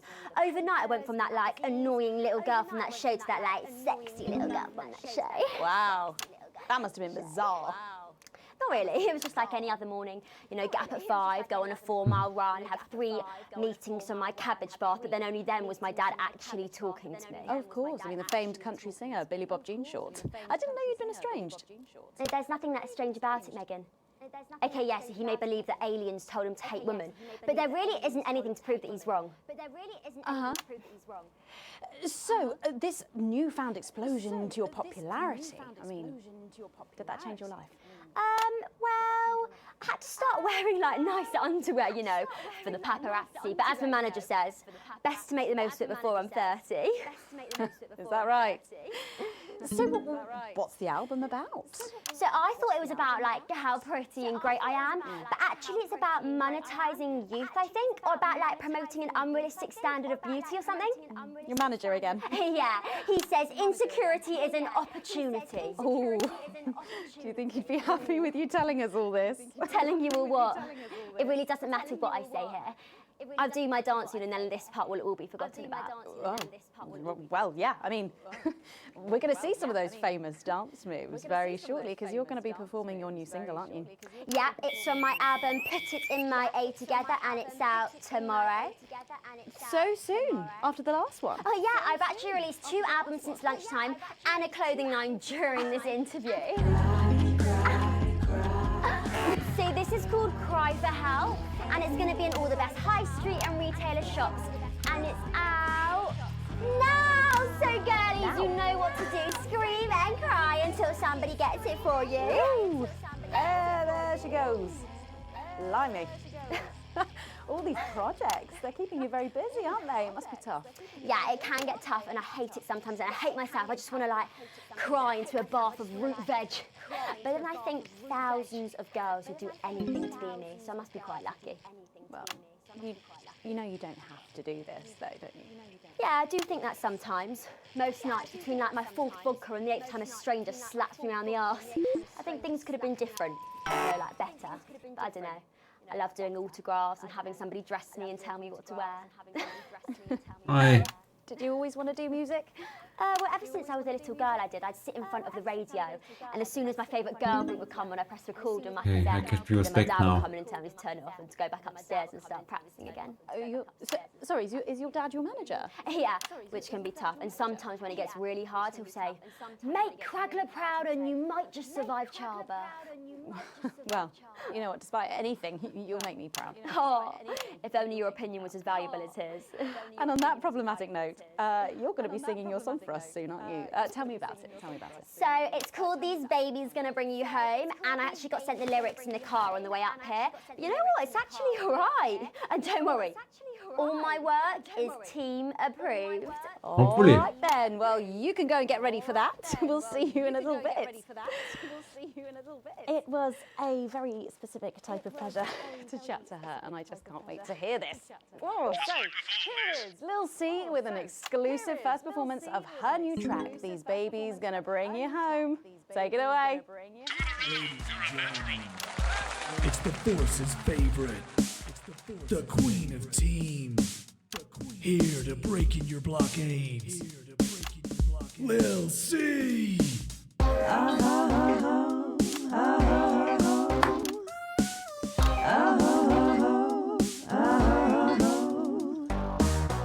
Oh baby, can't you see I'm hungry? There's a place in me that's empty. I want that meat you're packing. Only you can fill that crack in me. I'm under siege, so come and free me. Ain't no disruption here, boy, I got no agenda. Just want the team in me. No dirty foreign member. Don't stop no morning drill. There's holes in me that ain't been filled yet.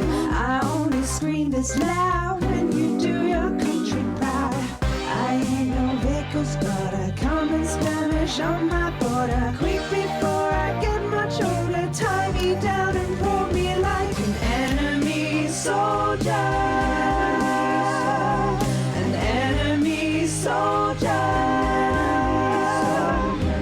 So let them try and break our dream. We fight and love and die at sea. So what Make it a little bit silent or quiet. I wanna see some action, so come and break my sanctions.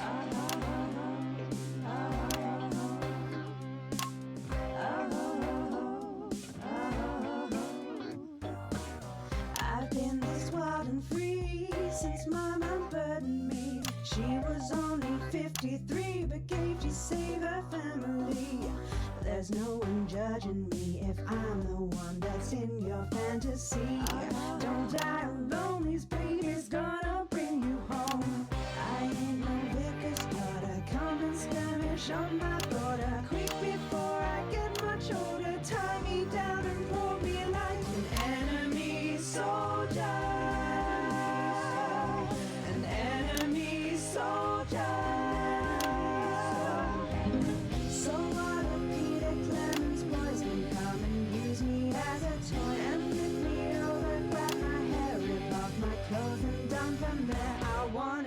some action. So come and break my sanctions. Ew.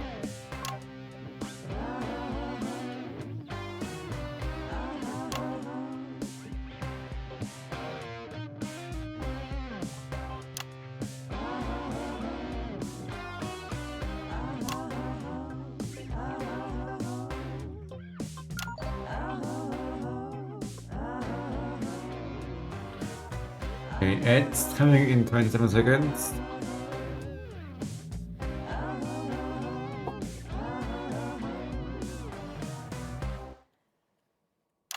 Well, if that doesn't distract you from the world outside, I don't know what will. I'd like to thank Lil C for doing that. Don't go anywhere. After the break, we'll finally be revealing the new segment of our show that we just know you're going to love. We'll be back right after this. And we're out.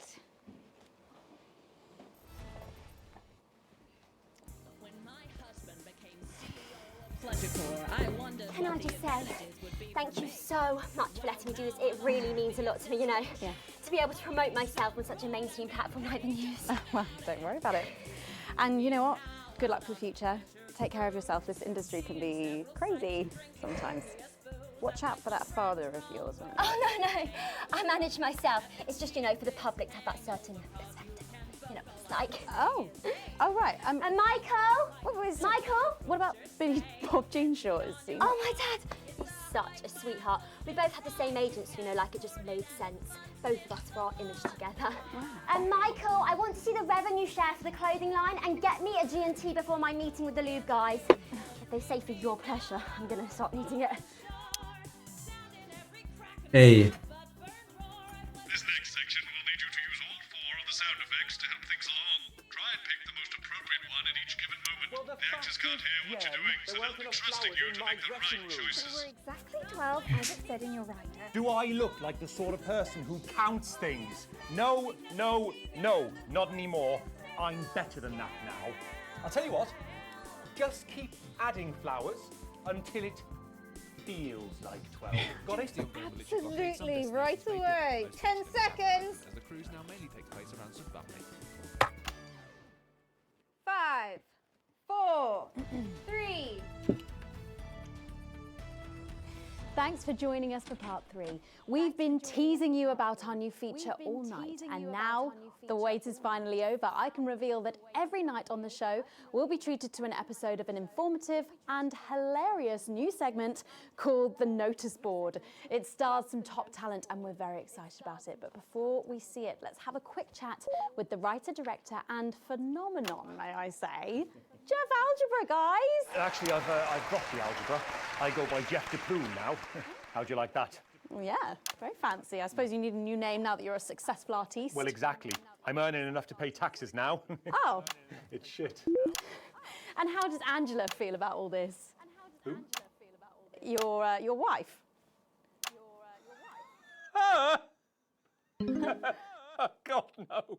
What happened with him? No, she's long gone. No, she was holding me back. I'm with Norm now. We were married last month. Norm de Plume. Yeah. And why did you write this? What was your inspiration? Oh, well, I received a telephone call offering me 25 grand to write a pro-team sitcom. And I heard my father's voice. It said, Jeff, you listen here, boy. You make hay while the sun shines. You wring every penny you can get out of this. So I wheeled him down to the transition centre, got out my typewriter and started clacking. Wow. Utter shite. And without further ado, let's give it up for the notice board.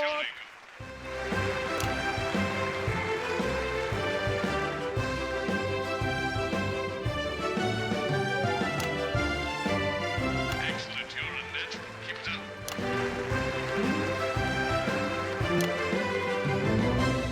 Good morning, Miss Craven. Oh, morning, Ray. Everything all right, Mrs. Craven? You look as worried as the vicar in closing time. Oh, Ray, it's those young louts. They've vandalized my shop again. No! Yes! They've written all sorts of obscene language and crude pictures, and I know it's those damn youths. I don't know. It could be the vicar at closing time. I'm just worried they won't ever become productive members of the community. What if they never see the error of their ways and end up as social outcasts, such as shoplifters or bong rats? Don't worry, Mrs. Craven. This is a very supportive community, and I'm sure that in time they will fit into this society like this key into this lock.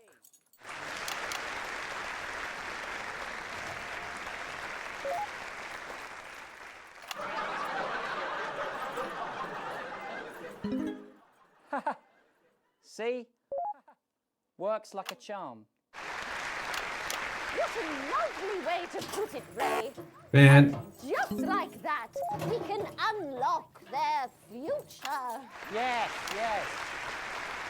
Wow! Look at all the letters in my collection today. Oh! I think that one's addressed to me. What? This one? Oh, so you're right.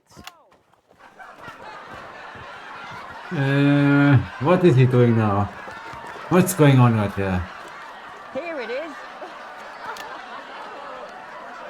It's a letter from my granddaughter, Brenda.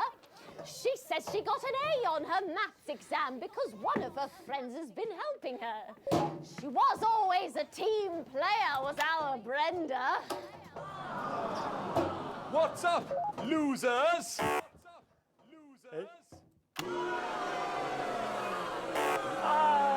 What's going on? Why am I losing so many viewers?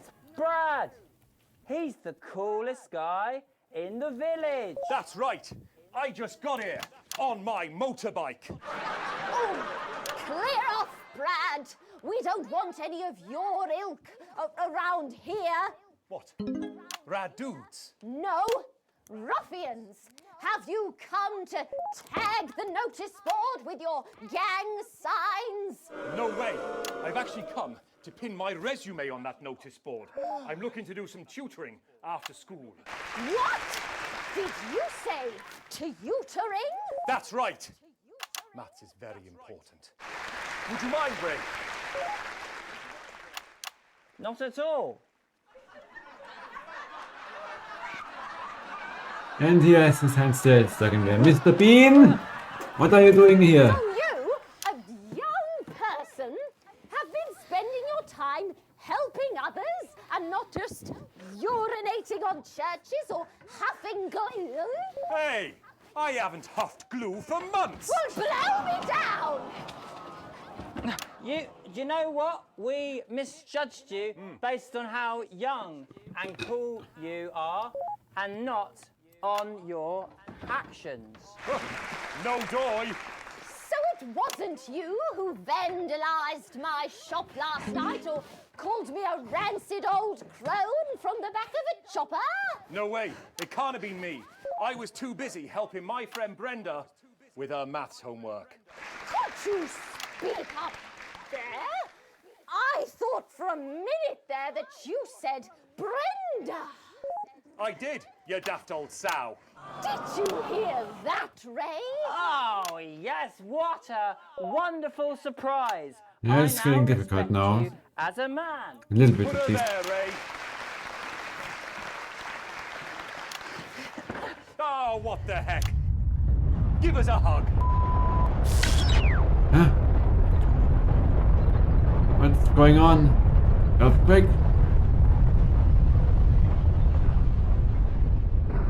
Earthquake, I guess. Oh no! Breaker's broken now.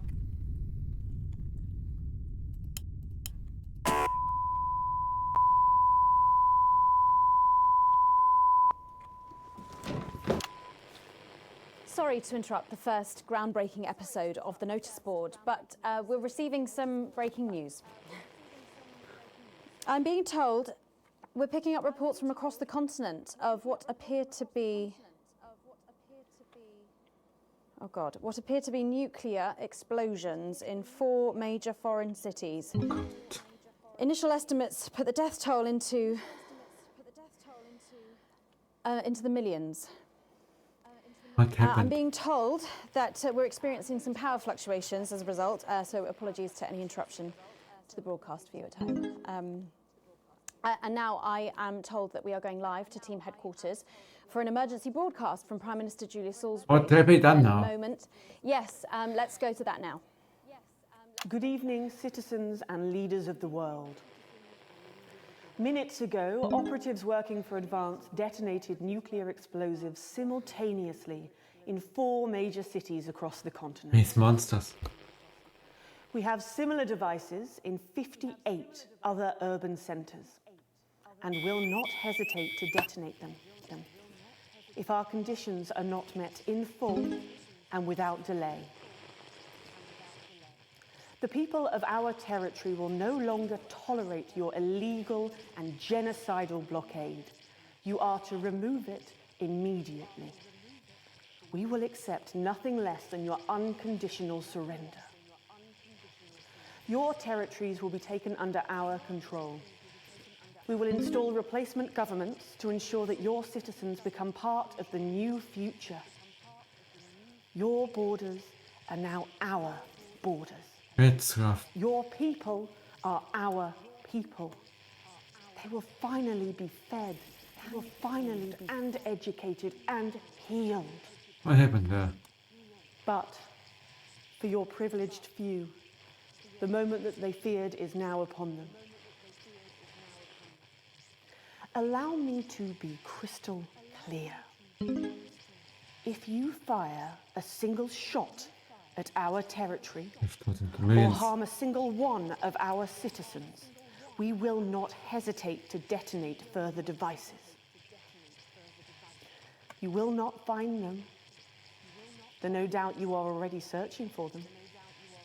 Our technology is decades ahead of yours.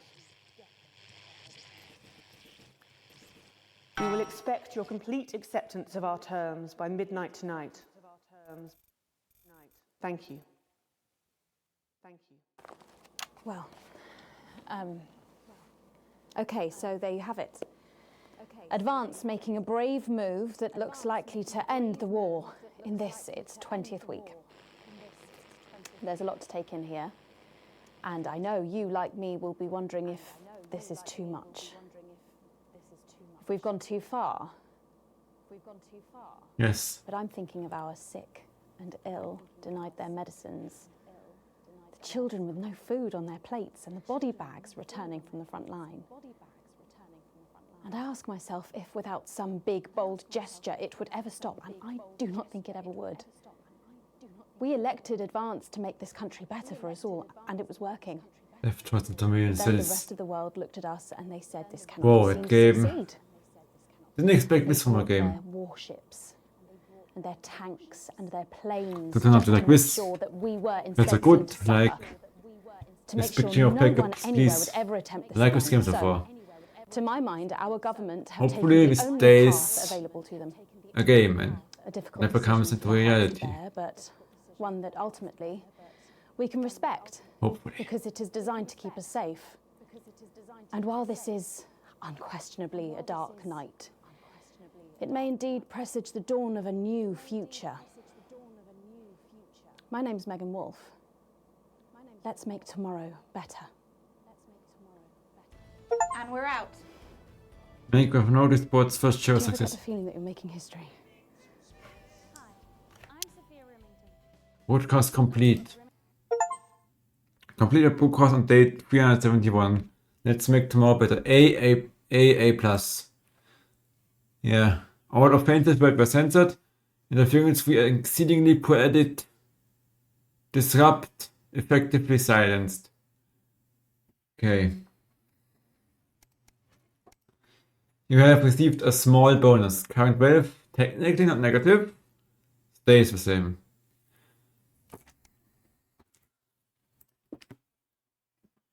Okay, who are they? Is that the disrupt people? They are thinking negative of me now. Hold on.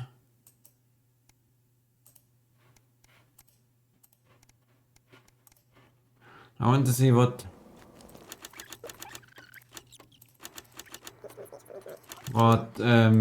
Mr. Prime Minister Mr. Drunkard had to say off screen.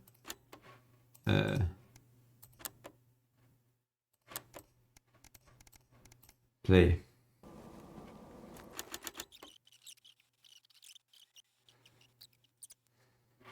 Huh? I wanted to play this one.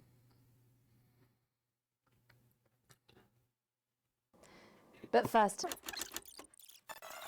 you've seen these questions. Because I'm the fucking Prime Minister, Ivan! I would know about...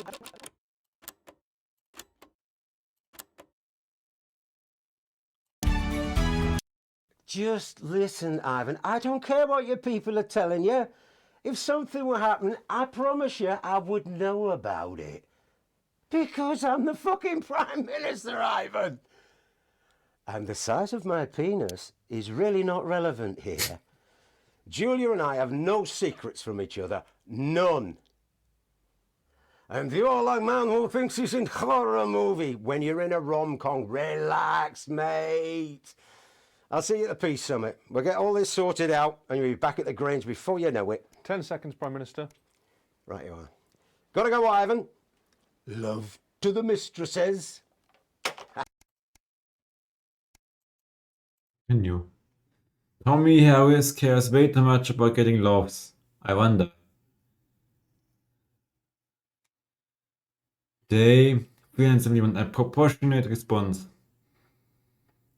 The rest of your shift passes in a blur, with the same words going around and around in your head. Operatives working for advanced detonated nuclear explosives. Initial estimates put the death toll into the millions. Did this really just happen? You pull into the driveway, with no memory of a journey home. The light in the front room is on. Clearly someone else is still awake.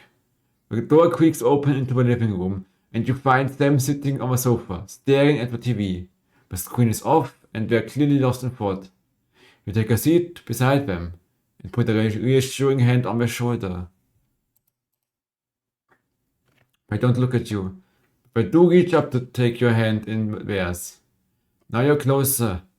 You can see the tears streaming down Sam's face much more clearly. Chris. I know. I'm so sorry, Sam. What the hell can we do? The beep kid Chris and millions of others. All because of a beep war, which you never asked for. Behind the tears you see a fire. Raw fury you've never seen in Sam before. I hate him, Alex. I know you've always supported Advance, but after this, we're monsters. I need to know you understand that. But we're not going to help him anymore. I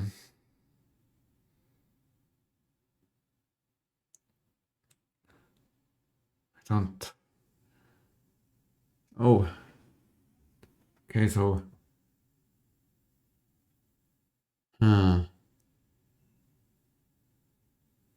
I still want to know if it's.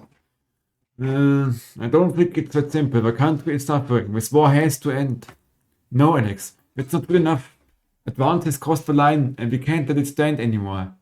Sam takes both your hands in theirs and looks at you, the tension clear in their voice. This isn't a situation where you can pick the middle ground. Advance killed Chris, Alex. I will never, ever forgive them for that. If you can.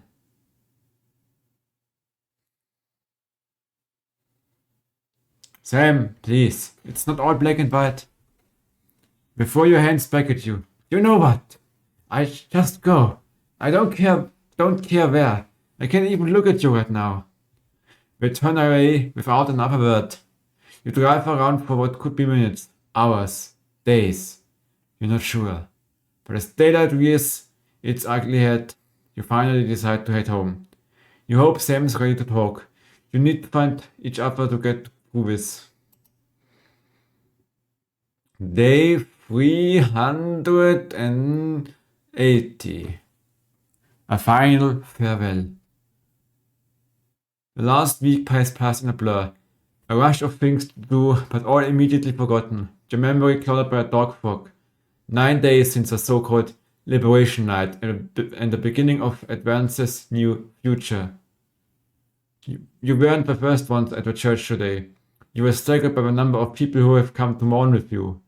Everyone's here for the same reason, sharing the same pain, the same sense of loss. It's written all over their faces, much as it would be on yours. You step away from everyone else, needing space to gather your thoughts. The two siblings had always been close, and now Chris was just gone. You can only imagine what Sam was going through now. We've said little since that evening, clearly still in shock.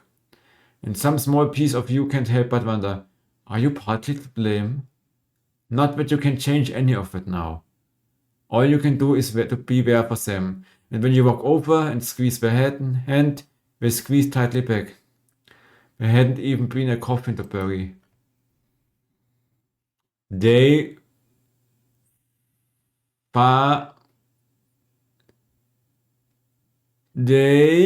713, an academic exodus.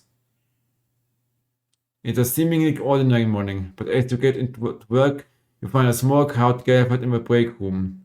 When you go in to grab your first cup of tea of the day, you can't help but overhear some excited chatter. You didn't hear? Yeah, another one's gone missing. What's that bring the total up to now? Oh, I should think of 100 at this point. They won't all have been reported or noticed yet. Sorry. What's going on? An excited young woman turns to you and begins to explain. Another professor went missing from Queensville University, with all the others disappearances over the last year. Scientists, doctors, researchers. She pauses before lowering her voice to whispers. It's clear they disrupt targeting the people speaking out against them. Even the advanced are struggling to prevent further. A deep familiar voice from behind you interrupts. What exactly is going on here? A silence overtakes the room as you all turn in unison towards the doorway. Bozeman clears his voice before continuing. I've told you before, I don't want to hear about these so-called disappearances. Come on now, people. Advance have been very clear that we are nothing to worry about. Which means they're not our problem. And unless we are start classing in cappuccinos as intellectual, I don't think anyone here has anything to worry about. Best get back to work. Bozeman holds up a hand to keep you as everyone else files out of the room. Look, between you and me, this leave it alone monarchy comes from on high. It's out of my hands. So I would appreciate if you would refrain from talking about it further and make sure news is in line with that school of thought. Yes? He gives you a pat on the arm and a smile before leaving on to carry on with whatever it is he's doing the workday. It seems that, for better or worse, public ownership is now in full swing. Day 850. A career in the making. You drum your fingers on the steering wheel impatiently as you wait for Charlie. Again. Huh? It's... Oh, Chris. I was completely like... Chris. Oh. I thought... I get confused. Chris and Charlie. Oops. What did I? It's great he's enjoying my cohesion cadets and is so enthusiastic, but does he really need to stay behind every week to help? It's your Saturday evening too, after all. Finally, you see him exit the hall, a grin on his face. You can't help but smile back. the frustration starting to fade as you see him so genuinely happy. After hugging his friends goodbye, Charlie heads over to a car and gets in, his face flushed with excitement. So how was? You're interrupted as he can't contain himself any further. Guess what? What? You play along with a smile. So obviously the cohesion cadet is a starting point for becoming a CCO. So we get a head start when applying for that. Charlie Gush is clearly keen on explaining his news, almost tripping over the words in his efforts to tell you. Well, apparently from next year the top 5% of cadets will be taken into a special program to become CCMs, Community Cohesion Managers. And guess who's gonna be in? He beams at you. That's great news, Charlie. We're also proud of you. With a grin from ear to ear, he sits back in his seat. Yeah, I'm so glad I joined. I can't wait to tell everyone. You chuckle. I think a celebration is in order. How about we pick up some takeaway on my way home? Yes, so cool. And the rest of the car is got to spend with Charlie listing every takeaway he can think of. It's great to see him doing so well. Day 872. A spark to light the flames. You're surprised to find Sam in bed next to you when you wake up. We must have gotten in very late last night from things with folks from school. You decide to let them sleep in and enjoy a lazy Sunday morning. With the house quiet, you decide to bring some breakfast into the living room to watch some TV while you eat.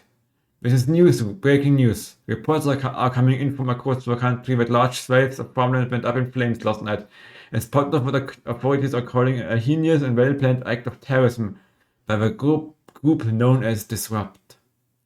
You drop your spoon back into the porridge and turn up the volume.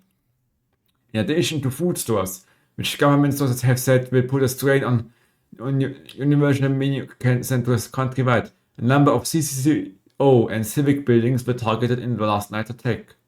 According to Prime Minister Julia Salisbury, specific prisons and re-education and betterment facilities were raided.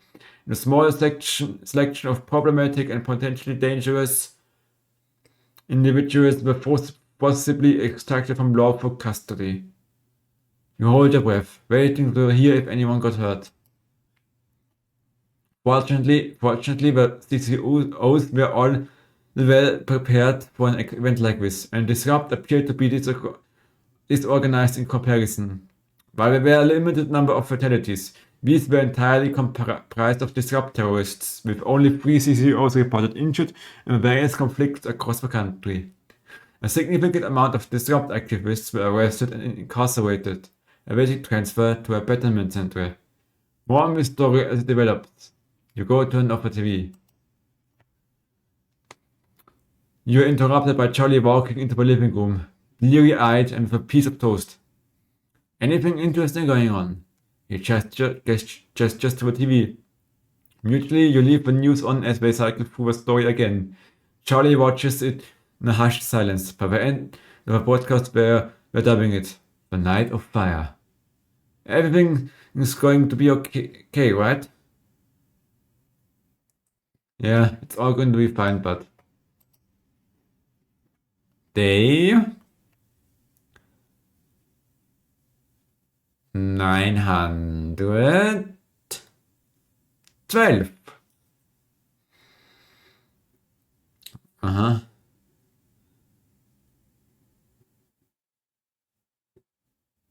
Auto mute expansion port.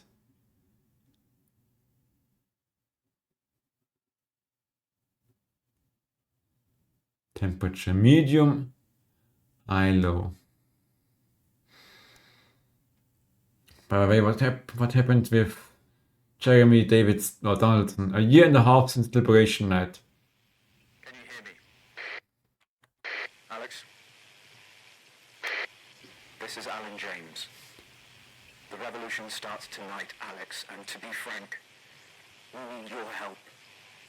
I know you've never been that sympathetic to our cause, but since the bombs, well, you've seen what happened. They have to be stopped, Alex. You know it in your heart, and tonight, Well, it might be our very last chance. Play our tape at the second break. It's on the right. And please, when I hack in, let my message reach the people just once, just tonight, before advance can't be stopped. So? So what? How's he doing? How should I know? What, you haven't heard from him? He's a wanted criminal, Colin. So's my nan, but she never misses her birthday. Your grandmother's on the run, Colin. Yeah. Armed robbery, resisting arrest, double homicide of the same bloke. She's right laugh. I hope he's alright, though. No. He's got this far, and your brother was fine. We're going in 10 seconds, everybody! I wonder what they're doing to him. Annoying him, probably. Not probably, definitely. Going in 5, 4, 3. Good evening. This is the National Nightly News broadcasting across the territories. My name is Megan Wolf. Our top stories tonight. Future legend. It's been 40 days since Disrupt conducted multiple attacks across the territories. During the coordinated action, subsequently dubbed the Night of Fire, emergency services were kept busy at the agricultural centres, while a series of covert attacks were carried out freeing political prisoners, including former newsman Jeremy Donaldson. The disgraced former journalist was obviously considered a high-value target by Disrupt, who had often championed him as a possible new voice for their cause. We encourage you to turn yourself into the CCOs, Jeremy, if you can, wherever you are right now. Food, glorious food. With the last of the menu centres opening in territories 5, 8 and 14 today, Advance confirmed that the programme is now in full operation, providing free food for every citizen of the new future. What started as rationing during the 20-week war has blossomed into a social contract that is the envy of the unawakened world. Promising a healthy, nutritious diet designed to keep all citizens at peak performance, the menu centres used locally sourced produce for that farm-to-plate experience without the need for spreading manure in your tighty-whities. Happy talk. Record happiness levels have been reported today across the territories. As more and more former countries join the new future, a survey carried out by scientists at Queensview University reveals a stunning fall in depression, self-harm and suicides, especially in those territories which have historically faced the most unjust of indivisions. Professors Whiff Piffle and Grantley Major said that their rigorous statistical analysis left them in no doubt that things are numerically better for everyone everywhere. So if you think you're feeling down in the dumps tonight, you're empirically wrong. Something's coming. Unsubstantiated rumours here in Territory 1 of armed protests tonight by increasingly desperate Disrupt terrorists. Despite the best efforts by the government, the self-styled resistance movement has continued to carry out a series of ever more extreme attacks. When asked about Disrupt's future plans, inexplicably popular spokesman Alan James answered, "You won't have to wait long to find out." Thanks, Alan. Opaque as always. 3 stories we've been reporting on reached their revelatory conclusions today. Firstly, driver flawed bargain. Capitalising on the global success of Die Flawed the movie, Transformative CEO Sophia Remington today welcomed followers to the First United Church of Flawed. Sophia, who quit her role as CEO of Remington's Fist to take up the role of High Flawed Mistress, said the idea came to her in a vision, saying, "I was elbow deep in Blunderclatch when I felt something unexpectedly flawed." A surprising ending there for Sophia Remington after a turbulent 2.5 years running the company. Pass the salt. A concerning end to the tale of the trapped academics of Dante's Taint, as an image transmitted to the surface seems to show them cooking the captain of the rescue craft. After public indifference led to the mission's funding being slashed, Captain Audrey Aerospace was forced to wrestle the hastily constructed vessel through treacherous caverns to reach the stranded scientists. But on arrival, she found she hadn't been given enough fuel for a return journey. So it seems with their fate sealed, the shipwrecked scholars have reacted in the only reasonable fashion. Let's hope they've got enough croutons to go with their sailors. Blah. Man United, a happily ever after for Johnny Hamsleeves and partner and former teammate Eric Justin, who finally tied the knot this week. Speaking as the pair headed off for their honeymoon in Territory 15, Johnny acknowledged that there would be many in the territories who wouldn't accept his choice of partner. "I think it's time people grew up," he said. Bad already. Ginger. Get over it. Seems like it. All that, plus we'll be taking a trip to Dangly Parts for the notice board, as well as getting a sneak peek at the hottest ticket in town. That's all coming up on tonight's National Nightly News. Oh.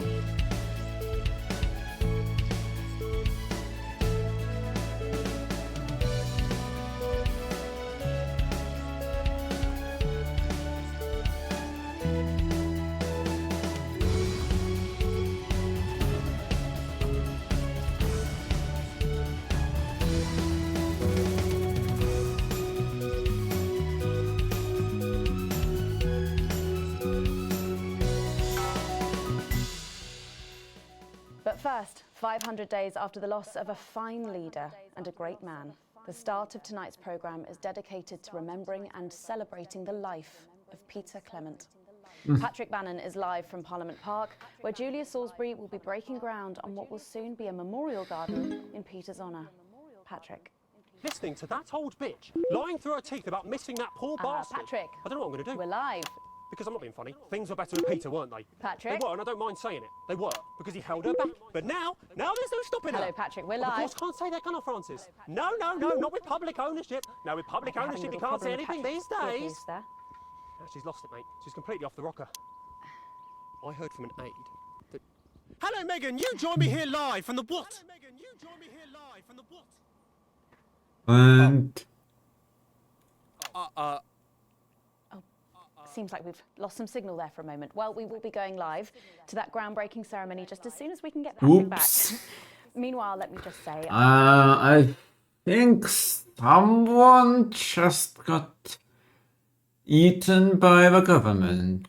I think the memorial gardens are going to be gorgeous. I've had a sneak peek at the designs and Alana Marsh has done a fabulous job.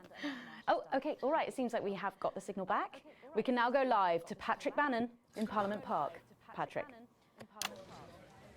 Thank you, Megan. I'm Patrick Bannon, and we are indeed live here.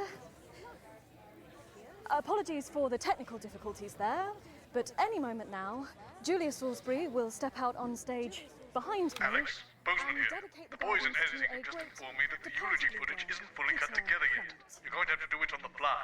For goodness sake, make sure you make it look good. Slowly gathering since this afternoon. This is Alan. You can undermine them here and help us win hearts and minds. Make him look bad, Alex. Really bad. No. And it seems like the ceremony is Hasn't getting cut. underway. Here is Prime Minister Julia Salisbury, the picture of elegance, to begin her address. Good evening, fellow teammates and friends. 500 days ago, all of our lives changed irrevocably.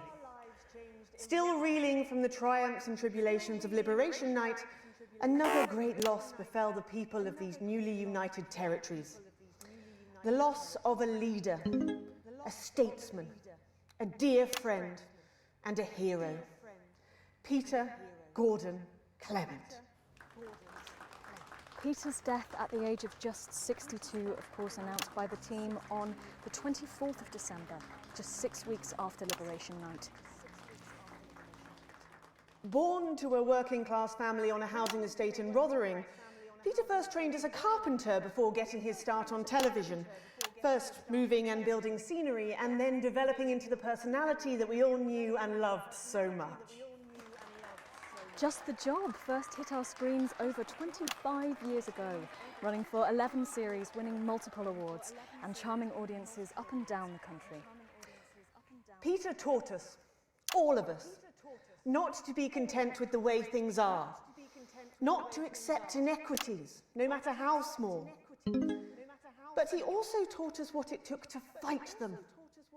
Courage, integrity, empathy, and hard, bloody graft. Across a career spanning 3 decades, Peter Clement was known for shows including Wake Up, It's Saturday, and much later, late-night chat show PT, which at its peak drew millions of viewers. Peter was by no means a saint. Trust me, he once told me he had more regrets than he'd had stolen dinners. He always did have a knack for a turn of phrase. But it speaks to the strength of his character that he chose to share with us his mistakes alongside his achievements, his faults as well as his talents. Peter had the heart to give it all he had for the people of these united territories. Famous for his potty mouth, it's estimated conservatively that Peter Clement uttered over 1.5 million swear words during his career, though some sources put this figure well in excess of 2 million F-bombs alone. Gripped by illness as he was in the weeks and months leading up to Liberation Night, he wasn't the man we loved. But his eyes still twinkled with that familiar joy for life, that spark of wit and wisdom of a life lived for others. Prime Minister Clement, of course, died from apparent liver failure after suffering from the long-term effects of alcohol abuse. I first met Peter Doing such a bad job at cutting it. 20 years ago. Probably getting a mid Speech, not unlike this one, ending or actually. something. Only I'd spilt coffee all down myself, and I was young, nervous, desperate to be liked, and from behind me I heard, "Christ, pet, you've either pissed your kecks or sprung a leak, but either way you got a problem." And before I could even say a word, he stripped off his dry trousers and insisted I took them. That was the sort of man that Peter Clement was. Kind, compassionate, sensitive, a brilliant thinker, a natural leader, but mostly a good man.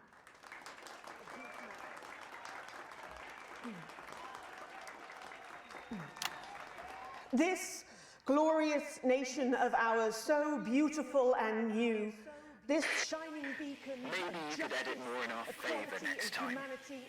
Okay, I did it. Started. We have another chance to control the impression the public gets. You'll know when, Alex. The future he forged, the boundaries he pushed. Huh? To me, he'll always be the man in his pants cheering on a stranger at the back of the conference. It is my great honour to give to you the Peter Clement Memorial Garden. Shall we see if we can get a countdown going? Everyone with me? 10, 9, 8, 7. What? Now, Alex, control the message. Mom, we have to get you to safety. Come with us. I'm not leaving, I can't. Oi! You two, come with me. Don't panic. No. We need a medic here. You need to be okay. You're going to be okay. Okay, you two stay with him. Mom, we have to stay by your side. I am the Prime Minister, and if I give you an order, you will damn well follow it. Do you understand? Do you understand? Yes, Yes, Mom. Mom. Keep your eyes open. Who the fuck are you? Stay with me. Help me. Stay with me. We've got you. I've got you. I've got you.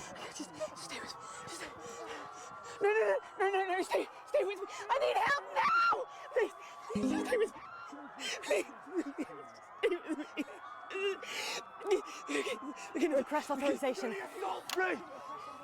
You must kill. Target approaching Songbird. More than 10. Target armed. Target armed. Haven't you done enough? Look around you. Fucking This is time. what your precious freedom looks like, is it?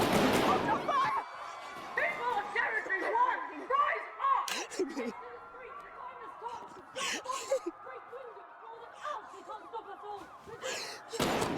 Lower your weapons! Location secure.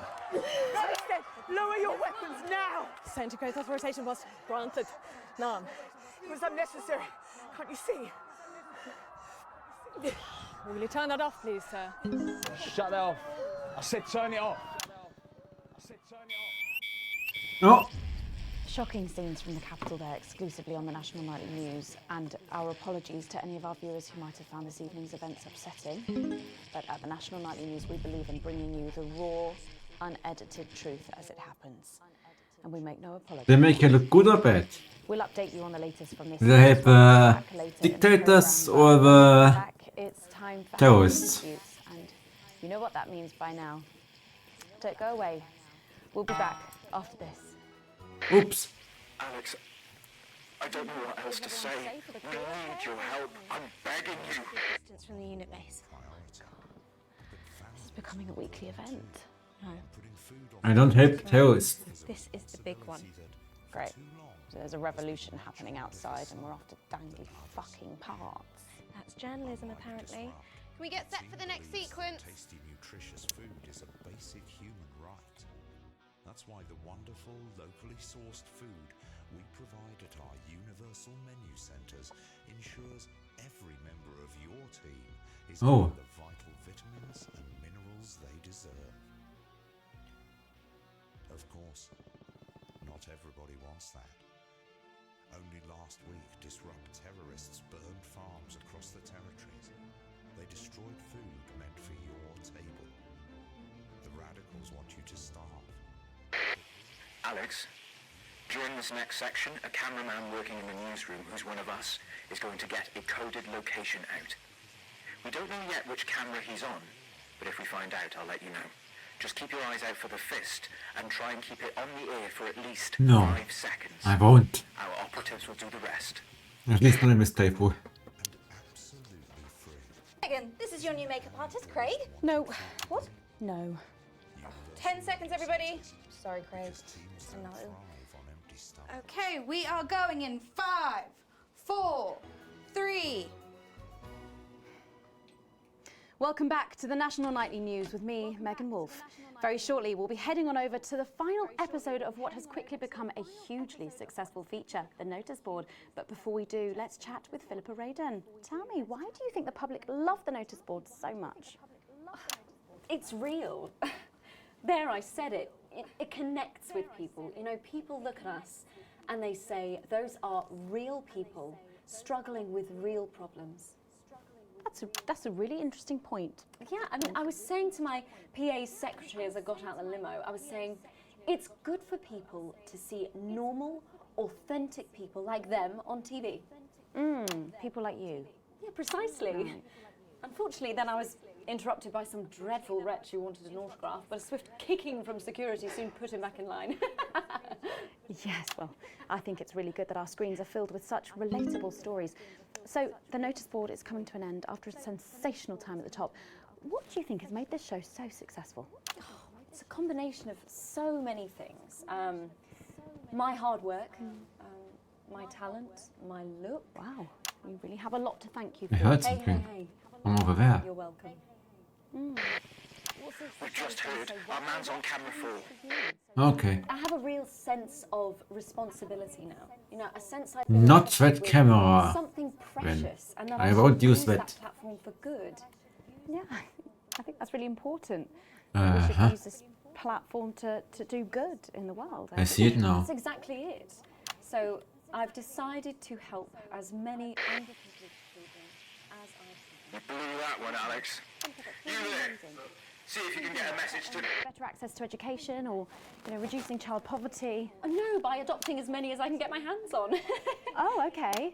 How many children have you adopted? Oh, we're well into the double figures now, Megan. I stopped counting in the late 30s.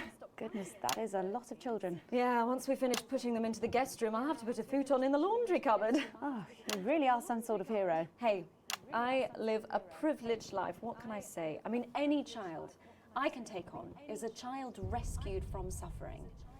Poor children. Were their lives really that bad before? Oh, they're Northerns, I presume so. Okay. Yeah, it's shocking to think, actually, that only 1 in 10,000 children have a celebrity parent. I'd never thought of it that way before. And I'm doing everything I can to fix those numbers. What do you think it is about your life that's so desirable, then?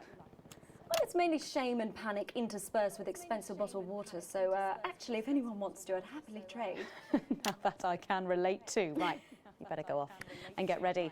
That was Philippa Radin sharing some thoughts about her lifestyle. I think it's really important to stay grounded and keep everything in perspective. Clearly, Not everyone else agrees, but that's enough from me. Let's go now over to Dangly Parts for the final ever episode of the notice board.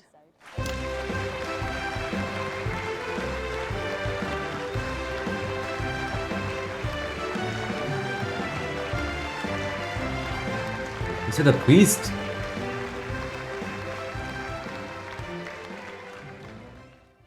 What a day!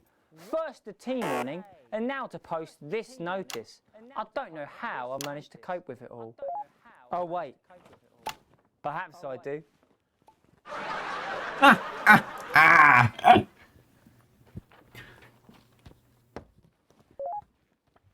Oh! By St. Barnabas, what on earth is all this? Freeze, dirtbag! Oh, Laura, it's you. I thought for a moment you were a knife-wielding mugger or stabber. No, I'm afraid not. It's just me, a community cohesion officer, responsible for keeping crime at record lows. Of course. Keep forgetting that thanks to you and your colleagues, violence on our streets is a thing of the past. What's all this, Vicar? I know! It's a disgrace. Somebody has defaced... You might as well try and get the go code out, Alex. Some of the cells know the location. You need 3 boos for the next 3 sound effects. 3 boos in a row. Please. Lives depend on it. It looks heavy. Ha! They don't call me the Right Reverend. Ripped for no reason. You missed it. It's no good. It looks like all those crucifix classes were a waste of time. Perhaps you, a young CCO, would be able to move it. Oh, you're fucking us, Alex.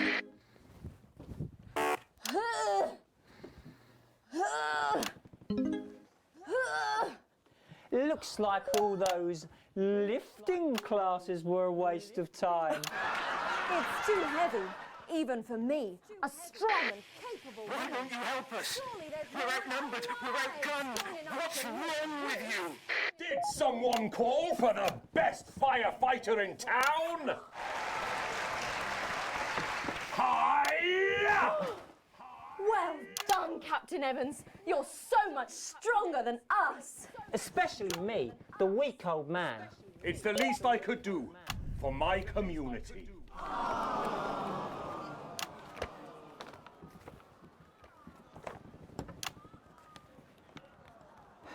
No luck catching the little devil then? Unfortunately not. The ferret struck again last night. When Ray opened the post office this morning, he found that every single stamp had been pre-licked. Blech. My God! Some people have no decency. Sadly, if we don't catch him before tomorrow, we may have to cancel the village fete. Don't worry, we won't let that happen. Will we, Vicar? No, no, no. Laura, tell me, why do they call him the ferret? Some say it's because of his sneaky nature, but really it's because whenever he strikes, he always leaves behind the foul stench of urine. Never fear, officer. We'll catch this pissy nuisance and save the village fete, or my name's not Captain Danger Evans. The community cohesion team are doing their best, but they simply don't have the smarts to solve this mystery. But I know someone who does. Someone who's about to blow this thing wide open. Me! Blackout!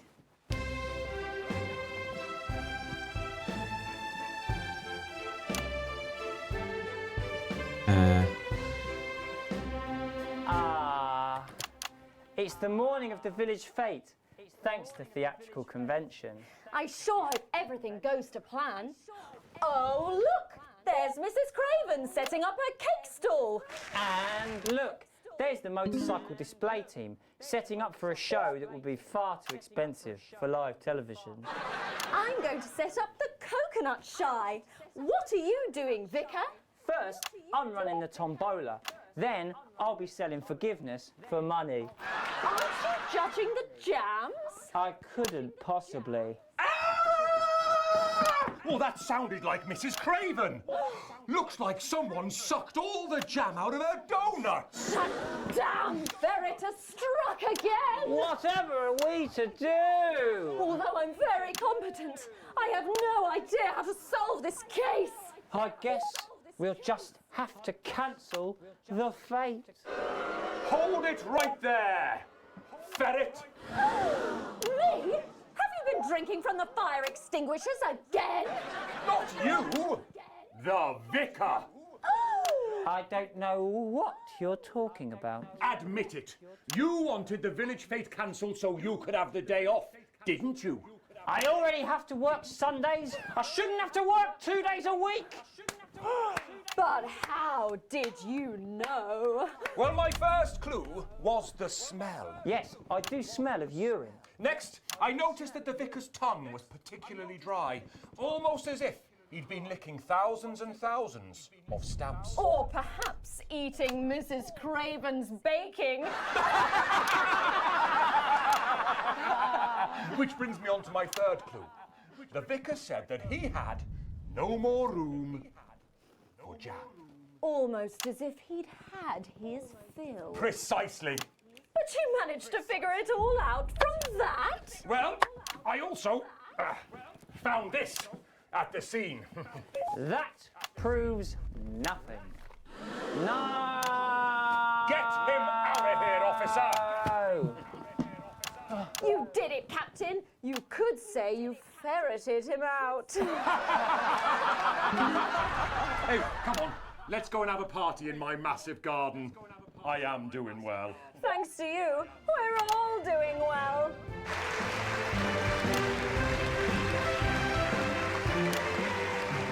That was it, the final ever episode of the Notice Board, and what a way to end it. Thank you as always to Jeff, Philippa and Tommy.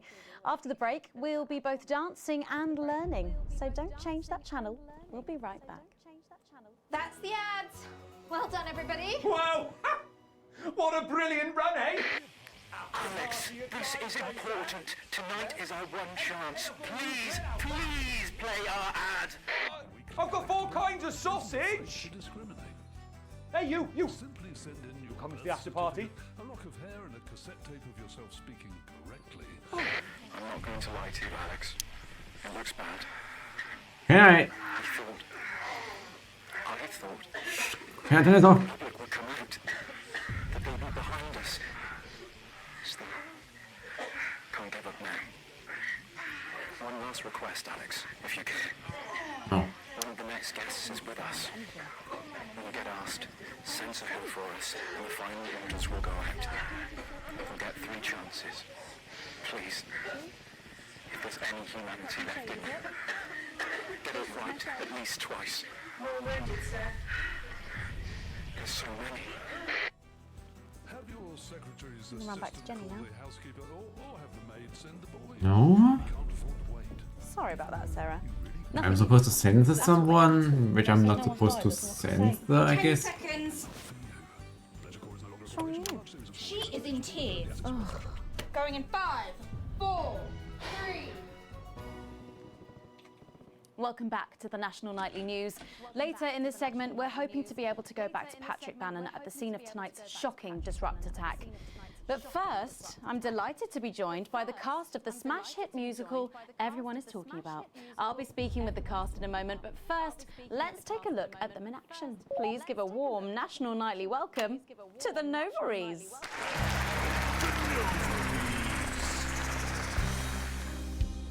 Hello? Doctor? Yes, I see. Thank you for letting me know. I have a decent life. I'm a happy, loving wife. And my job is well paid Wrong screen. and fulfilling. I have a husband, John. But who is He's wrong? due home soon, won't be long. And I have to tell him something that is absolutely chilling. We share coffee in the morning, and we make love every day. We take time alone together to talk and laugh and play. We prioritize our needs. We do charitable deeds, but the flowers of a happy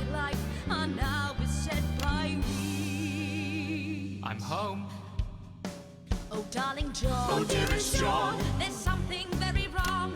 I've just had a conversation with our doctor, David Wong, so please be seated. This news will make you feel defeated. The scans revealed a lump.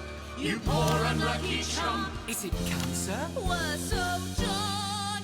We're having a baby. How can this be? Oh, woe is me. Why has this happened to me?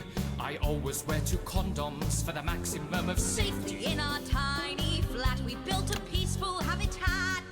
Now our lives are fucked. We're having a baby. Now you can't have any wine at book club. And there won't be any time for foot rubs.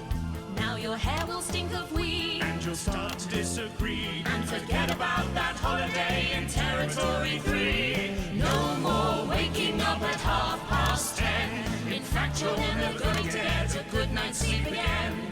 No more snap decisions to go on to a club. You'll be lucky if you even make it out to the pub.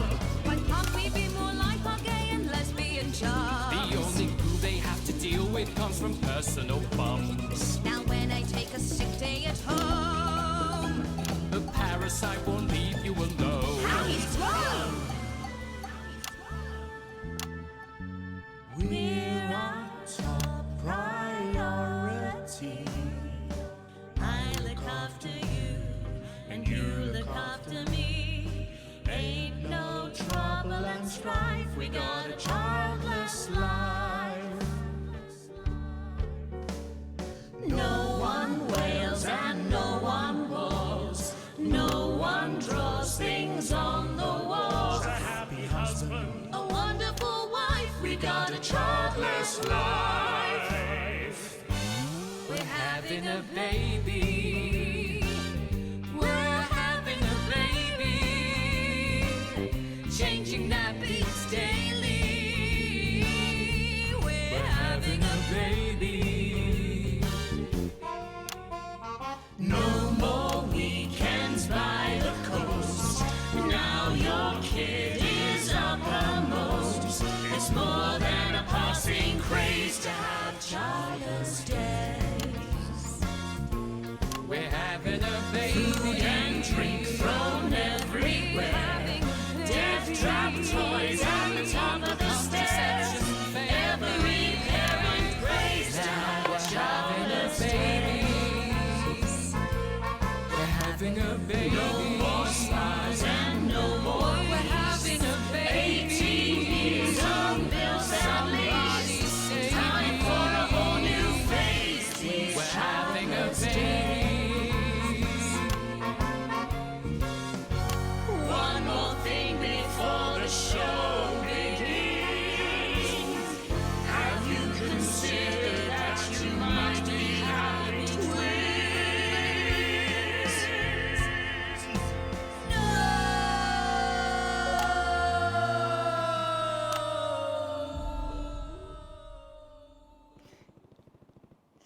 Amazing. The Novaries there, treating us to their opening number from look Elegy at for a this. Childless Life, which is currently I the was hottest decided ticket by in the this. Capital Theatre District, and we'll be touring the territories later this year.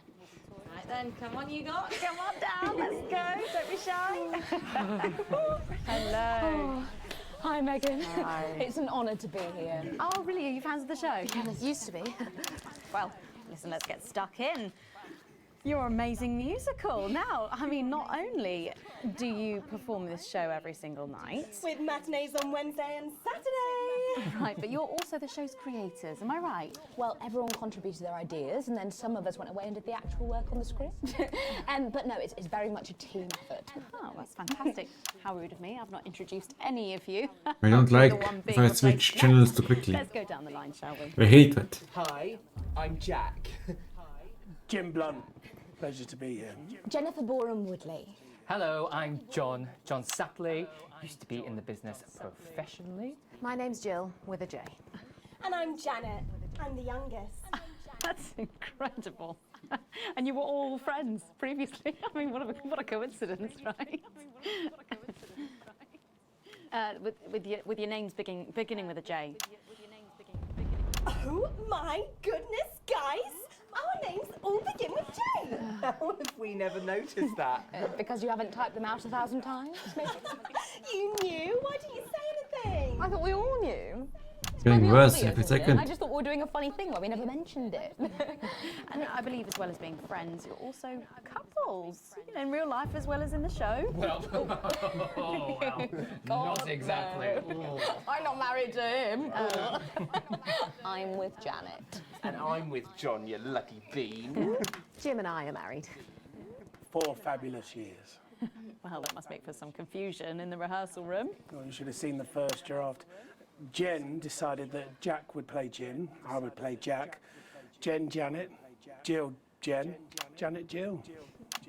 What about John? Well, my character was originally just called Man 1. It was allegorical. It was very confusing. Not for a professional. After much toing and froing. And gnashing and wailing. And gin and tonic. We decided that we'd just use our own names, which is less truthful. We're also less likely to go into the wrong dressing rooms. Oh, God, yeah, that would be very embarrassing, wouldn't it? Of course, when I first wrote it, we were only meant to run for a few nights at the Mimbley Village Hall, but when I registered it with the Department for Culture, it caught the eye of someone high up, and before you could say overnight sensation, we were transferring to the capital. It's all been a bit of a roller coaster, really. I'm only 19. I'm the youngest. You really don't have to repeat that. I had to give up my job as a mortuary technician. Well, yes, we all had to move to the capital. I love that job. It's been a very turbulent time. So peaceful, no singing. This piece isn't. Stand by, Alex. Censor the orange. It's about children and why you shouldn't have them. Orange? Anyway, I guess it is political, with a small p. After all, we are a solid unit, and eagle-eyed audience members will see we nod our heads to advance on stage throughout, and we target the messaging at women aged 22, well, about 35, as they're the most likely to be afflicted by this terrible problem. Terrible problem. Having children. Well, you understand, Megan. You clearly agree. I accidentally censored part of it. Of course, we see that there are advantages to a family unit, but eagle-eyed couples watch as the little parasites advance on their lives. And there's no time to play the guitar, get through a book, or watch a movie. They're exhausted, passed out on the couch by 20 to 9, for God's sake. Very chatty tonight, dear. Usually I'm the chatty one. Oh. Because you're the youngest, we know. It's not a badge of honour, Janet. I shouldn't do it. I make a mistake. Got you back. So could you just tell us I wait a what bit is the play about? What before happens switching. next? Well, go ahead. It's a tragedy, obviously. Jennifer, myself, and John have their child, and then the story charts the downfall of their hopes and dreams. And there's lots of singing. And dancing. A lot. My character works at a menu centre for a distribution unit. Eagle-eyed, she sees her friend's rapid advance to a pit of despair. Becoming a target for children's TV advertising at the age of 22, she decides to take drastic action. I can't really say more, though. I probably said too much already. Yes. Let's not spoil the second act for anyone who might come to see it. Which should be all of you. I didn't censor much of the orange. A life without Basically children nothing. is somehow Maybe incomplete. 2%. That children are a blessing. Well, I've done the research and they're not. Besides, there's already loads of bastards running around all over the place, so... Okay, I have to censor red, but it's red. Red and blue need to be censored. You know, when I was 14, before I had come out, Oh. I had an experience with a girl called Julia Jacobs. Patrick Brenton. It was an experiment, I guess, you know, a chance to dip my toes into the... Fascinating. Well, thank you all so much for coming in tonight. I really hope you keep them dancing in the aisles for many performances to come. The novel is there. And I am pleased to say we can now go back to Patrick Bannon to get the latest from the scene of tonight's horrific events. Patrick, are you okay? Thank you, Megan. This is Patrick Bannon reporting from the scene of tonight's devastating and symbolic attack tonight this evening. An attack which I myself have been found myself caught up in. I'm still a little dazed and a little deaf, Megan. So I hope you'll forgive me if I seem that it's time to speak with the Prime Minister. Mrs. Salisbury, that's you. You're still here. The Prime Minister. I couldn't leave, not when there were people that needed help. Any team player would have done the same. I don't deserve praise for being human. Yes, no accolades here. Or Palisades. Or lemonade. Right. So, is the situation now, are we safe? Yes, the security services performed their duties without hesitation.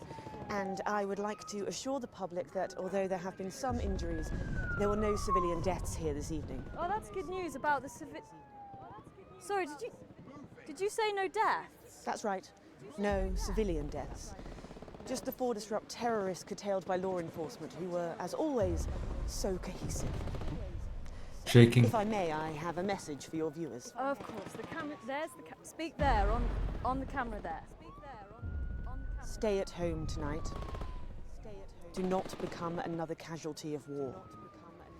Disrupt have had their moment, but as the dear departed Peter Clements once famously said, it ends today.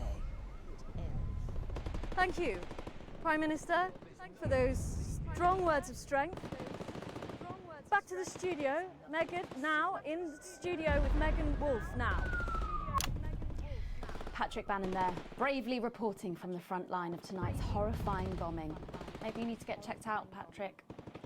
Well, that brings us to the end of tonight's Night News, but before we go, one final thought.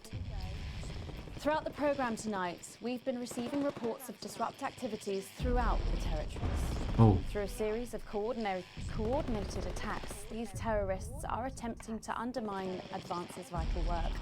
However, sources at team headquarters have told us that this placid revolution was not only predicted, but allowed to happen. Our government have lured Disrupt out from the shadows, and they are not the overwhelming force they would have you believe. The military have been actioned, and well, it's pretty scary out there tonight, so stay at home and stay with Channel 1, because the team has assured this programme that the turbulence will soon be over, and we can once again focus our minds on building the new future with equality, fairness and resources for all. Let's make tomorrow better.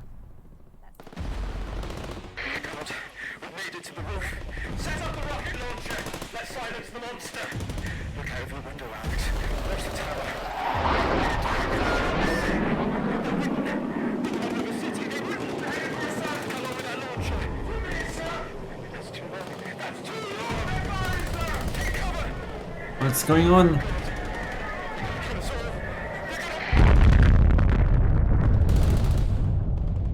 Oh my lord.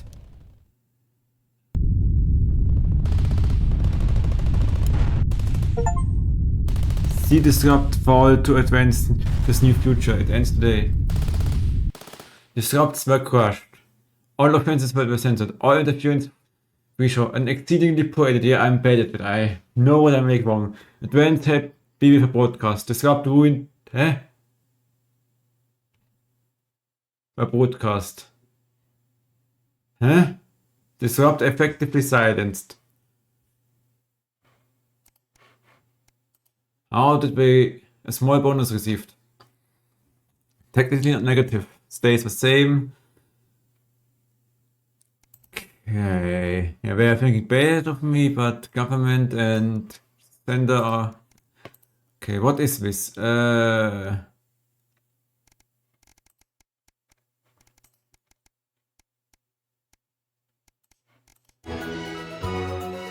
What was the tape with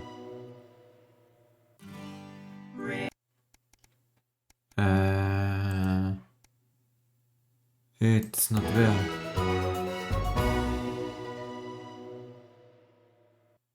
Oh, it's here. I thought I was not sorting it in the drawer, and that's why it's not here. My name is Katie Brightman. I'm an economist and commentator. You've probably seen me on the news talking about Advance and how progressive their policies are. Well, I was wrong. And I'm here tonight to say I'm sorry and to beg for your forgiveness. My parents are not rich. My mother was a nurse and my father worked in a factory. I was the first member of my family to go to university. but I always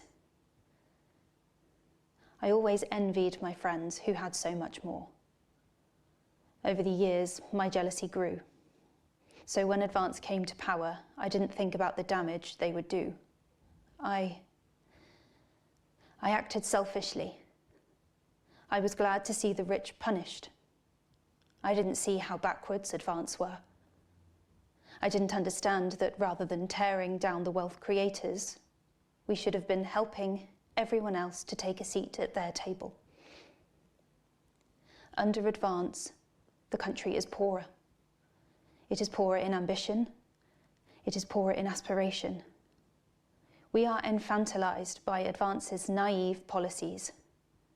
Policies born from absurd, redistributive fantasies. I have whored myself out to the media to defend the indefensible. I have betrayed my parents. I see that now. Mum, Dad, I'm sorry. Our only hope, How long is it the at? only hope, now lies with Disrupt.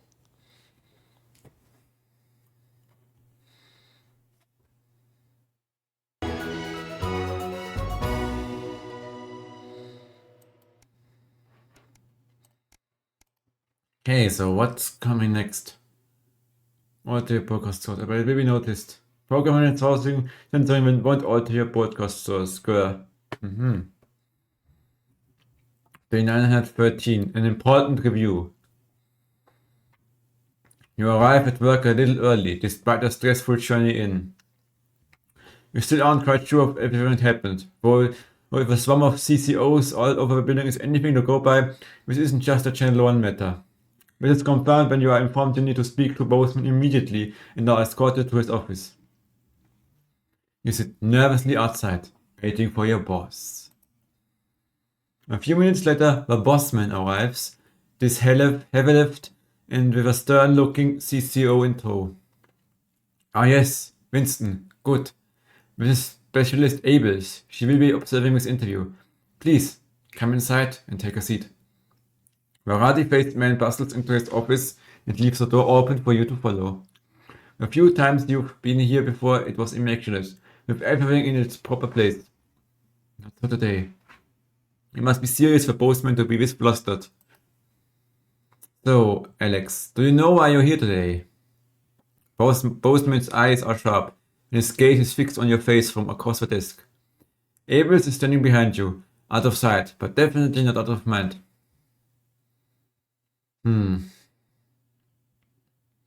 I assume it to do with what happened with Disrupt last night. What happened last night was nothing short of a culmination of a heinous and outrageous campaign of terror that Disrupt have been reaping on this nation and its territories. Boseman shoots a glance behind you to your left, where a CCO observer is standing, and it is, of course, our duty to root out this rot, wherever we find it, to prevent anything like last night happening again. I've been asked by Advance to perform interviews with all staff members involved, and will be submitting a personal review of your performance, both during the incident in question and throughout the time here. This can only end well. Boseman retrieves a thick file from a drawer and lets it thud heavily onto his desk. The next 2 minutes of silence seem to pass agonizingly slowly as he methodically reads page after page. Eventually he stops, only to stare at you while cleaning his glasses, his face unreadable. According to this, you were instrumental as a tool for the terrorist organization Disrupt to undertake not only their various crimes but a systematic spread of misinformation and violence. Do you have anything to say for yourself? What? You sit in stunned silence, the hard layers of a CCO and your boss unwavering and impressive. Only joking. Bossman chuckles, for neither you nor Specialist Abels join him. Turning to her, he continues. Alex is one of our best and brightest, a great asset to a team. We'd never be involved with such shenanigans. He gives you a wink. I think we're done here. You can carry on with your day, Alex. We call if you need anything else. With a smile and a wave, you're shown the door. Well, that couldn't have gotten worse. Definitely. And day 1217. A banquet for some. It's your anniversary. A week away could have been just what the doctor ordered for you and Sam. But after speaking to the travel agents, there's just no way you can afford it. Maybe next year. Still, just because you can't have a holiday doesn't mean you can't make tonight special. You have a day off today, so you could try and make a nice romantic meal for them this evening. Especially considering everything they do for you.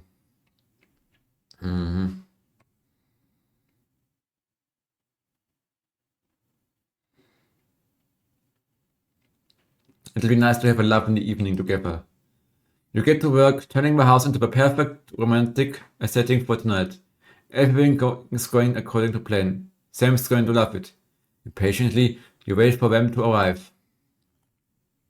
You even had time to single-handedly clean the entire house, floor to ceiling. It took hours.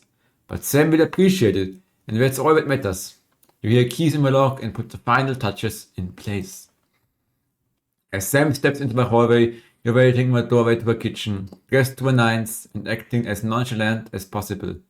Alex, what's all this? Oh my god, did you clean? And what's that smell? They give you a quick kiss as they step past you into the kitchen where the banquet is laid out, candles lit, with Susie and Charlie standing quietly grinning. Oh my god, Alex, happy anniversary, Sam. Happy anniversary comes the chorus from your two cheerleaders as Sam turns to you, smiling and with tears in their eyes. Alex, it's perfect. Sam rushes over and kisses you softly, only breaking off when you get a less than subtle cough from Charlie. So, I got officially accepted into the Community Cohesion Management Program, Charlie blurts out. How do you feel about being grandparents? Susie continues. What did you just say? Kidding! I'm kidding! But it might be sooner than you think, Susie laughs, as Sam grabs the door frame for support. Come on, you promised we take away a movie at yours, Charlie nudges his sister. Sure, of course. We'll see you tomorrow. Have a great evening. And with that, the two of you are left alone. You pull out Sam's chair for them. Well, thank you, Sam says, having a seat and grinning at you. Sounds like the kids are keeping busy. Sounds like the kids are keeping busy. They shake their head as you take your own seat opposite them. Tomorrow, for now. You really didn't have to do all this, Alex. I know. I wanted to. I love you, Sam. I love you too. They breathe, admiring the panoply of food you've prepared for them. Now where on earth do I begin? They laugh as you pour the first glass of champagne on the evening. You're very lucky to have such a wonderful family. Who could ask for more? Day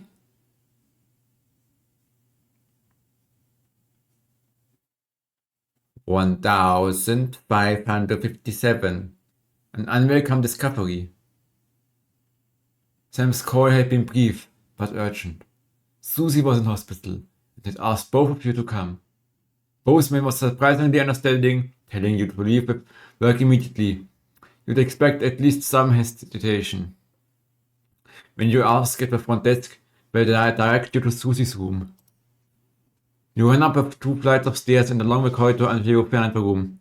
Another one? It's what? 5. The 2 nurses outside cut themselves off as you push past into the room. Sam is at your daughter's bedside, speaking with the doctor. Susie is in a medical gown. Both faces are streaked with tear. What's wrong? What happened?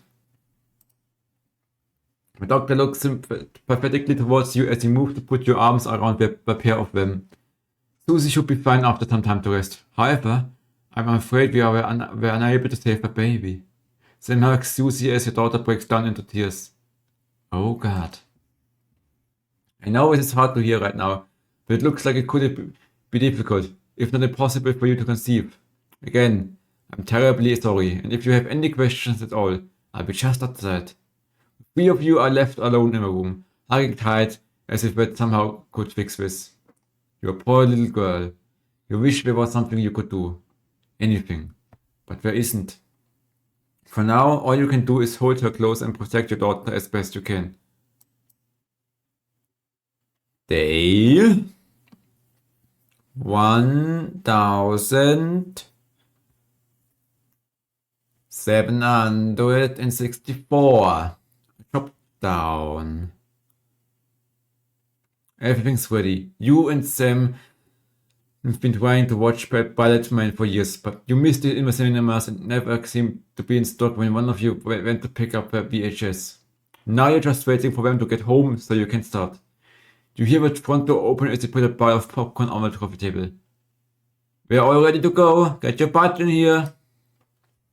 Sam comes in with a vacant stare, ignoring both film and snacks as they sit down next to you. You have to actually nudge them to break their stupor. Sam, what is it? I've been just let go from work.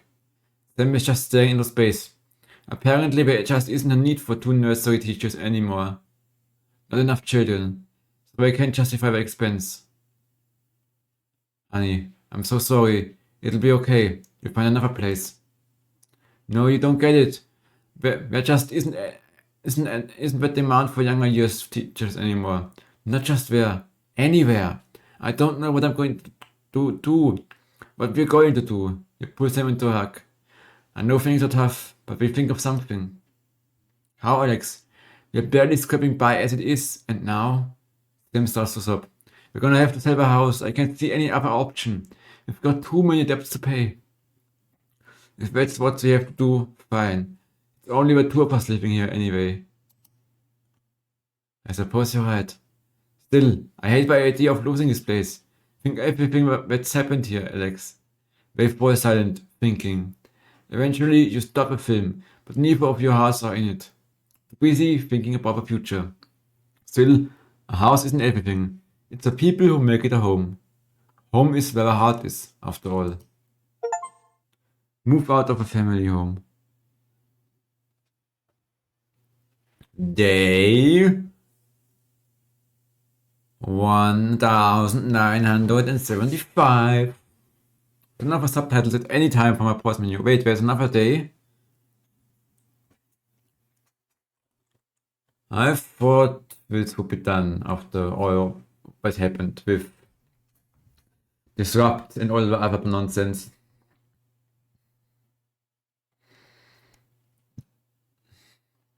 The sterility. 3 years since the uprising. Hello, Alex. I've checked the schedule for tonight. Nothing major to report. Certainly isn't anything you can't handle. Still, at least my daughter's in for Advance's new initiative. That should liven things up a bit here. Keep up the good work. Mrs. Khan. It's What Music is Best, a rundown of the top-selling songs across the territories. Expect catchy tunes and scenes of an inappropriately sexual nature, not one to miss. At 10 p.m, it's time for Julia's Diary, where the ever-popular Prime Minister reads extracts from her diary in front of a warm fire. Then at 10:30, it's the latest episode of our drama series, Betterment. Everything looks so new. Inspirational story of Emily Dennisworth. New screens. And this is Jenny. She's the floor manager. Hi, Stacey. That's Colin. He So much is gone here, like there was a building where little void. Nah, we don't believe in it. All right, come and sit next to Mum. Believe in what? Just days. How did it all go so right? That's followed by the territory. Atta girl. 10 seconds, everybody. Monday's a myth. That explains so much. 3, Okay, we are going in 2, 5, 4, 1. 3. Good evening and welcome What's to new? the NNN. I'm Megan Wolf. And who's this, you might be wondering? Well, it's Bring Your Daughter to Work Day here at Channel 1. So I'm joined tonight by my foster daughter, Stacey. Say hello, Stacey. Go fuck yourself. All right then, here are the stories that matter to you. First up, with Advance confirming that the nuclear fallout from the 20-week war is to blame for the drop in birth rates across the territories, we asked you what keeps you going. I know that I, for one, was quite deflated when I heard about this, but reading all your That's what submissions these has really kind of put the weapons smile do. back on my face. This is from Sonia in Larkfordshire. I've had plenty of time to fill, so I've started a new hobby. Since I started knitting, I barely remember that 85% of the country is sterile. My record is this scarf. It's 124 metres long. Wow. Thank you for that. And if you've started a new hobby, do write in and tell us about it. Next up, you know how we love your uncanny comestible coincidences, and I don't know about you, but I think this one really takes the biscuit. I'm not sure what I'm more impressed by, Stacey. The things our viewers spot, or the unbelievable so way our bored. menu centres are now able to feed every team member every single day.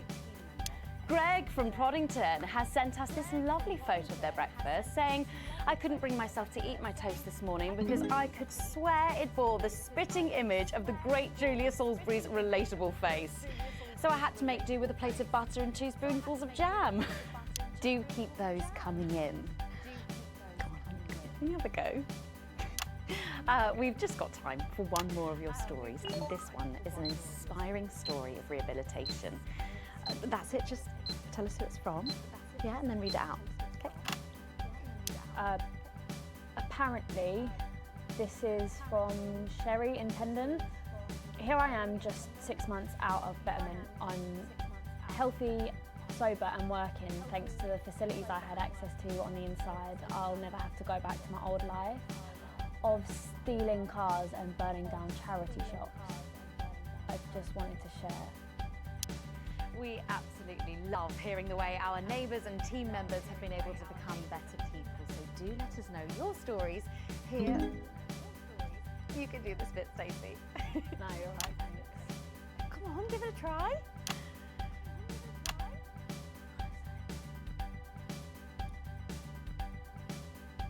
Let us know your stories here at the NNN.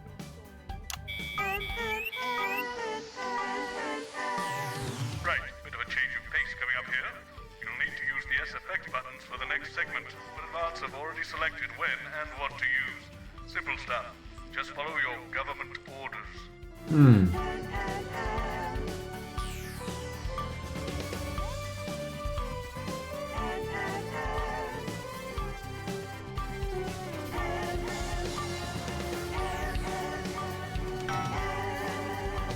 Stable.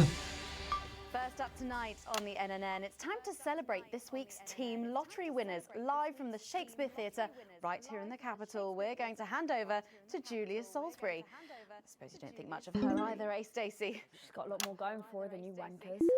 Okay, surprising vote of approval there from Stacey. Let's go live to that right now. Good Double evening, duh. everybody, and welcome to this week's Team Awards.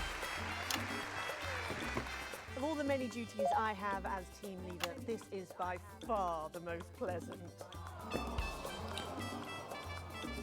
As I so often say to you, the uneven past is now, following the demise of Disrupt, firmly behind us.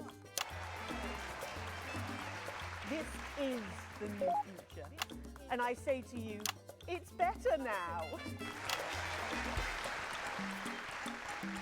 I am delighted to be joined here tonight by one of the oldest people in Territory 1. He was born over 107 years ago. Please give a warm team welcome to Alfie Tatchbadger. Grandpa. So, Alfie, you must have seen so much in your lifetime. What have been some of the highlights? Alfie? Is he all right?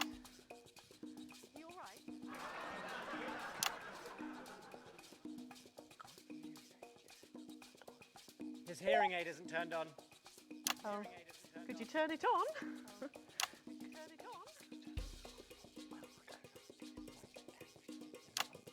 He says it drains the battery. Well, will you tell him that we'll buy him a brand new battery after the presentation?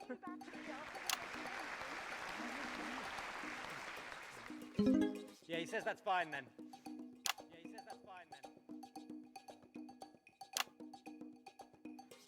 and I will help him with that. Yeah. If you would. Sorry, can't get the staff. We got it. So, Alfie. What?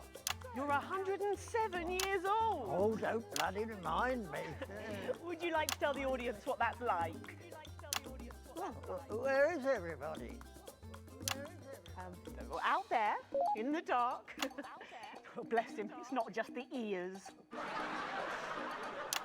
Who are you? 2 sugars, please.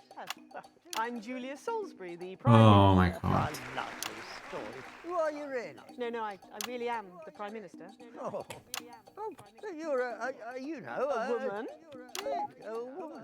One of Women can do anything men can do these days, Alfie. Oh, can you piss standing up? I can't say I've ever tried. No, I didn't think so.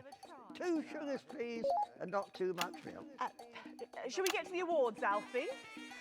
Oh, are you going to ask me about my life? Well, I'm not sure we have enough time left now for that. When I was 9, I wanted a pet, so I asked me Mam and Pap. There was no television then, back then, you know. We made our own entertainment out of coal and roadkill. Well, that's fascinating. So they got me a pet, see? But it weren't a dog. They told me it were a dog, but it were a stone. A stone? Yes. So I called it Patch, which was a popular name for a dog back then on account of the king having a patchy face. And I decided to introduce him to pretty little Gertie Thimble, who lived up the road. Oh, how romantic. She threw my dog in the river. That was the day I decided I'd never marry. And that's the secret to your long life? Oh no, I've been married 7 times, divorced 8. There was a mix-up with number 3, see? Yes, I'm just lucky. Well, it's embarrassing for that grandpa. Soon, Alfie. First, let's turn to the reason we're all here, the weekly Territory 1 Team Awards. First up tonight is a lady who really knows how to put in the extra hours. She works at a transition centre in Hamble-Bamblebury, and she has single-handedly allowed more families to unburden each other than any other nurse in Territory 1. In the uneven path, she'd have been locked up. Tonight, she is being honoured as a team player.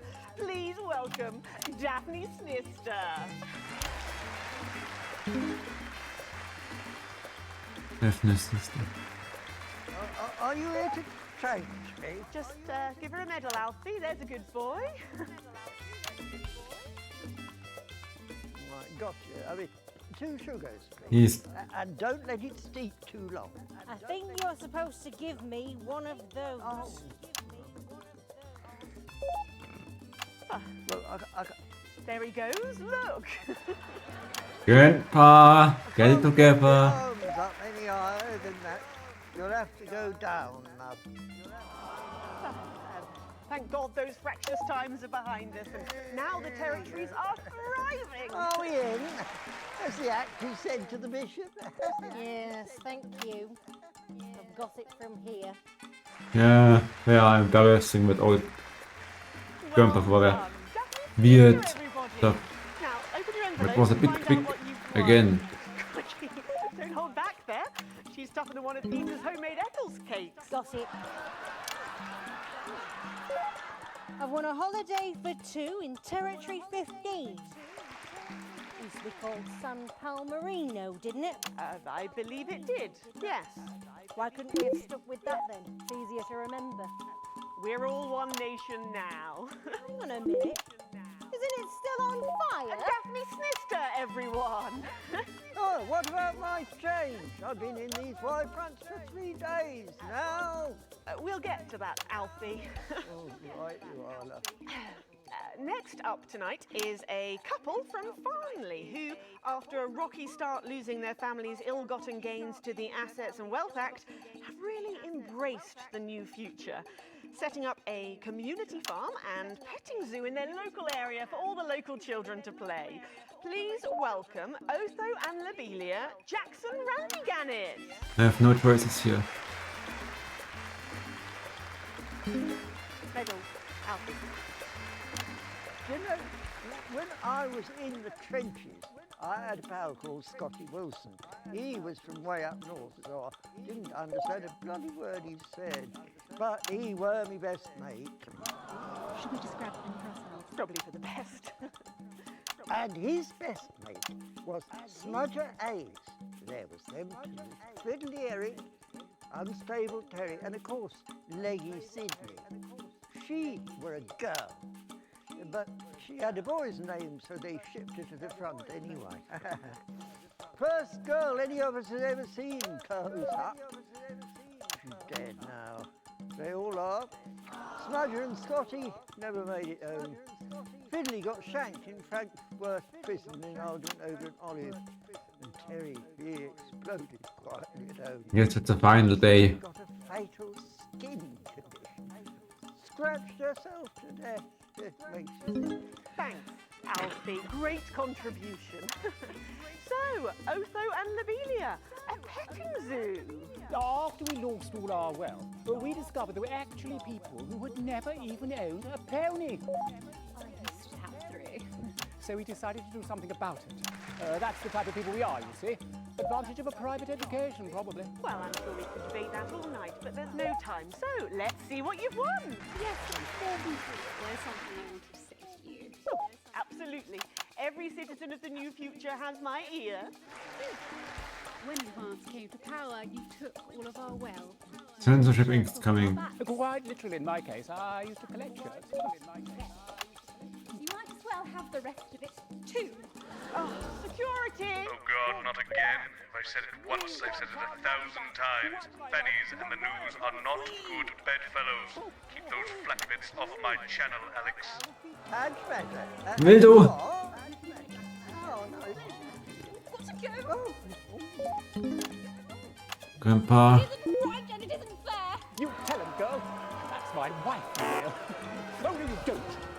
You can't mix pearls with swine. It isn't right. We used to have 3 horses sent into Bethel and hung well. And now what have we got? 2 mangy goats, 1 mongrel dog called Kenneth, and a rooster that won't bloody shut up! Can we get this over quickly with, please? As the actress said to the bishop. Oh, here we go again. Hello, Alfie Tadge-Badger. Pleased to meet you. Stop them! Oh, don't worry, love. I'll protect you. Oh, oh. The beggar won't know what he knows. You know, this reminds me of Grandpa. Why did you come here? the promenade at Oops. No time. on the beach. Everything was black and white then, of course. We'd visit the Penny Arcade and try to win a block of lard to take home for the family. You couldn't buy lard in those days. You had to win it. Oh, it was so much simpler back then. Boys were boys, girls were girls. Everyone else was recruited by the circuses. There were loads of them, you see, circuses, with their big tents and their candy floss. You'd hear the music, the pipe organ, drifting over the nearby fields. My mum used to call it the most magical sound in the world. This was before she lost her hearing after giving a particularly loud round of applause. Did you ever go to the circus? What's that, Alfie? The circus, yeah, don't mind. Yeah, just a tea, pet. Well, that was an unexpected dose of naked nostalgia. Some people simply can't let go of the past. That's why I look in joy and fervent admiration at the younger generation. So cohesive, such a team. And with fertility falling throughout the territories, we should value our fabulous new generation now more than ever. Our final winner tonight is a go-getter who really went and got 'em. helping to root out more than 170 disrupt collaborators in his own neighbourhood. Since then, he's gone on to be a senior cohesion cadet leader and organised all of the entertainment at last year's Camp Cooperation. Our final winner tonight, Edwin Neverley. Oh, you should be in a transition centre, you old nonc. Prime Minister. It's an absolute pleasure to finally meet you. We're very similar, in my opinion. Well, I've never been much of a role model. Nonsense, Prime Minister. You have saved this country. You have fought enemies, foreign and domestic, with an iron fist. As with my own tiny fists have I. Well, let's open the envelope and find out what you've won. Maybe it'll be a fist enlargement.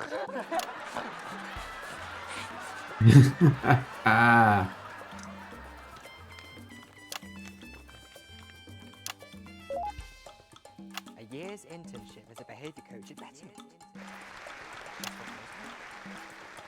Let's show the fools where they went wrong, eh? Well, actually, Betterment is about rehabilitation, Edwin. Absolutely. And if they don't reintegrate, we retaliate. Just like you did on Liberation Night.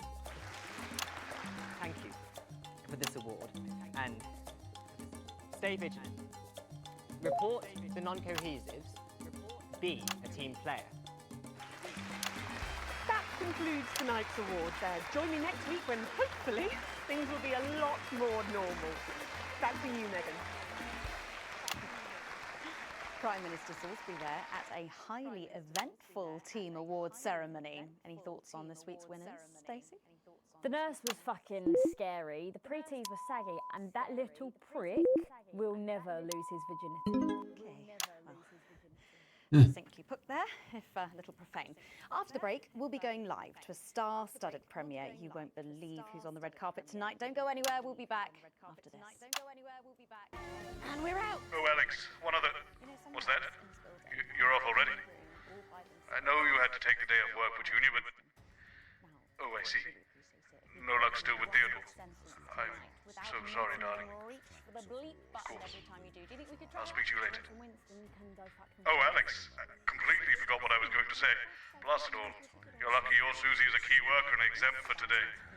Some kind of tragic comic disaster. Even as they still refuse to feed their own. But they have underestimated us. For though they may have scarred our Well, they will never damage our will. Are you receiving her? Are you fucking with her? Oh, right. So she can swear. May be challenging, but happiness, satisfaction, rate metric. We are producing. where did that thing go?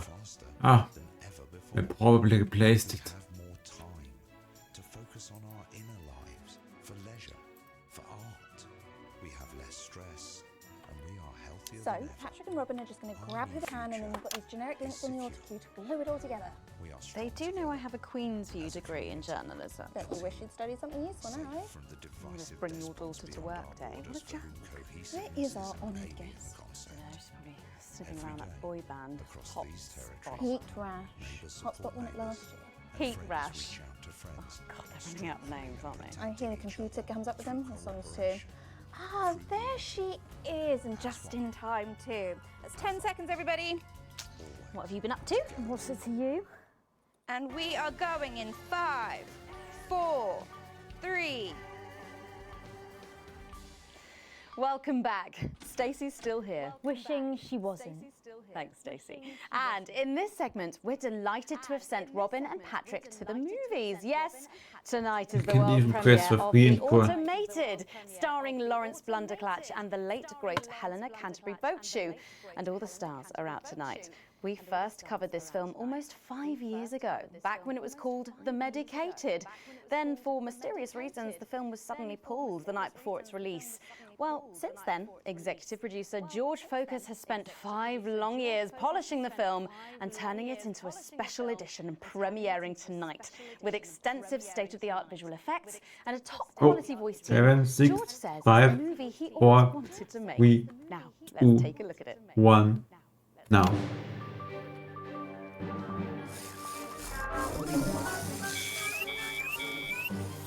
I can't deconstruct it. I can't can't deconstruct it. Robots!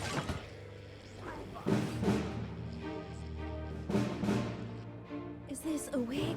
You think I don't grow that? No, Dick, I'll kill you. Think of Sat, I'll kill you. There's something on your face, Chief Harrison!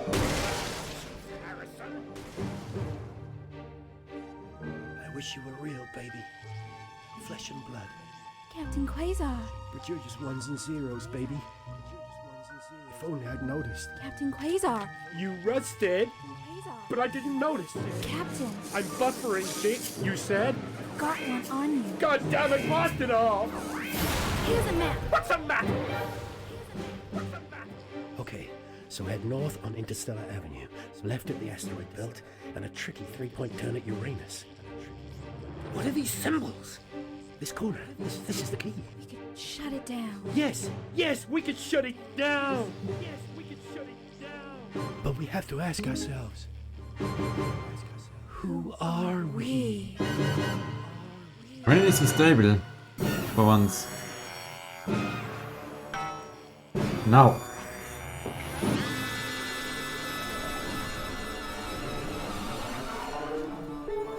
Gosh, thrilling stuff. What did you think, Stacey? Thrilling stuff. What did you think, Stacey? Boring. The robots were alright, I guess. They certainly were. Let's go over to Robin Short now in Western Square, who I believe has got the star of the show. Robin! Right, you, shall we? Yes, we are live from Western Square with a man who needs no introduction, Florence Blunderclatch. How has your evening been so far? Magical. Absolutely magical. My most dear friends all gathered here to celebrate my work. One really couldn't ask for much more. Good one. Well, on that note, with award season just around the corner, are you hoping to add to your collection for a third time? Well, I really couldn't say. But if the association deigned to honour me for a fourth time, so be it. It's really not for me to say. But let's just say that I know of 3 little gold men who are getting rather lonely. Absolutely. Because I've won 3 little awards. And each more deserved than the last. Well, it's safe to say that your career has gone supersonic in the last couple of years. How's that been? Well, as I was saying to Stephen only yesterday, that's Stephen Spellman. The Stephen Spellman. Spellman. I mean, unbelievable mind. I said, Stephen, you know, this really has been quite the ride. Did you know what he said? He agreed with me. Wow. And what do you attribute your success to? Well, if we're talking actual numbers, I'd have to say 60% talent, 30% looks, and 10% passion, brackets general. Not to mention the incredible coverage on election night. That really was the start of it all. That and my own range of sick bags. Lawrence's Chundercatch. Wow, who could forget? Well, it's been a delight talking to you, as Good. always. Thank you so much. I have to switch before Patrick Boom, Bannon I should guess. be with Lil C for a conversation that doesn't involve vomit. Patrick! Thank you, Robin. Let's hope not. I'm actually joined here by... Billy Bob Jean Short. And surely you recognize my youngest, pop sensation, Lil D. Her Lil C Colors album drops next week. Actually, we weren't expecting Lil C. Is she... She's around. She's not been feeling very well. She's put me in charge. Has she? Well, the courts have. They gave me stewardship over her estate, her finances, and her internal soul. Praise Craglar! Praise Craglar. Wow. But is she coming just because we've got some questions for her? Well, she might be along later, but as her legal and spiritual guardian, I'll be happy to answer all and any questions on her behalf. And Lil D, Hmm. was it? Well, you look great. Oh, thank you. You know what? I feel great. Well, who are you wearing? I'm wearing Little C, and you could be too. Really? Little C's new line launches tonight. This is one of my favourite looks. It's Come on, be stable. Oh, what a unique name. Hard to spell, though. So many interferences tonight. Basically fashion royalty now with a veritable clothing empire to her name. Yeah, well, the label's gone from strength to strength since our initial TV launch on this very show, actually. Oh, yeah, that's right. So really, we have all you to thank for all this. You know, this hat cost more than my second jet. Feel that? Yes, it's a nice hat. Person. And Fruits magazine has named me the youngest self-made success story ever. And do you have any advice for anyone wanting to follow in your footsteps? Absolutely. All you need to succeed on your own is your family's financial backing and pre-existing fame. It's not rocket science, people. Oh, well, but in sadder news, am I right that Lil C is going to be retiring from music? Yeah, I'm afraid so. I'm sure you can imagine. At 25, she's far too old for pop music now. She can't keep up with these young stars. So, her best of album is out now, and she's touring that later this year. And then, her farewell tour the year after that. And that's her last chance to see her. So, until the reunion tour, and then the classic tour after that. Still 10 more minutes to go of And this varied career, traveling. as you can imagine. She's very Oh, and if her health's bad, then maybe it's for the best. What's wrong with her health? I think we can turn that nonsense down a bit.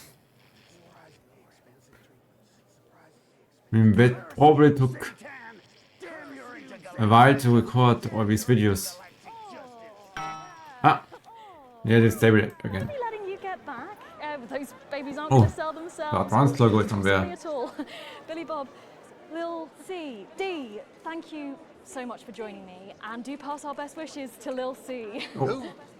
Oh. Now, it looks like Robin is with a music legend who actually is irreplaceable.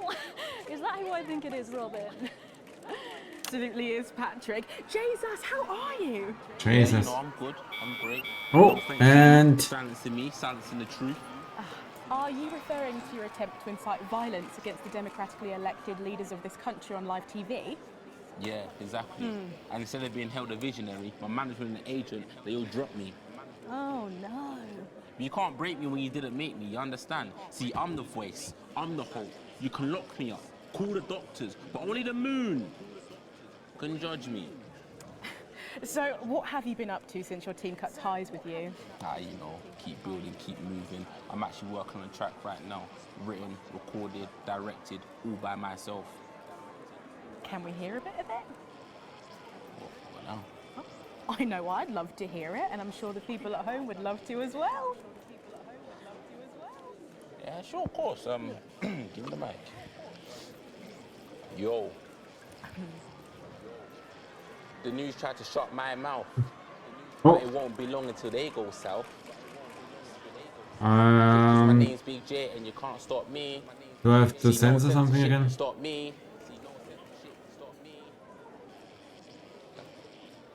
See, that's all I've got at the moment. Did you just rhyme me with me? No!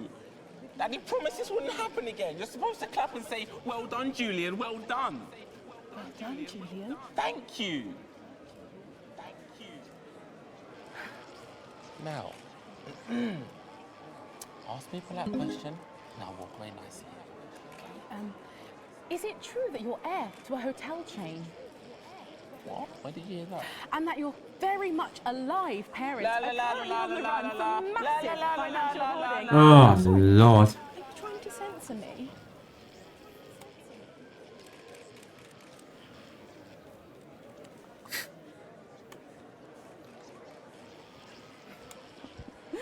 Oh, Jay's us there, who really does seem to be going from strength to something. Okay, just took like 2 There are minutes just so to many get that stars stable here tonight, finally. Megan. It really is the who's who of whatever here.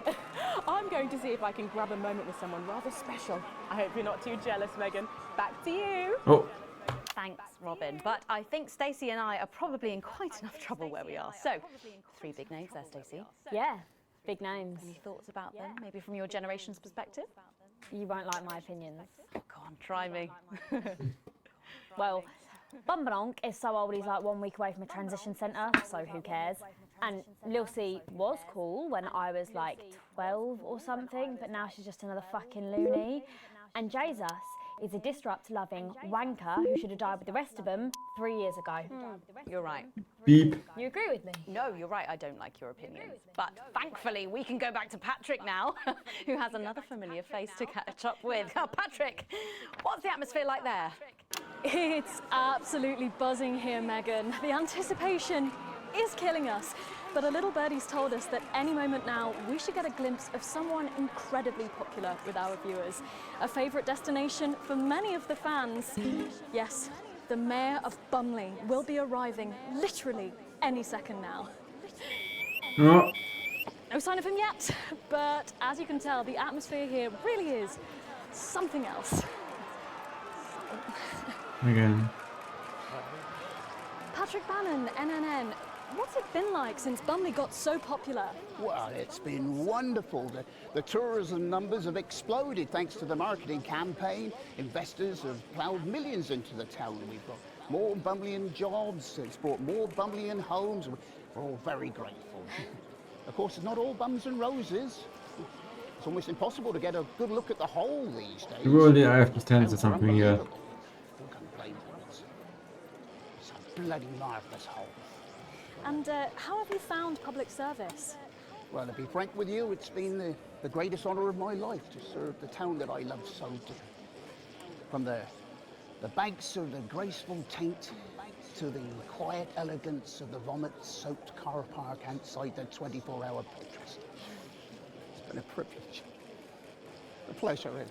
Interference of interference. And I can't thank the mayor enough for all he's done. Let's talk to the mayor now. Excuse me, sir. Can you tell us 4 a bit of minutes what it's left. like to be elected to such a prestigious office? Woof. And do you have any words for your legions of fans out there? Woof. Not even bugs. Stoic, but blistering honesty from the Right Honourable Peanut T. Fortescue there. And his PA. A proclamation. Quickly, fetch a policy bag. Bleh. Yes, sir. We'll get it ratified at once. Yeah. Yuck. Well, there you have it, Megan. What an honour to literally see local government at work there. I'm still in shock. Back to you at the studio. Patrick, what a colourful interview there on what looks like an amazing night. Meet the mayor of Bumley Advocate Carpet. And the automated really does seem to have unstoppable written all over it, because despite Boris Horsey in Hours magazine calling it Lawrence Blunderclatch's overly long suicide note, in a review which what a ends name. with the words, and he hasn't even had the decency to see it through, the film, which is free to all residents of the territories, has seen record pre-bookings and looks set to run for months and months. But let's go back to those lucky few seeing it tonight. Oh, I'm so jealous. Robin, you seen anything unusual there?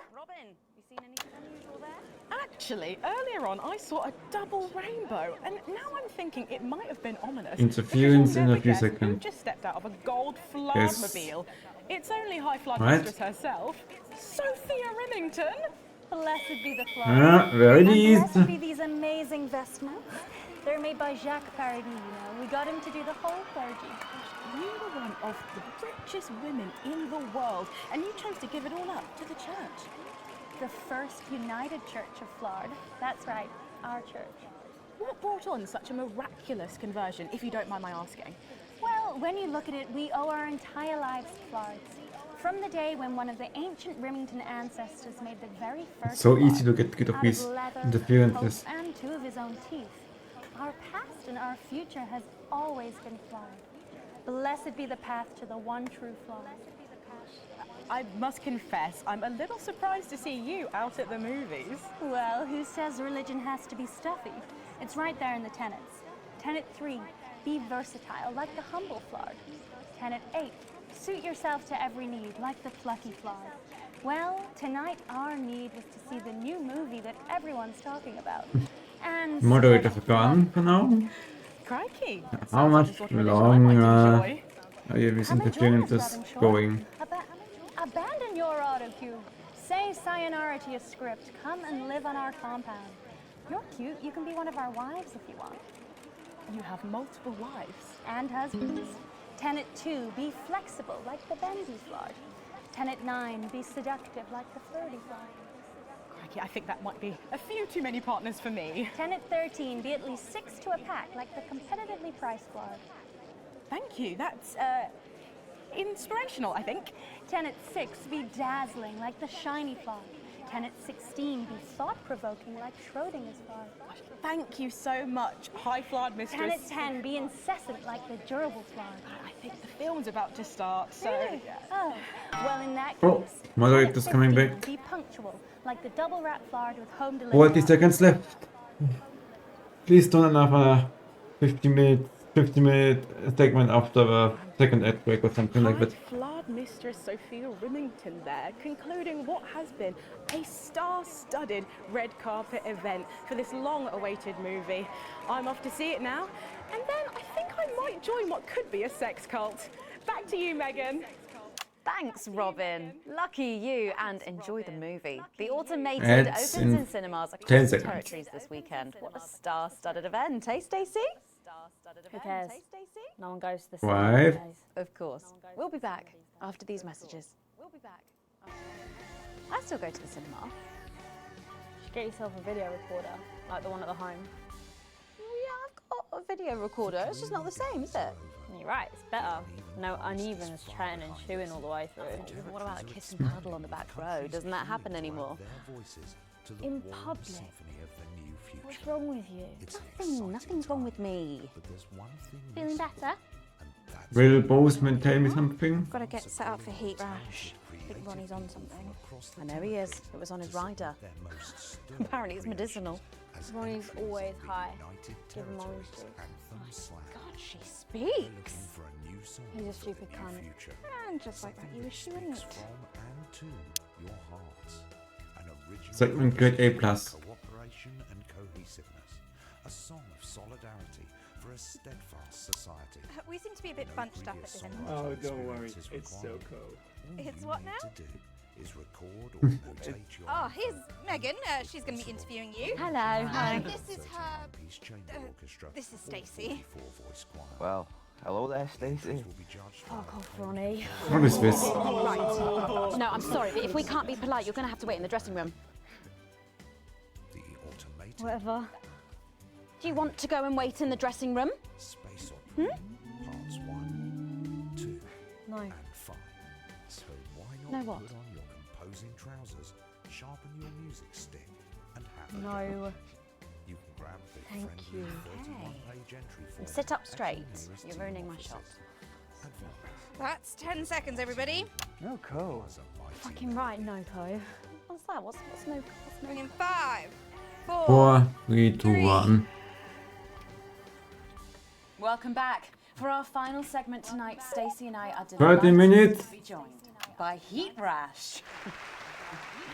Their new album, Girls and Why We Love Them All, comes out this weekend. So, let me see if I can get this right. It's Nolan, I write the songs. Ronnie. That's what it says on my tattoo. Oh, you got a tattoo of your name on yourself. Okay. In case he forgets it. This raconteur, you must be Chinny. Why do they call you Chinny? It's because of this ugly old thing. I don't know what you mean. God, you're so Chin on Apocalypse. Dale. Crikey, Dale, you do not look old enough to be in a band.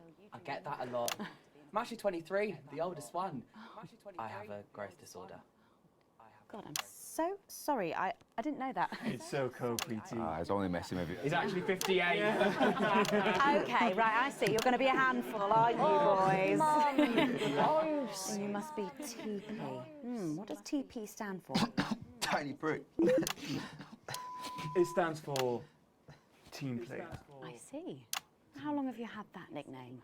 Ever since Nolan decided Terry Prodance was a shit name for a member of a boy band. No co, Ronnie. Yeah, no co, Ronnie. Sorry, what does no-co mean? Ah, it's the opposite of SoCo. Fuck's sake. SoCo. Yeah. So cohesive. You pretees say cool. Right, okay. Thank you, Stacey. I'm sorry about her. Not your fault. She's uneven. So, you guys met through a popular show on one of our rival channels, didn't you? Yeah, Team Players with a Z. So, how did that work then? Well, actually, Dell and I knew each other from school. We were actually classmates, and... Fuck's sake, Nolan, mate. Give someone else a chance.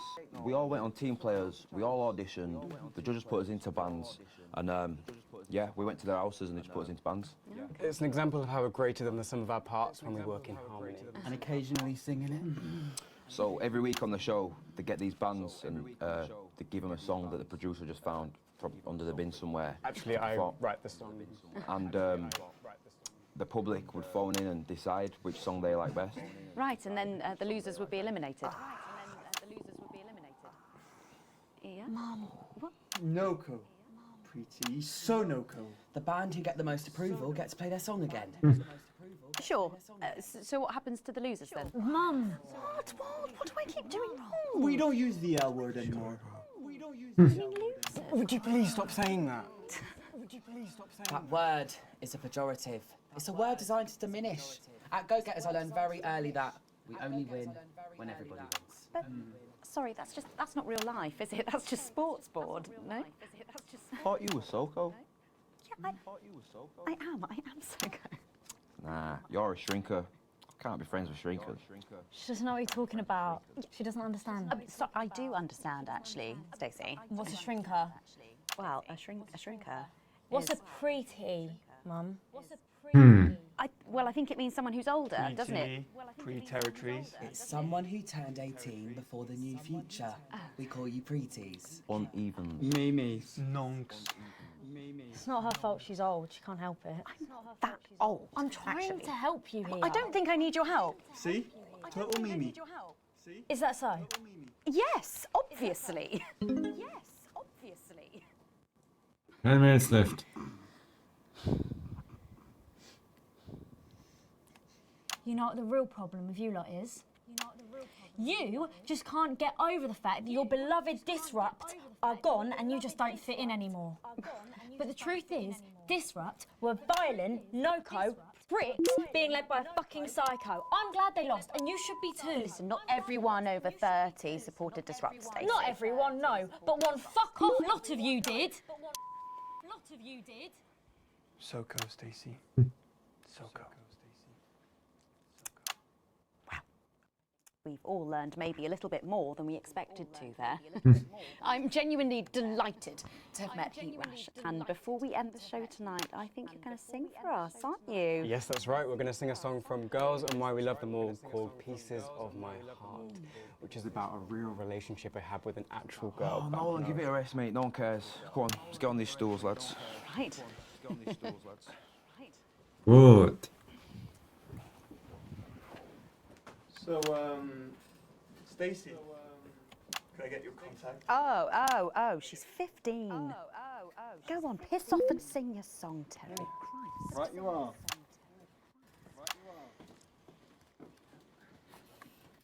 So, here they are with their latest single, Pieces of My Heart. Are you excited, Stacey? Not Okay. really, no. Only Do I have a listen to sense of stuff there? and a bit of Maybe. discord. But probably not. Music is Oh yes, I know I meant to mention this earlier. Apparently these newfangled boy bands change singer all the bloody time. Try and follow along, eh? Keep the shot on whoever is currently singing the lead vocal.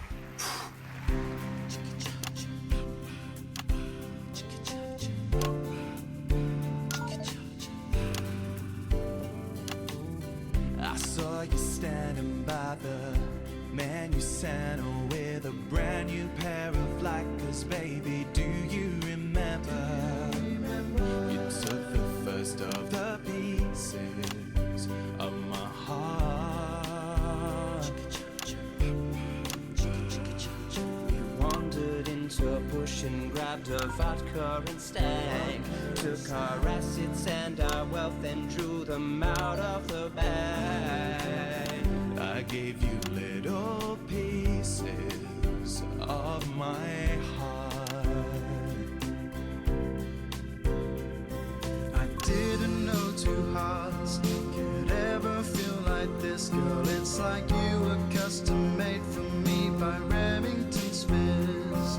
I take all of the loves that didn't last and leave them in the uneven past. Share the new future as my bride. You snatch me inside. inside. There's no need to hide all the times that you cried. As my old man used to say, you blow me away. I just want you to stay. I don't want you to pay. You make me crazier than Neil today. On Liberation Night, girl, I was sitting beside you. We sat there shaking all the way through incisors. It's going all for 6 minutes. Aber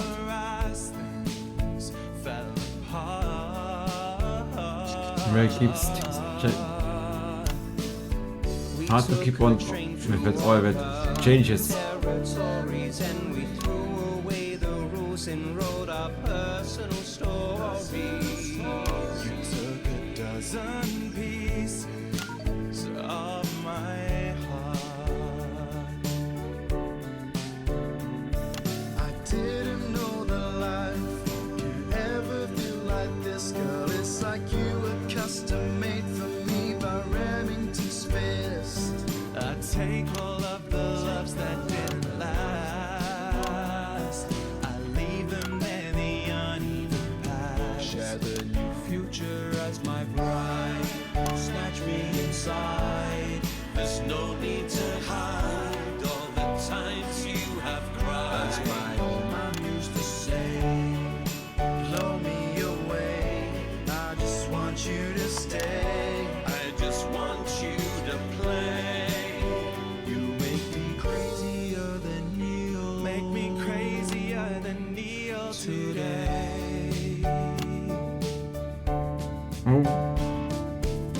And now I'm staring at your membership card. There's your picture beaming brighter than a handful of flaws. I'm trying to find the pieces of my heart and leave them in the uneven parts. Share the new future as my bride. You snatch me inside. There's no need to hide all the times that you cried. As my old man used to say, you blow me away. I just want you to stay. I just want you to play. You make me crazier than Neil. Crazier than Neil. Crazier than Neil today.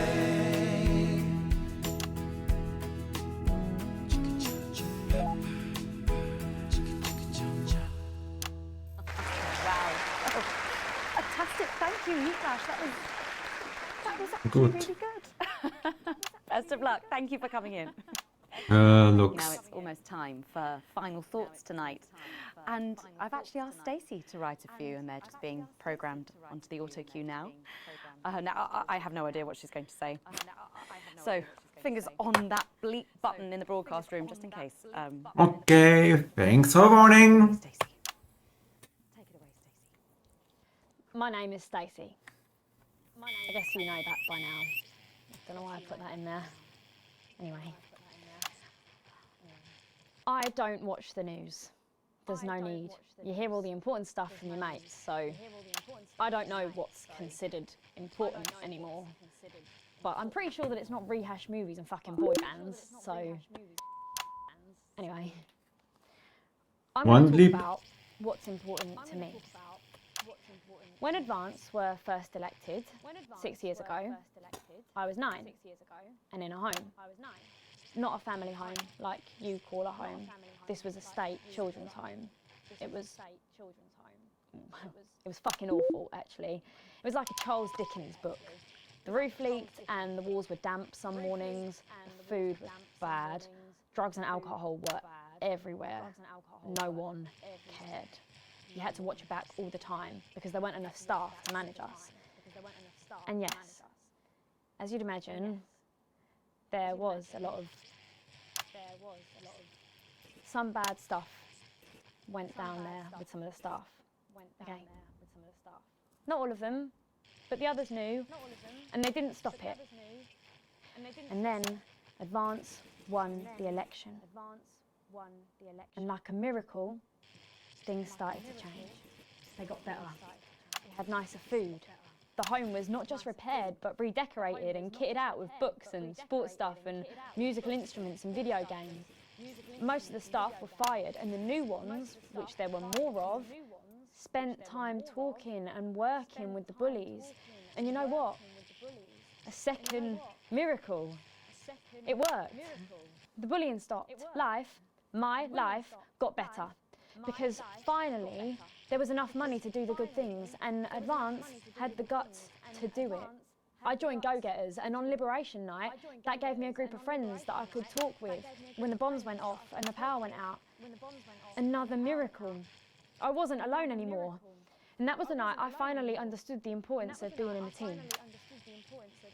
So here's my final thought. I know the people who were doing better under the old system long to go back. You say, we were freer, but what you mean is, we were richer. But for every one of you, there is 100 of me. And even now, after all you've had taken away, you are still doing better than I am, than I likely ever will. You still have homes of your own and families of your Am I doing this right? who love you. And I'll never have that. So maybe you should stop looking for the worst interpretation of everything this amazing government does and realise it's not for you. It's for the millions like me. And you can cry and bleat all you want, but you're never going to get your money back because it's already been spent on miracles. Heck, Wow, thank you, Stacey, for that. where does it come from? My name's Megan Wolf. Let's keep making tomorrow better. And we're out. Good. Is that all right? Yes, that was more than all right. Nicely done. I think you might have actually given them something to think about. So I guess you're going to be taking me back to the home now then? I was thinking we could go out somewhere and, I don't know, have a meal, talk about our options. Someone is about to get in trouble. Of course, Miss Wolf. Security will be standing by. So they're always there then? There was a thing a few years ago now. Oh, with that Jeremy bloke? I heard about that, everyone did. Were you here back then? Doesn't look old enough. She's growing on me. Yeah, she does that. Broadcast complete. Sequence B A plus A plus A. You have received a small bonus. And 12. Manageable debt. Shares minus. Stagnating. Vaping. Where I don't exist anymore. I get that. Telephone an entire bonus podcast in the extras menu.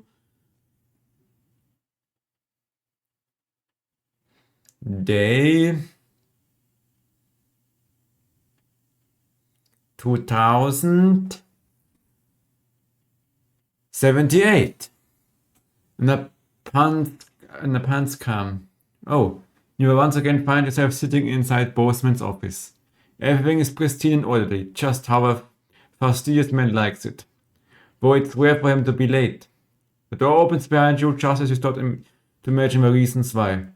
Ah, Alex, thanks for waiting.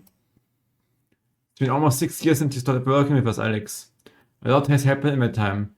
From the unfortunate incident with Mr. Donaldson to a disrupt attack on this very building. He pauses to look at you. You meet his gaze. The work you've done in that time has been exceptional.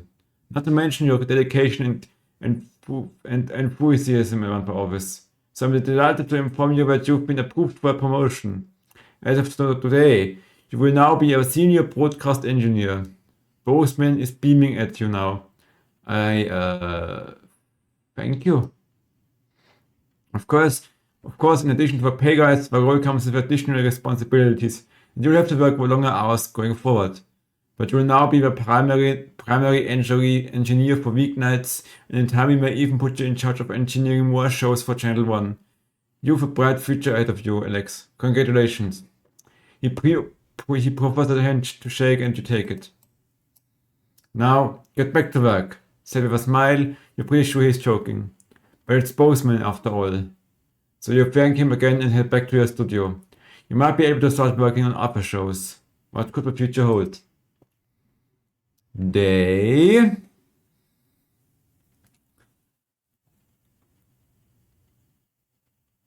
2303. A foregone conclusion.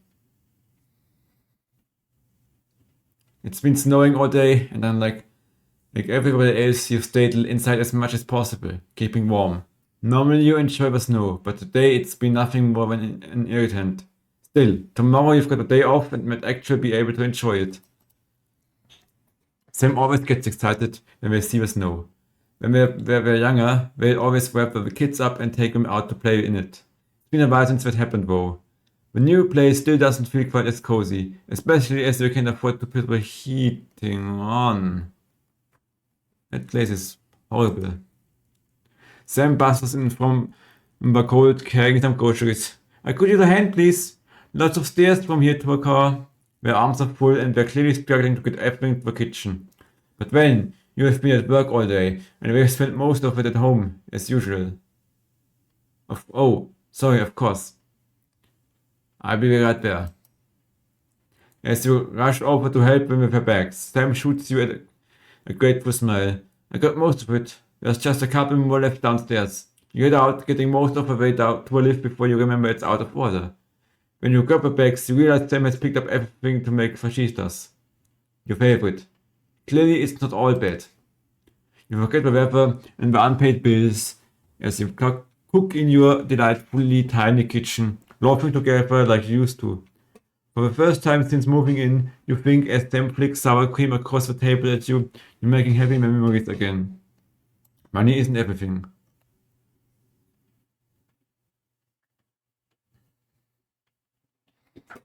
Day 2340.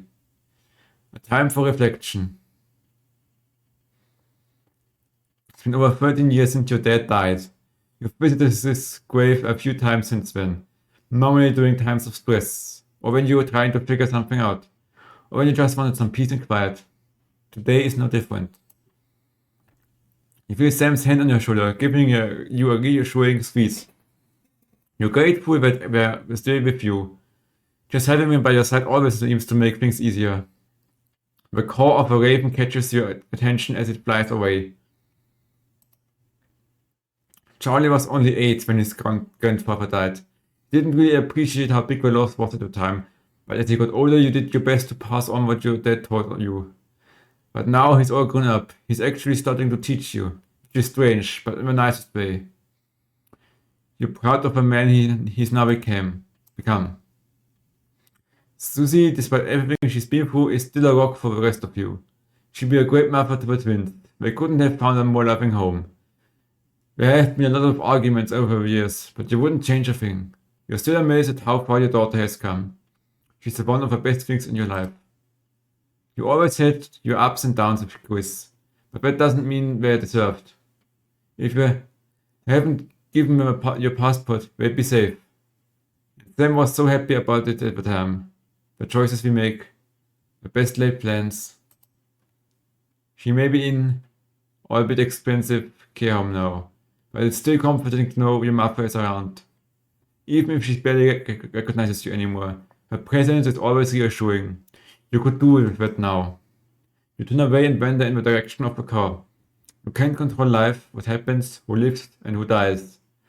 All you can do is keep going and see what gets thrown at you next. What is life if not a series of little decisions that define us? And we never know which ones would take us one way, which would bring us here. How long does this game go?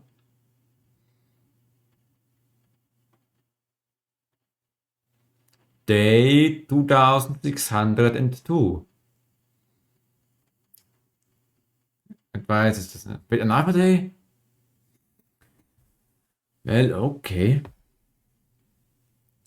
I guess.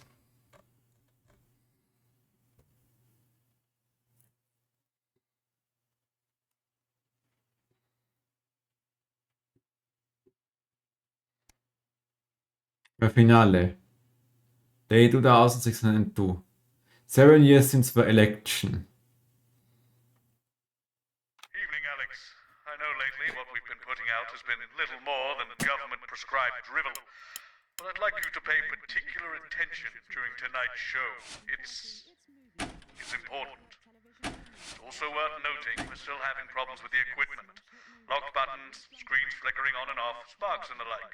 I'm sure you'll manage without issue. Oh, and don't forget, you've got free reign of the SFX buttons now, so make sure you use them to keep things lively.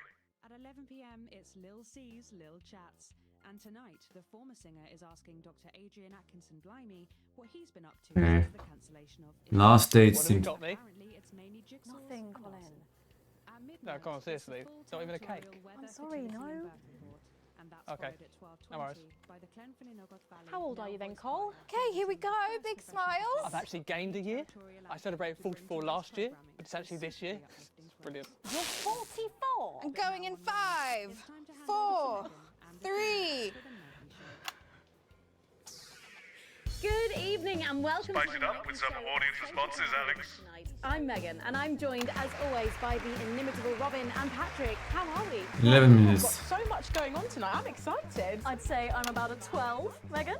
On the excitement scale. Yeah, exactly. We have got so much SoCo stuff coming up. We sure do. We have celebrity chef Jordan Rankley who will be cooking up a storm. We'll be announcing the winners of our big competition, Visions of the Future. And we'll be joined by a very special guest for a game of Wheel of Truth.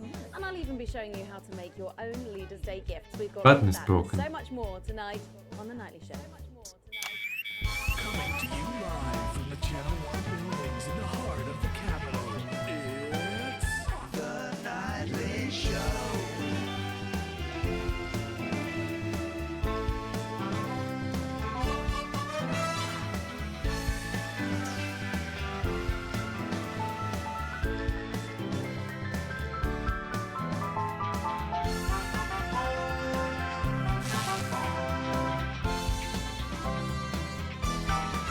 Uh-oh.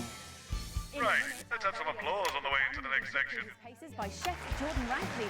But first, we know you love them, so Robin's going to give us an update on our lovely Nightly Show pets in Pet Corner. Fine, suit yourself. Well, Megan, first up we have our hamster Lord Cheeks. Now, he's a squat winter grey with the scientific name Adipem stultus, and he lives here with us in this cage. Hamsters love hoarding, and they actually have special pouches in their cheeks for storing food.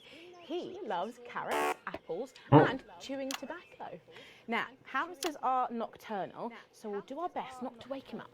But let's just see if we can... Well, the door has been left open. It looks as though Lord Cheeks has actually gone for a Oops. wander, but I'm sure he will be around here somewhere. In the meantime, let's say hello to our tortoise. Now, after last month's viewer vote, she is now, of course, called Slow Barbara. And don't panic, even though it is December, Babs here doesn't actually hibernate. Let's say hello. Oh, she's sleeping. Oh, Babs. Well. I hope this is not going very much longer like... Those are our Nightly Show pets, Megan, both alive and well. Back to you. Thanks, Robin. We'll check in on them, or some very similar animals at the same time tomorrow. Now then, I hope you're hungry, because if not, you're about to be. Patrick Bannon is with Chef Jordan Rankley, and they're going to be showing us how to knock up a delicious apple pie.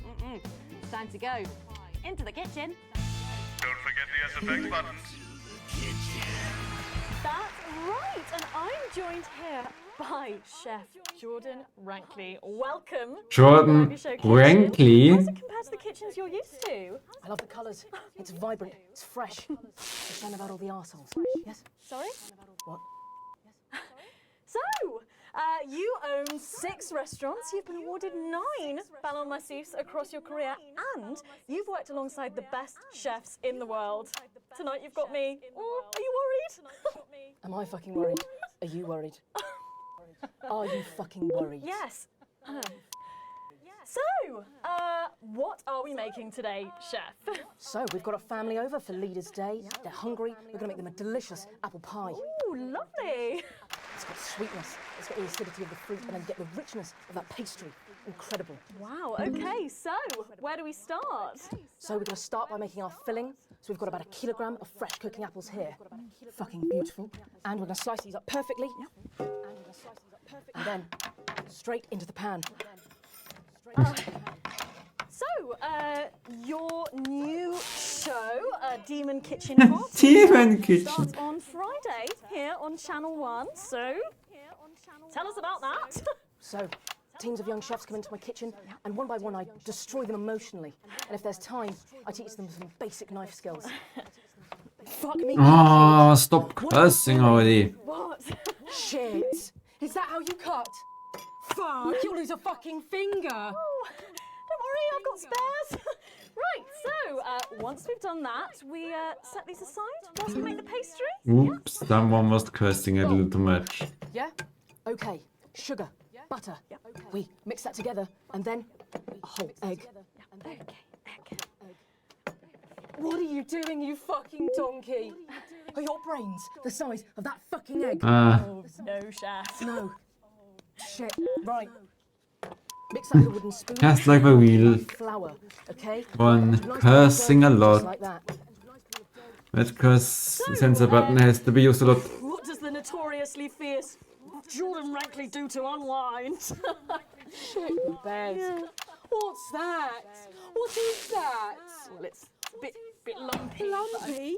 It could fucking pass for a sack of spuds. Touch that. Touch it. Yeah? Pathetic. That goes into chill. Now, we're mixing our filling. Okay. Apples, sugar, cinnamon. So, you own 6 restaurants across 5 territories. Which is your favourite? Are you mixing that or fucking it? What? Are you going to light a candle? Take it out to dinner? Fucking mix it for fuck's sake. Right, now we're rolling out 2/3 of our pastry. Bit of flour. It's a really good impression of that certain chef. And the filling goes next, right?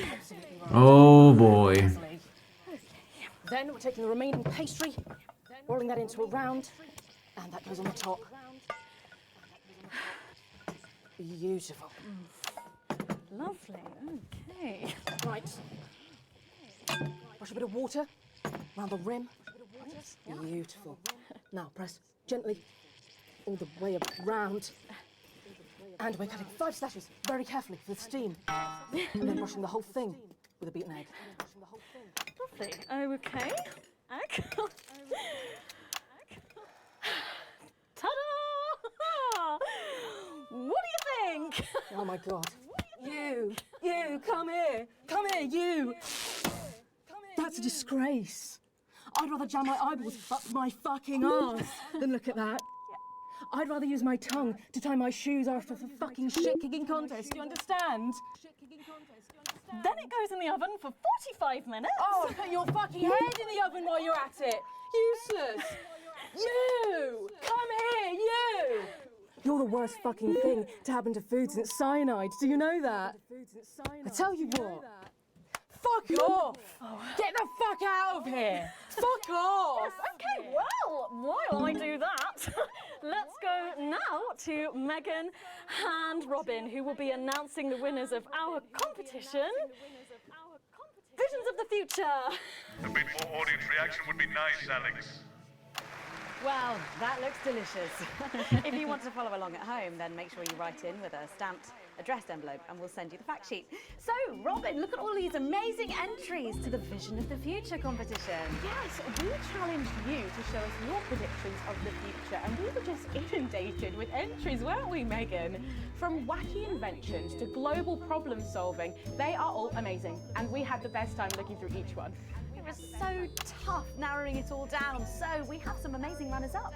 In 3rd place, drumroll please, we have Hamish, who's 3 from Lunwelly. He calls this still life and the future of God, and it really blew us away. Just look at the line work here. and I can really feel every passionate stroke of the brush. If you look here, you'll see a beautifully rendered, what I thought at first was a smiley face or perhaps a cat. But I think if you really look, you'll see it's actually a representation of the seeming futility of death through the eyes of the living. Indeed.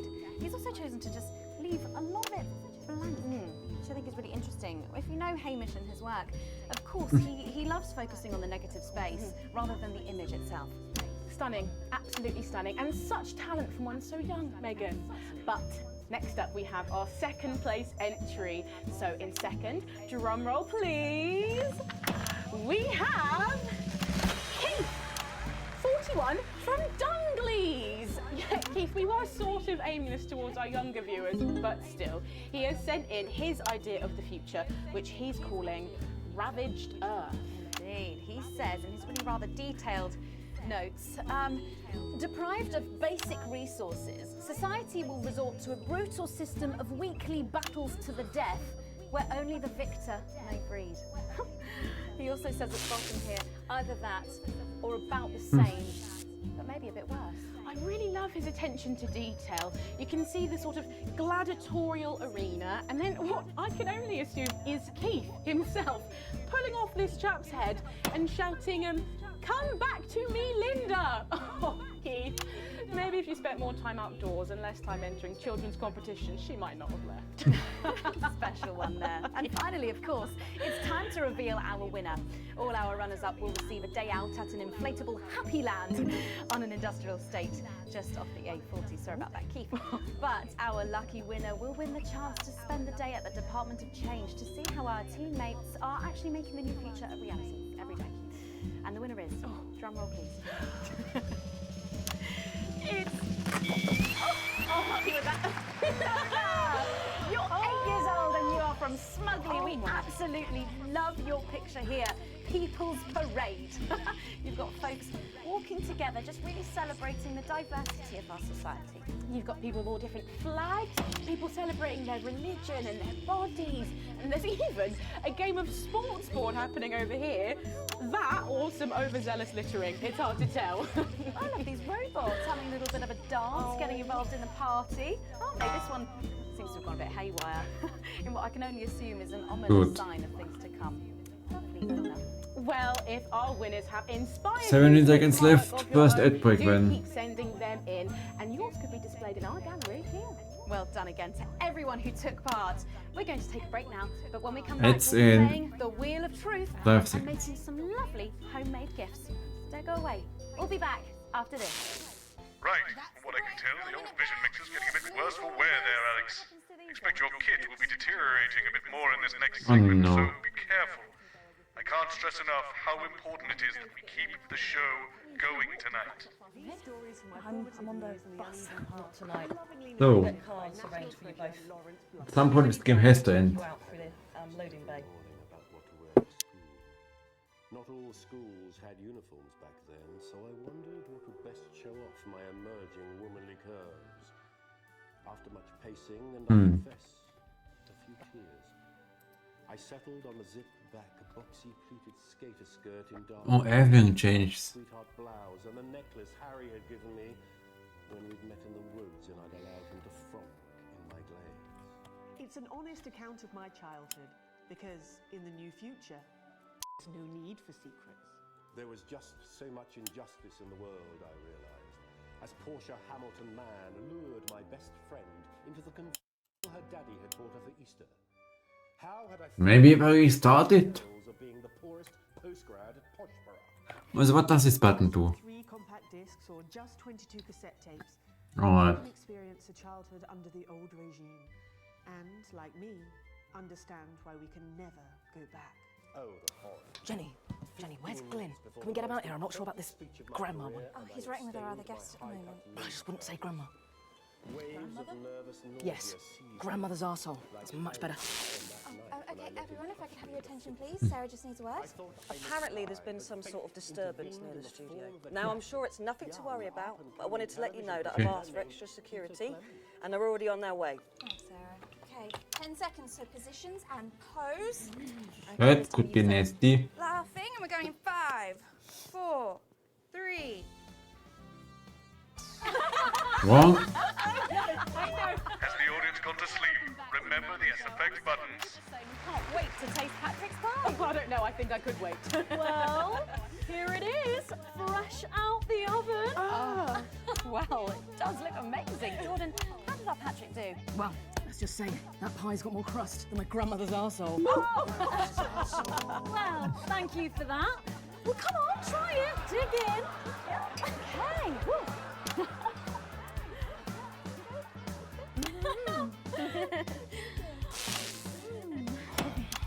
Oh my God. Oh, Lord. Oh, that's really something, Patrick. That's delicious. But now you better go and get ready for that next feature. Every night we play a game of Wheel of Truth with our celebrity guests. But I know what you're thinking. Megan, we've only got one celeb guest. Well observed, viewers, well observed. Well then, I better bring her out. Should I? The surprise guest? What do you think? Here she is, best-selling author, lawyer and thinker. I mean, she's only the bloomin' team leader. It's Julia Salisbury. With SFX, less is more, Alex. Oh, welcome, Julia. Oh, so good to see you. Oh, Megan, you look incredible. Stop it. I was just about to say the same thing. Now, don't get too comfortable. It's time to head over to Robin and Patrick as we play Wheel of Truth. Right.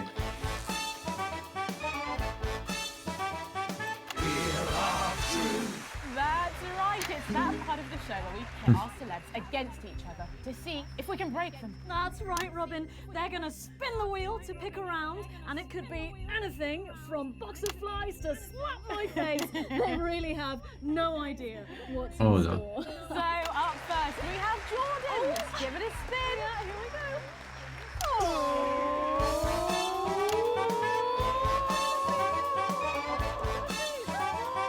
And Okay, let's see what you've landed on.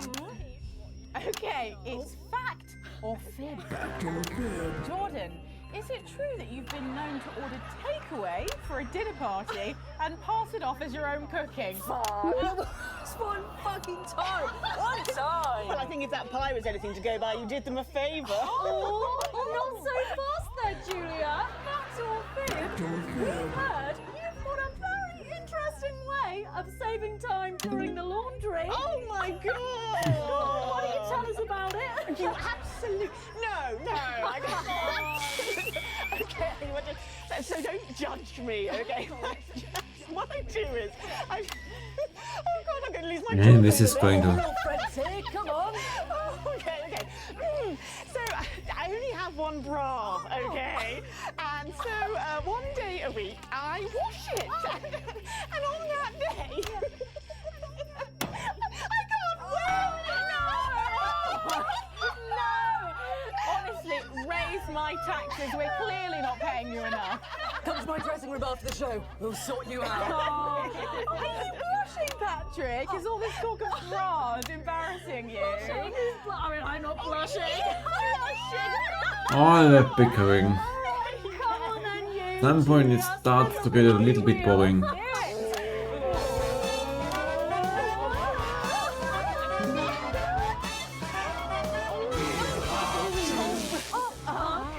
here we go. It's guess that face. Oh. I'm going to show you a picture and you simply have to guess that face. Okay, you ready? Here we go. Julia. Oh, who's that? Oh my God! Is that you? Yes! Look, it was a very difficult time fashion-wise. That hairdo is fucking hilarious. No, don't. I think it's sweet. The mullet is as popular now as it's ever been. Oh, well, don't get too ahead of yourself there. Jordan, who is this? Does that look familiar at all? Oh, wow! Well, I'm glad I was getting fashion advice from someone who managed to make 7 look like 85. Shit, hell. Where did you find that monstrosity? I look like I'm haunting the fucking place. Right. We've got to move on. Jordan, let's have another spin. Okay, here we go.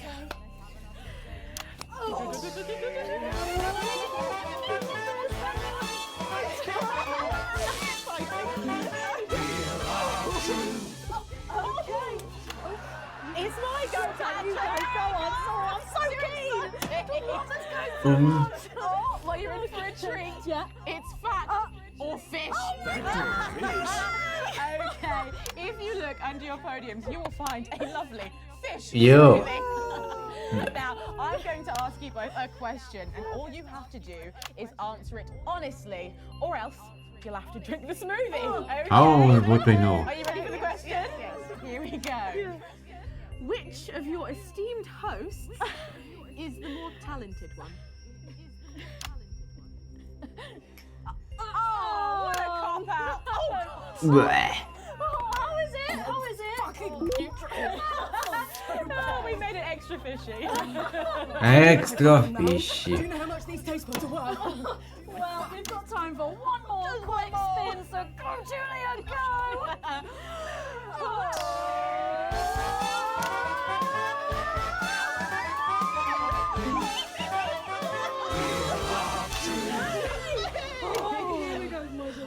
Okay, so, Julia, take a look in that box under your desk there.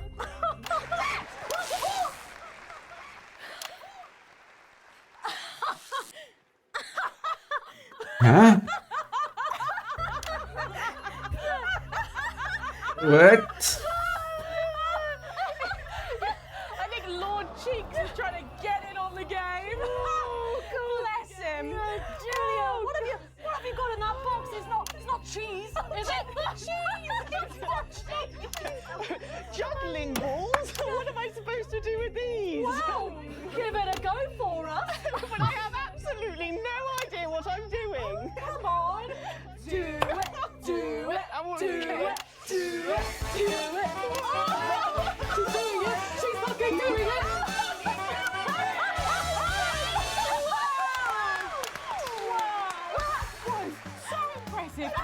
What is camera following? Well, gosh, that was our game of Wheel of Truth, and my God, wasn't that fun? Okay, it really was, wasn't it? But now it's time to head over to Megan in Crafty Corner. You're taking the piss now.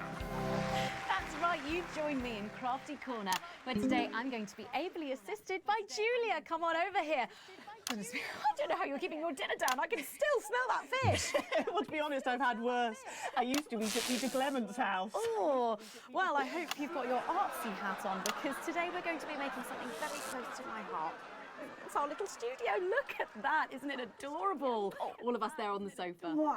Oh, it's gorgeous. Oh, is that you in there? Yeah, it is. If we can just get a little zoom in. There we are. Oh, I don't know about you, Julia, but I always leave my holiday shopping to the last minute. Oh, every year. I do it every year. Well, luckily these make amazing gifts. Shall we get cracking? Oh, yes, please. We're going to start with a shoe box here. And Julia, that's it. Grab those scissors. I just want you to get rid of this front panel here. Perfect. Will Huh? do. Are you big celebrators in your house, Julia? Yes, no, in my house we show our love through food, like big dinners, loads of drinks. Absolutely right. That's the best bit about any holiday. It's all that food. This bit as well. Absolutely right. Cutting along the line there. Do be careful with the scissors at home. Make sure you're being supervised if you tough. are a child. There we go. Fabulous. There we Okay, so it's going to look a little something like this, and I've got one here I made earlier. We painted it with a bit of poster paint, white to match our lovely curtains here in the studio, but you can obviously have whichever backdrop you like. Like a nice shiny gold number. Well, exactly right. So we're going to make bits of our set now to put in the studio, perhaps a little desk. So I'm just going to grab this piece of card. I've just got it from a little cereal box packet. I think you... I'll give you this one, Julia, shall I? Thank you so much. Go. And all you need to do is cut along the lines there. Fabulous. 3 minutes. So what's the best part of any Leaders' Day dinner, do you reckon? I don't even have to think about it. Really? I love the 3 potato pie. Potato pie, I don't know that one. You know, with the chips covered in the mash or wrapped up in a jacket potato. That just me that does that. I don't know, but that sounds starchy. Well done, Julia. So now she's folding over a little bit there. What it's going to look like at the end is this little rectangular shape there. And we're going to pop it in the middle. A bit of sticky tape on the back there so it's sticky. Yeah. Now we need a sofa. That's what we need next. We're going to make that out of a lovely paper cup. Knocking everything Knocking it all over. I got one though, Megan. Good, fantastic. You're just going to cut along the line here, down the middle. Exactly right. Then when you've done that, around the bottom and again around the top. Well done. When you're done, oh, there we go. It's going to look a little something like this. And look what I've done there. I've stuck some felt down. Good. Nice and comfortable sofas. Yes, can't have our tiny Megan having an uncomfortable sofa, can Well, we? absolutely not. She'll be on the phone to her tiny agent and getting someone tiny fired. Yeah. Oh, there's only one thing missing, isn't there, Julia? What is that? A higher calibre of guests. Nearly. 90 it's seconds. people. So all we've done to make our little people is we've stuck a cocktail stick into a bottle cap. We just need a face for that now. I've got a good one here. I know it well. It's me. Lovely. I'm going to stick it down there. A little bit of sticky tape. Oh, my felt's going everywhere. There we go. Oh, I'm a bit lonely. Let's take Robin and Patrick over. Sitting down on the couch over there. There you go. And well, I'll make myself just comfortable just there. There we go. And these, of course, are all Lovely. made and cut out of our favourite newspapers or magazines. So you can have any guests you like. Julia, is there anyone else you'd like in a studio? Oh, yes. Well, I'm going to be playing Wheel of Truth with Ronnie from Heatrash. Nice. Yes, put that away. Yes, he's going to be teaching me choreography, and I'll be teaching him foreign policy. And of course, you can decorate them however you want. Oh, Make yeah. sure a bit, I don't know, not Green nostalgic. kapot. We've got the old look of our studio. We've got the blue studio down there, or even a bit of retro red. I've got Sheila Quickstep being interviewed there by. Oh, sorry, that's not supposed to be. Oh, well, we're out of time, I'm afraid, Megan. It's time for a break. When we come back, I'll be on the couch of chat talking to some of you, and I just cannot wait. We'll be back after these messages. Right, coming up soon, Alex. You'll know it when you see it. Whatever happens, keep the show going. Oh, at least one of us is in control. You did remember. In a landslide, you elected Advance. We've been through a lot since then. Sanctions, war, sterility, rebellion, and the loss of those we love. Through it all, there has been one constant. You and your unshakable support. And so, Okay. We thank you. Let's get this done. every citizen lifted out of poverty. So we're not concerned with the resurgence of Ada's friends? Thankfully, they're not strong enough to be a threat. Public opinion was never truly with them, even at their peak. Don't worry, I'll deal with it. Sarah, we've had a couple of the crew mention seeing suspicious activity in the loading bay. Men in balaclavas or some such. Oh. I'll come with you. Thanks for letting me know. Just make sure we're not all about to get blown up, eh? I think that's unlikely. 40 seconds. Well, I hope when I take over as the new regular host, things become a little less chaotic. Sorry, what's that? Oh yes, didn't Bozeman tell you I'll be here every night? No, Just a little bit more Is time. that an appointment? Oh, well. Don't worry, it's not like you're being fired or anything. You'll be culture correspondent or some such, you'll be fine. Please don't be another 10-minute behemoth of For the whatever. radios, apparently. 10 seconds. Jenny? I'm on it. A permanent arrangement. Okay, we are going in 5, 4, 3. Welcome back to the Nightly Show, where I'm joined once again on the couch of chat by Prime Minister Julia Salisbury, who's agreed to answer some questions from the public. They're always my toughest critics, Megan. Indeed they are. So, first up tonight is a question from one of our elderly viewers, and she's on the line right now. Hello, can you hear me? Hello, what's your name and where do you live? Hi, Florence. Thank you for calling. You're on with Prime Minister Julia Salisbury. Do you have a question, Florence? Yes, I do have a question. Okay, would you like to ask that question now? Oh, yes. Right you are, dear.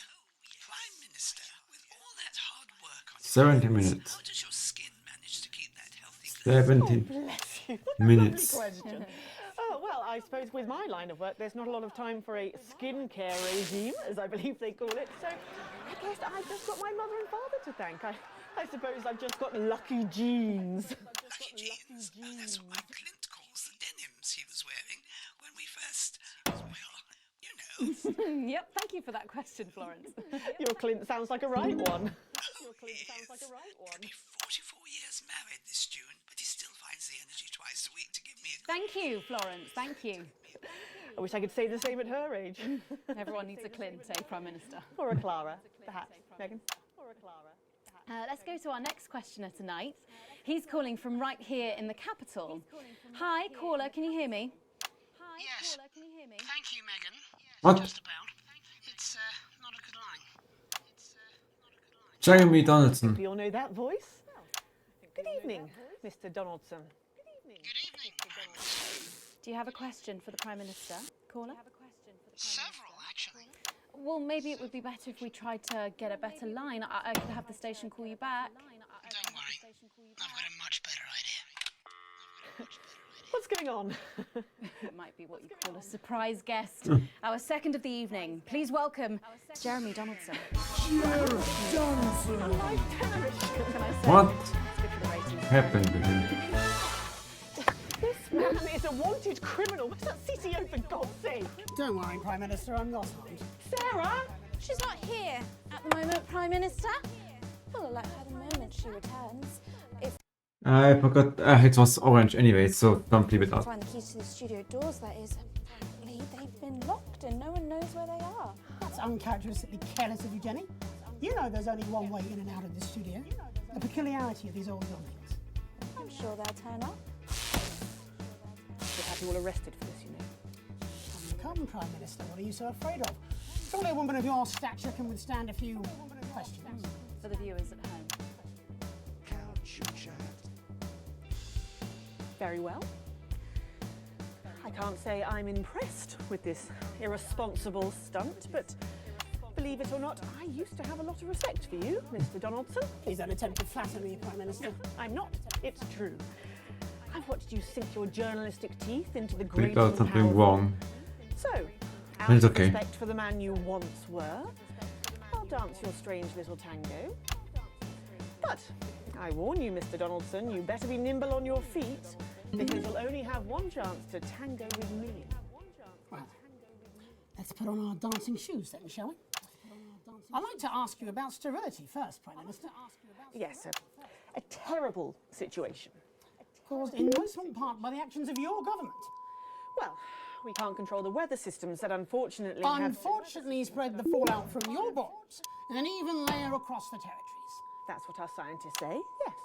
Stillbirths at an all-time high, along with babies being born with terminal birth defects, babies that your regime somewhat callously refer to as unviables. It's just a word, Mr. Donaldson. No need for conspiracy theories. If you say so. Sleep it. How many unviables have been born since Liberation Night, Prime Minister? Too many. Way too many. I mean, obviously I don't have the exact It's going to figure. go all day long with his interview. Yes, there have in fact been 2,581,280 unviable births since Liberation Night, according to official government figures. So, 14 million deaths on Liberation Night, and then another 2.5 million infant mortalities. Assume you actually managed to count them all, which, given the limits of bureaucracy, seems extremely unlikely. I'm sorry, is there a question? You made a decision one November evening 5 years ago, and as a result of that decision, 16.5 million people are dead. Prime Minister, do you have any regrets at all? Of course I do, Mr. Donaldson. I regret every grieving family, every He life doesn't. destroyed.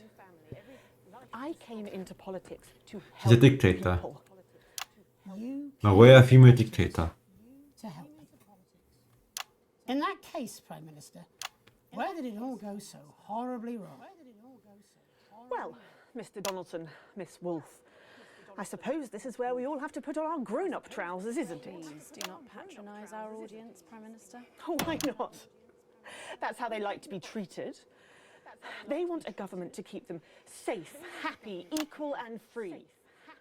It's our job, you see, to make a perfect circle out of that impossible square. Very exciting now. And if we can do just that Because one that person is not impossible back. thing, then they don't ask a lot of questions. They're not like you two. They don't want to see how the magic trick's done. They just want to gasp at the miraculous effect. So it's the public's fault? It's no one's fault. It's just the way things are. I'm going to have to use a bleep button a lot in this interview. I weighed the advantages of action and inaction, and I acted. And without making these tough choices, we would not be where we are today. I believe any decent leader would have done the same. Any decent leader? Forgotten how things were before the new future. The homelessness, the despair, the billions abandoned to a life of miserable poverty. That's a form of death too. It's just much, much slower and infinitely more pernicious. Any decent leader? Yes, any decent leader. Including Peter Clement? Including Peter Clement? Peter was my best friend. Is it true you never told Prime Minister Clement about your plans for Liberation Night? In the weeks that followed, you fought with him repeatedly and passionately, didn't you? We've spoken to staff from Team HQ who claim to have overheard In a several private conversations. Yes, we disagreed. Frequently and loudly. That was how we worked. That was why we worked. Until you did. Yes. We killed him, Yes, until we I guess. realised that we no longer shared the same values. Values like compassion, Prime Minister. Dare you? Everything I've done, everything is out of compassion. But sometimes love needs to be Feel told. bad for bleeping so many of his questions Never out. understood that. That's why I called him my conscience. And now he's gone. You need a moment, Prime Minister. Perhaps now might be a good time for us to show the viewers at home some footage that has found its way to me. It was filmed in early December, 5 years ago. Jenny, can we have this prepared on screen 4, please? Yes, Jeremy. We'll need a couple of minutes. Okay. You're right to continue, Prime Minister. Peter was the heart of advance. People loved him in a way that they've never loved me. They find me cold, emotionless. But I have to be strong. I'm a woman. I can't show tears. I can't show weakness. I can't show this. I would have thought that you would have understood that. Are you sure you don't need a moment to compose yourself, Prime Minister? I'm sure we can cut away to something about buttons. This is cruel. Advance are guilty of many things, but we were never cruel.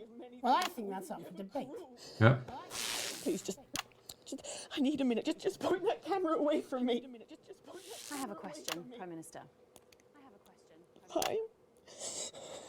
Fine, just ask your question. Why are there no tears on your face?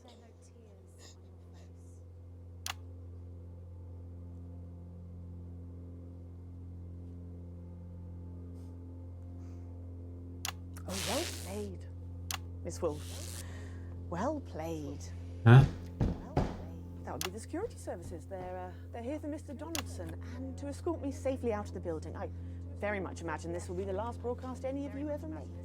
Jeremy, we have to get you out of here now. Except there's a small army directly outside the door, and I believe there's only one way in or out. He was faking McCoy. Due to a peculiarity in the design of these old buildings. She's played us. I can't go back to Betterment. And yet to Betterment you will surely go. Don't you worry, Jeremy. We won't let them take you. Oh, perhaps you'd like to join him. After all, aiding and abetting an escaped convict is, of course, a crime in itself. Leave them out of it. This was my idea. We're in! I surrender. There's no need for violence. I have it on. There's no need to rest. Tango received, ma'am.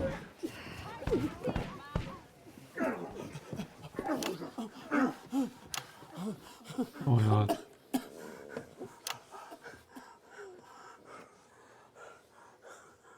Poor Donaldson. There. No serious damage. The footage.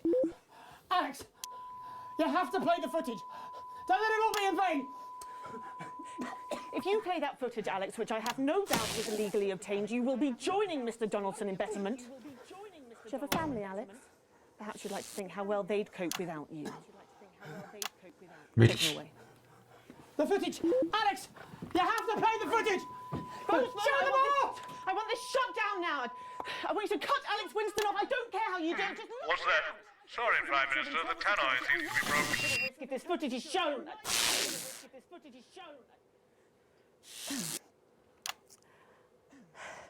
Huh? I'd like to apologise to our regular viewers of The Nightly Show who may have been upset by some they've had to witness tonight. What was that? Clearly his time on the run has affected Mr. Donaldson in ways that could be considered upsetting. We're going to be going to the adverts a little early tonight, but before we do, I want to say something to you all. If you have been disturbed by anything you've seen tonight, please make an appointment with your local cohesion centre, where Was you planning on shutting it down? Shutting me down? they have the power to prescribe. Please be reassured that Mr. Donaldson will be given the very best of care in what I'm sorry to say will probably be a long and arduous process of vetting. Maybe, one day, when he has completed his reformation, we may see him again in this very studio. This programme will be back tomorrow night, but to ensure that you always have access to the heart of government, I will be the new regular presenter, assisted of course by Megan Wolfe and her team of top reporters. I, for one, am pretty excited about it. The security services will examine the footage Mr. Donaldson claims to have acquired, and should it be in the public interest, we will, of course, release it. Nothing here. But not at 6:30 in the evening, and not on this show. There are proper channels for such sensationalism, and The Nightly Show is certainly not one of them. That's something Mr. Donaldson never understood. The news is a dangerous thing. It needs context. It's complex and multifaceted. And sometimes, not always, but sometimes, it's better not to know.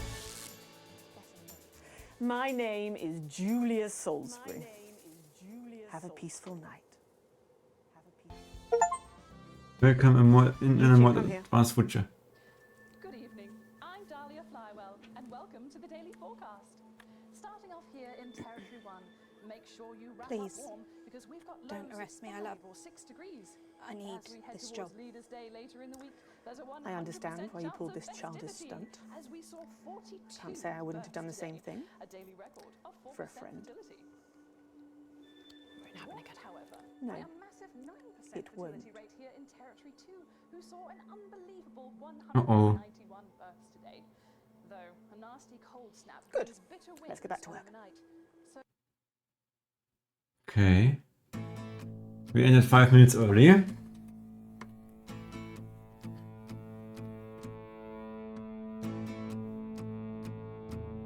Wait. There isn't a huge team behind it. Like how... I still wonder how they... Lawrence Blunderclitch. How did we record all these scenes? Like, was it I mean, it was too good to be AI generated, to be fair.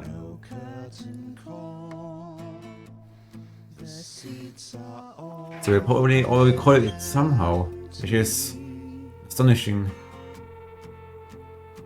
Like, no AI video would ever be like especially the last one with Salisbury, Break the Cry.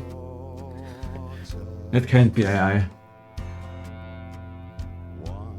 The Church of Blood.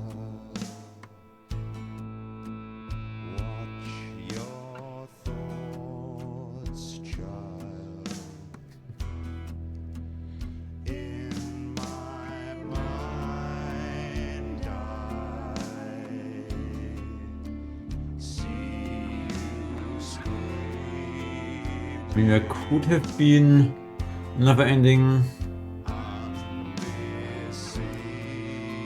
Manager.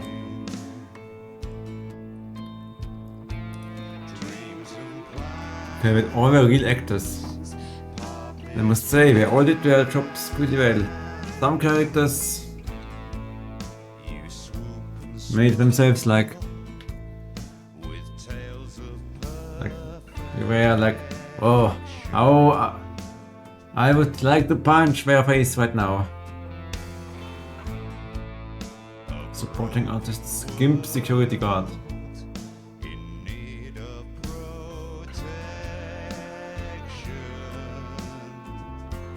You are.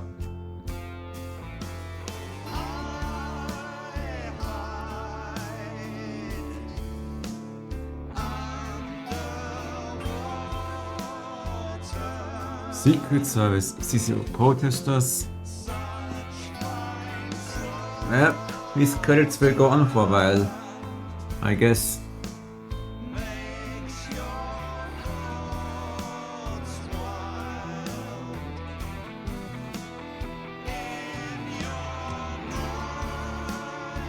Canterbury Bridge too. Mafia bosses. Paperweight. That doesn't sound very promising.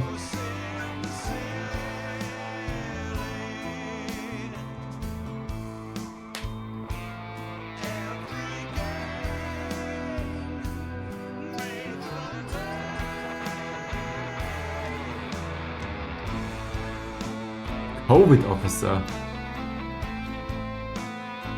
Why is there a probably. Almost half my passengers survived. Half is not good enough. Telephone cast. Yeah, I didn't play that yet. Maybe at some point in the future.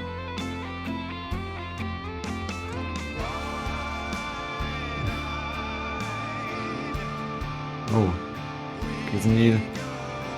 He's broken man with many outstanding automobiles. Tiny Beetle.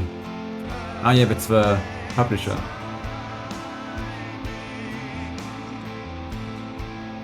Russian voice cast. Mr. Postman.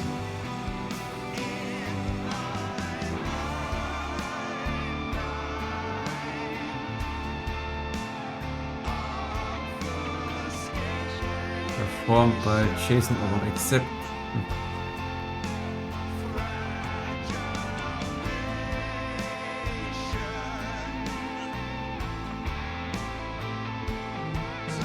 what is this?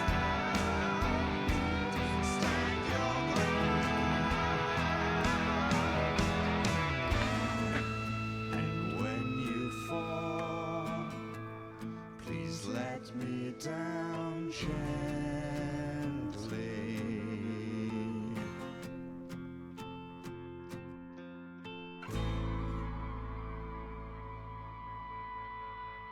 Fortunately, it's a work of fiction. I don't know if I want to go for the other end where you are like not you're loyal to dictators. It will be noticed. Program understanding won't alter your podcast script, but it will be noticed. Let's look at an event with Donaldson. I felt bad for him at the end. Oh. That's right. Tonight on the Couch of Chat, we're discussing last weekend's Cat Football Championship. But we have got someone very special joining us. What? Fresh from Betterment, please put your hands together for Jeremy Donaldson! Jeremy Donaldson!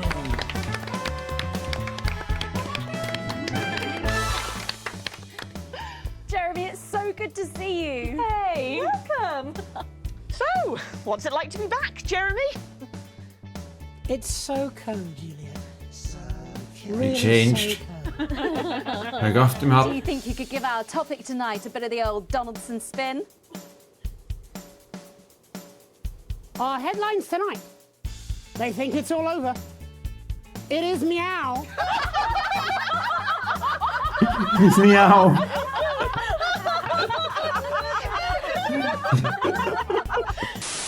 But look at the camera. Epilogue room. You have unlocked and reached a better Jeremy. You have found 1 out of 14 epilogues. 1 out of 14 epilogues. Endings, perhaps. An accord. Inevitable advancement. Good evening, I'm Megan Wolf. And I'm Jeremy Donaldson. Our main headlines tonight. So... I guess that was a nice game to play with. I mean, there are multiple DLCs. I've gotten the base game for free. I guess it cost a lot because, yeah, it was amazing. I would play by like additional content right now, but I am too tired. I really have to go to bed now. So thank you for being here. Until Wednesday. Goodbye. Philippa, do you think I won't find you? Take care of your shadow. Is that the great Lord Baphomet? Oh, great Lord Baphomet, hear me pray. I have brought this offering as a show of my devotion and love for you. Please accept this key that symbolizes my heart, which is given to you completely. I beg of you, my lord, hear my plea and accept this offering. Please, do not reject me. Continue to be my protector and guide in this life and the next. I beg of you, my Lord Baphomet, accept this offering and allow me to continue being a faithful servant to you. Ah, the Lord has accepted my offering. What are you doing with my special key? Return it immediately!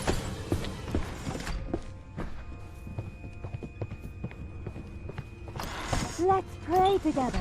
Come with me.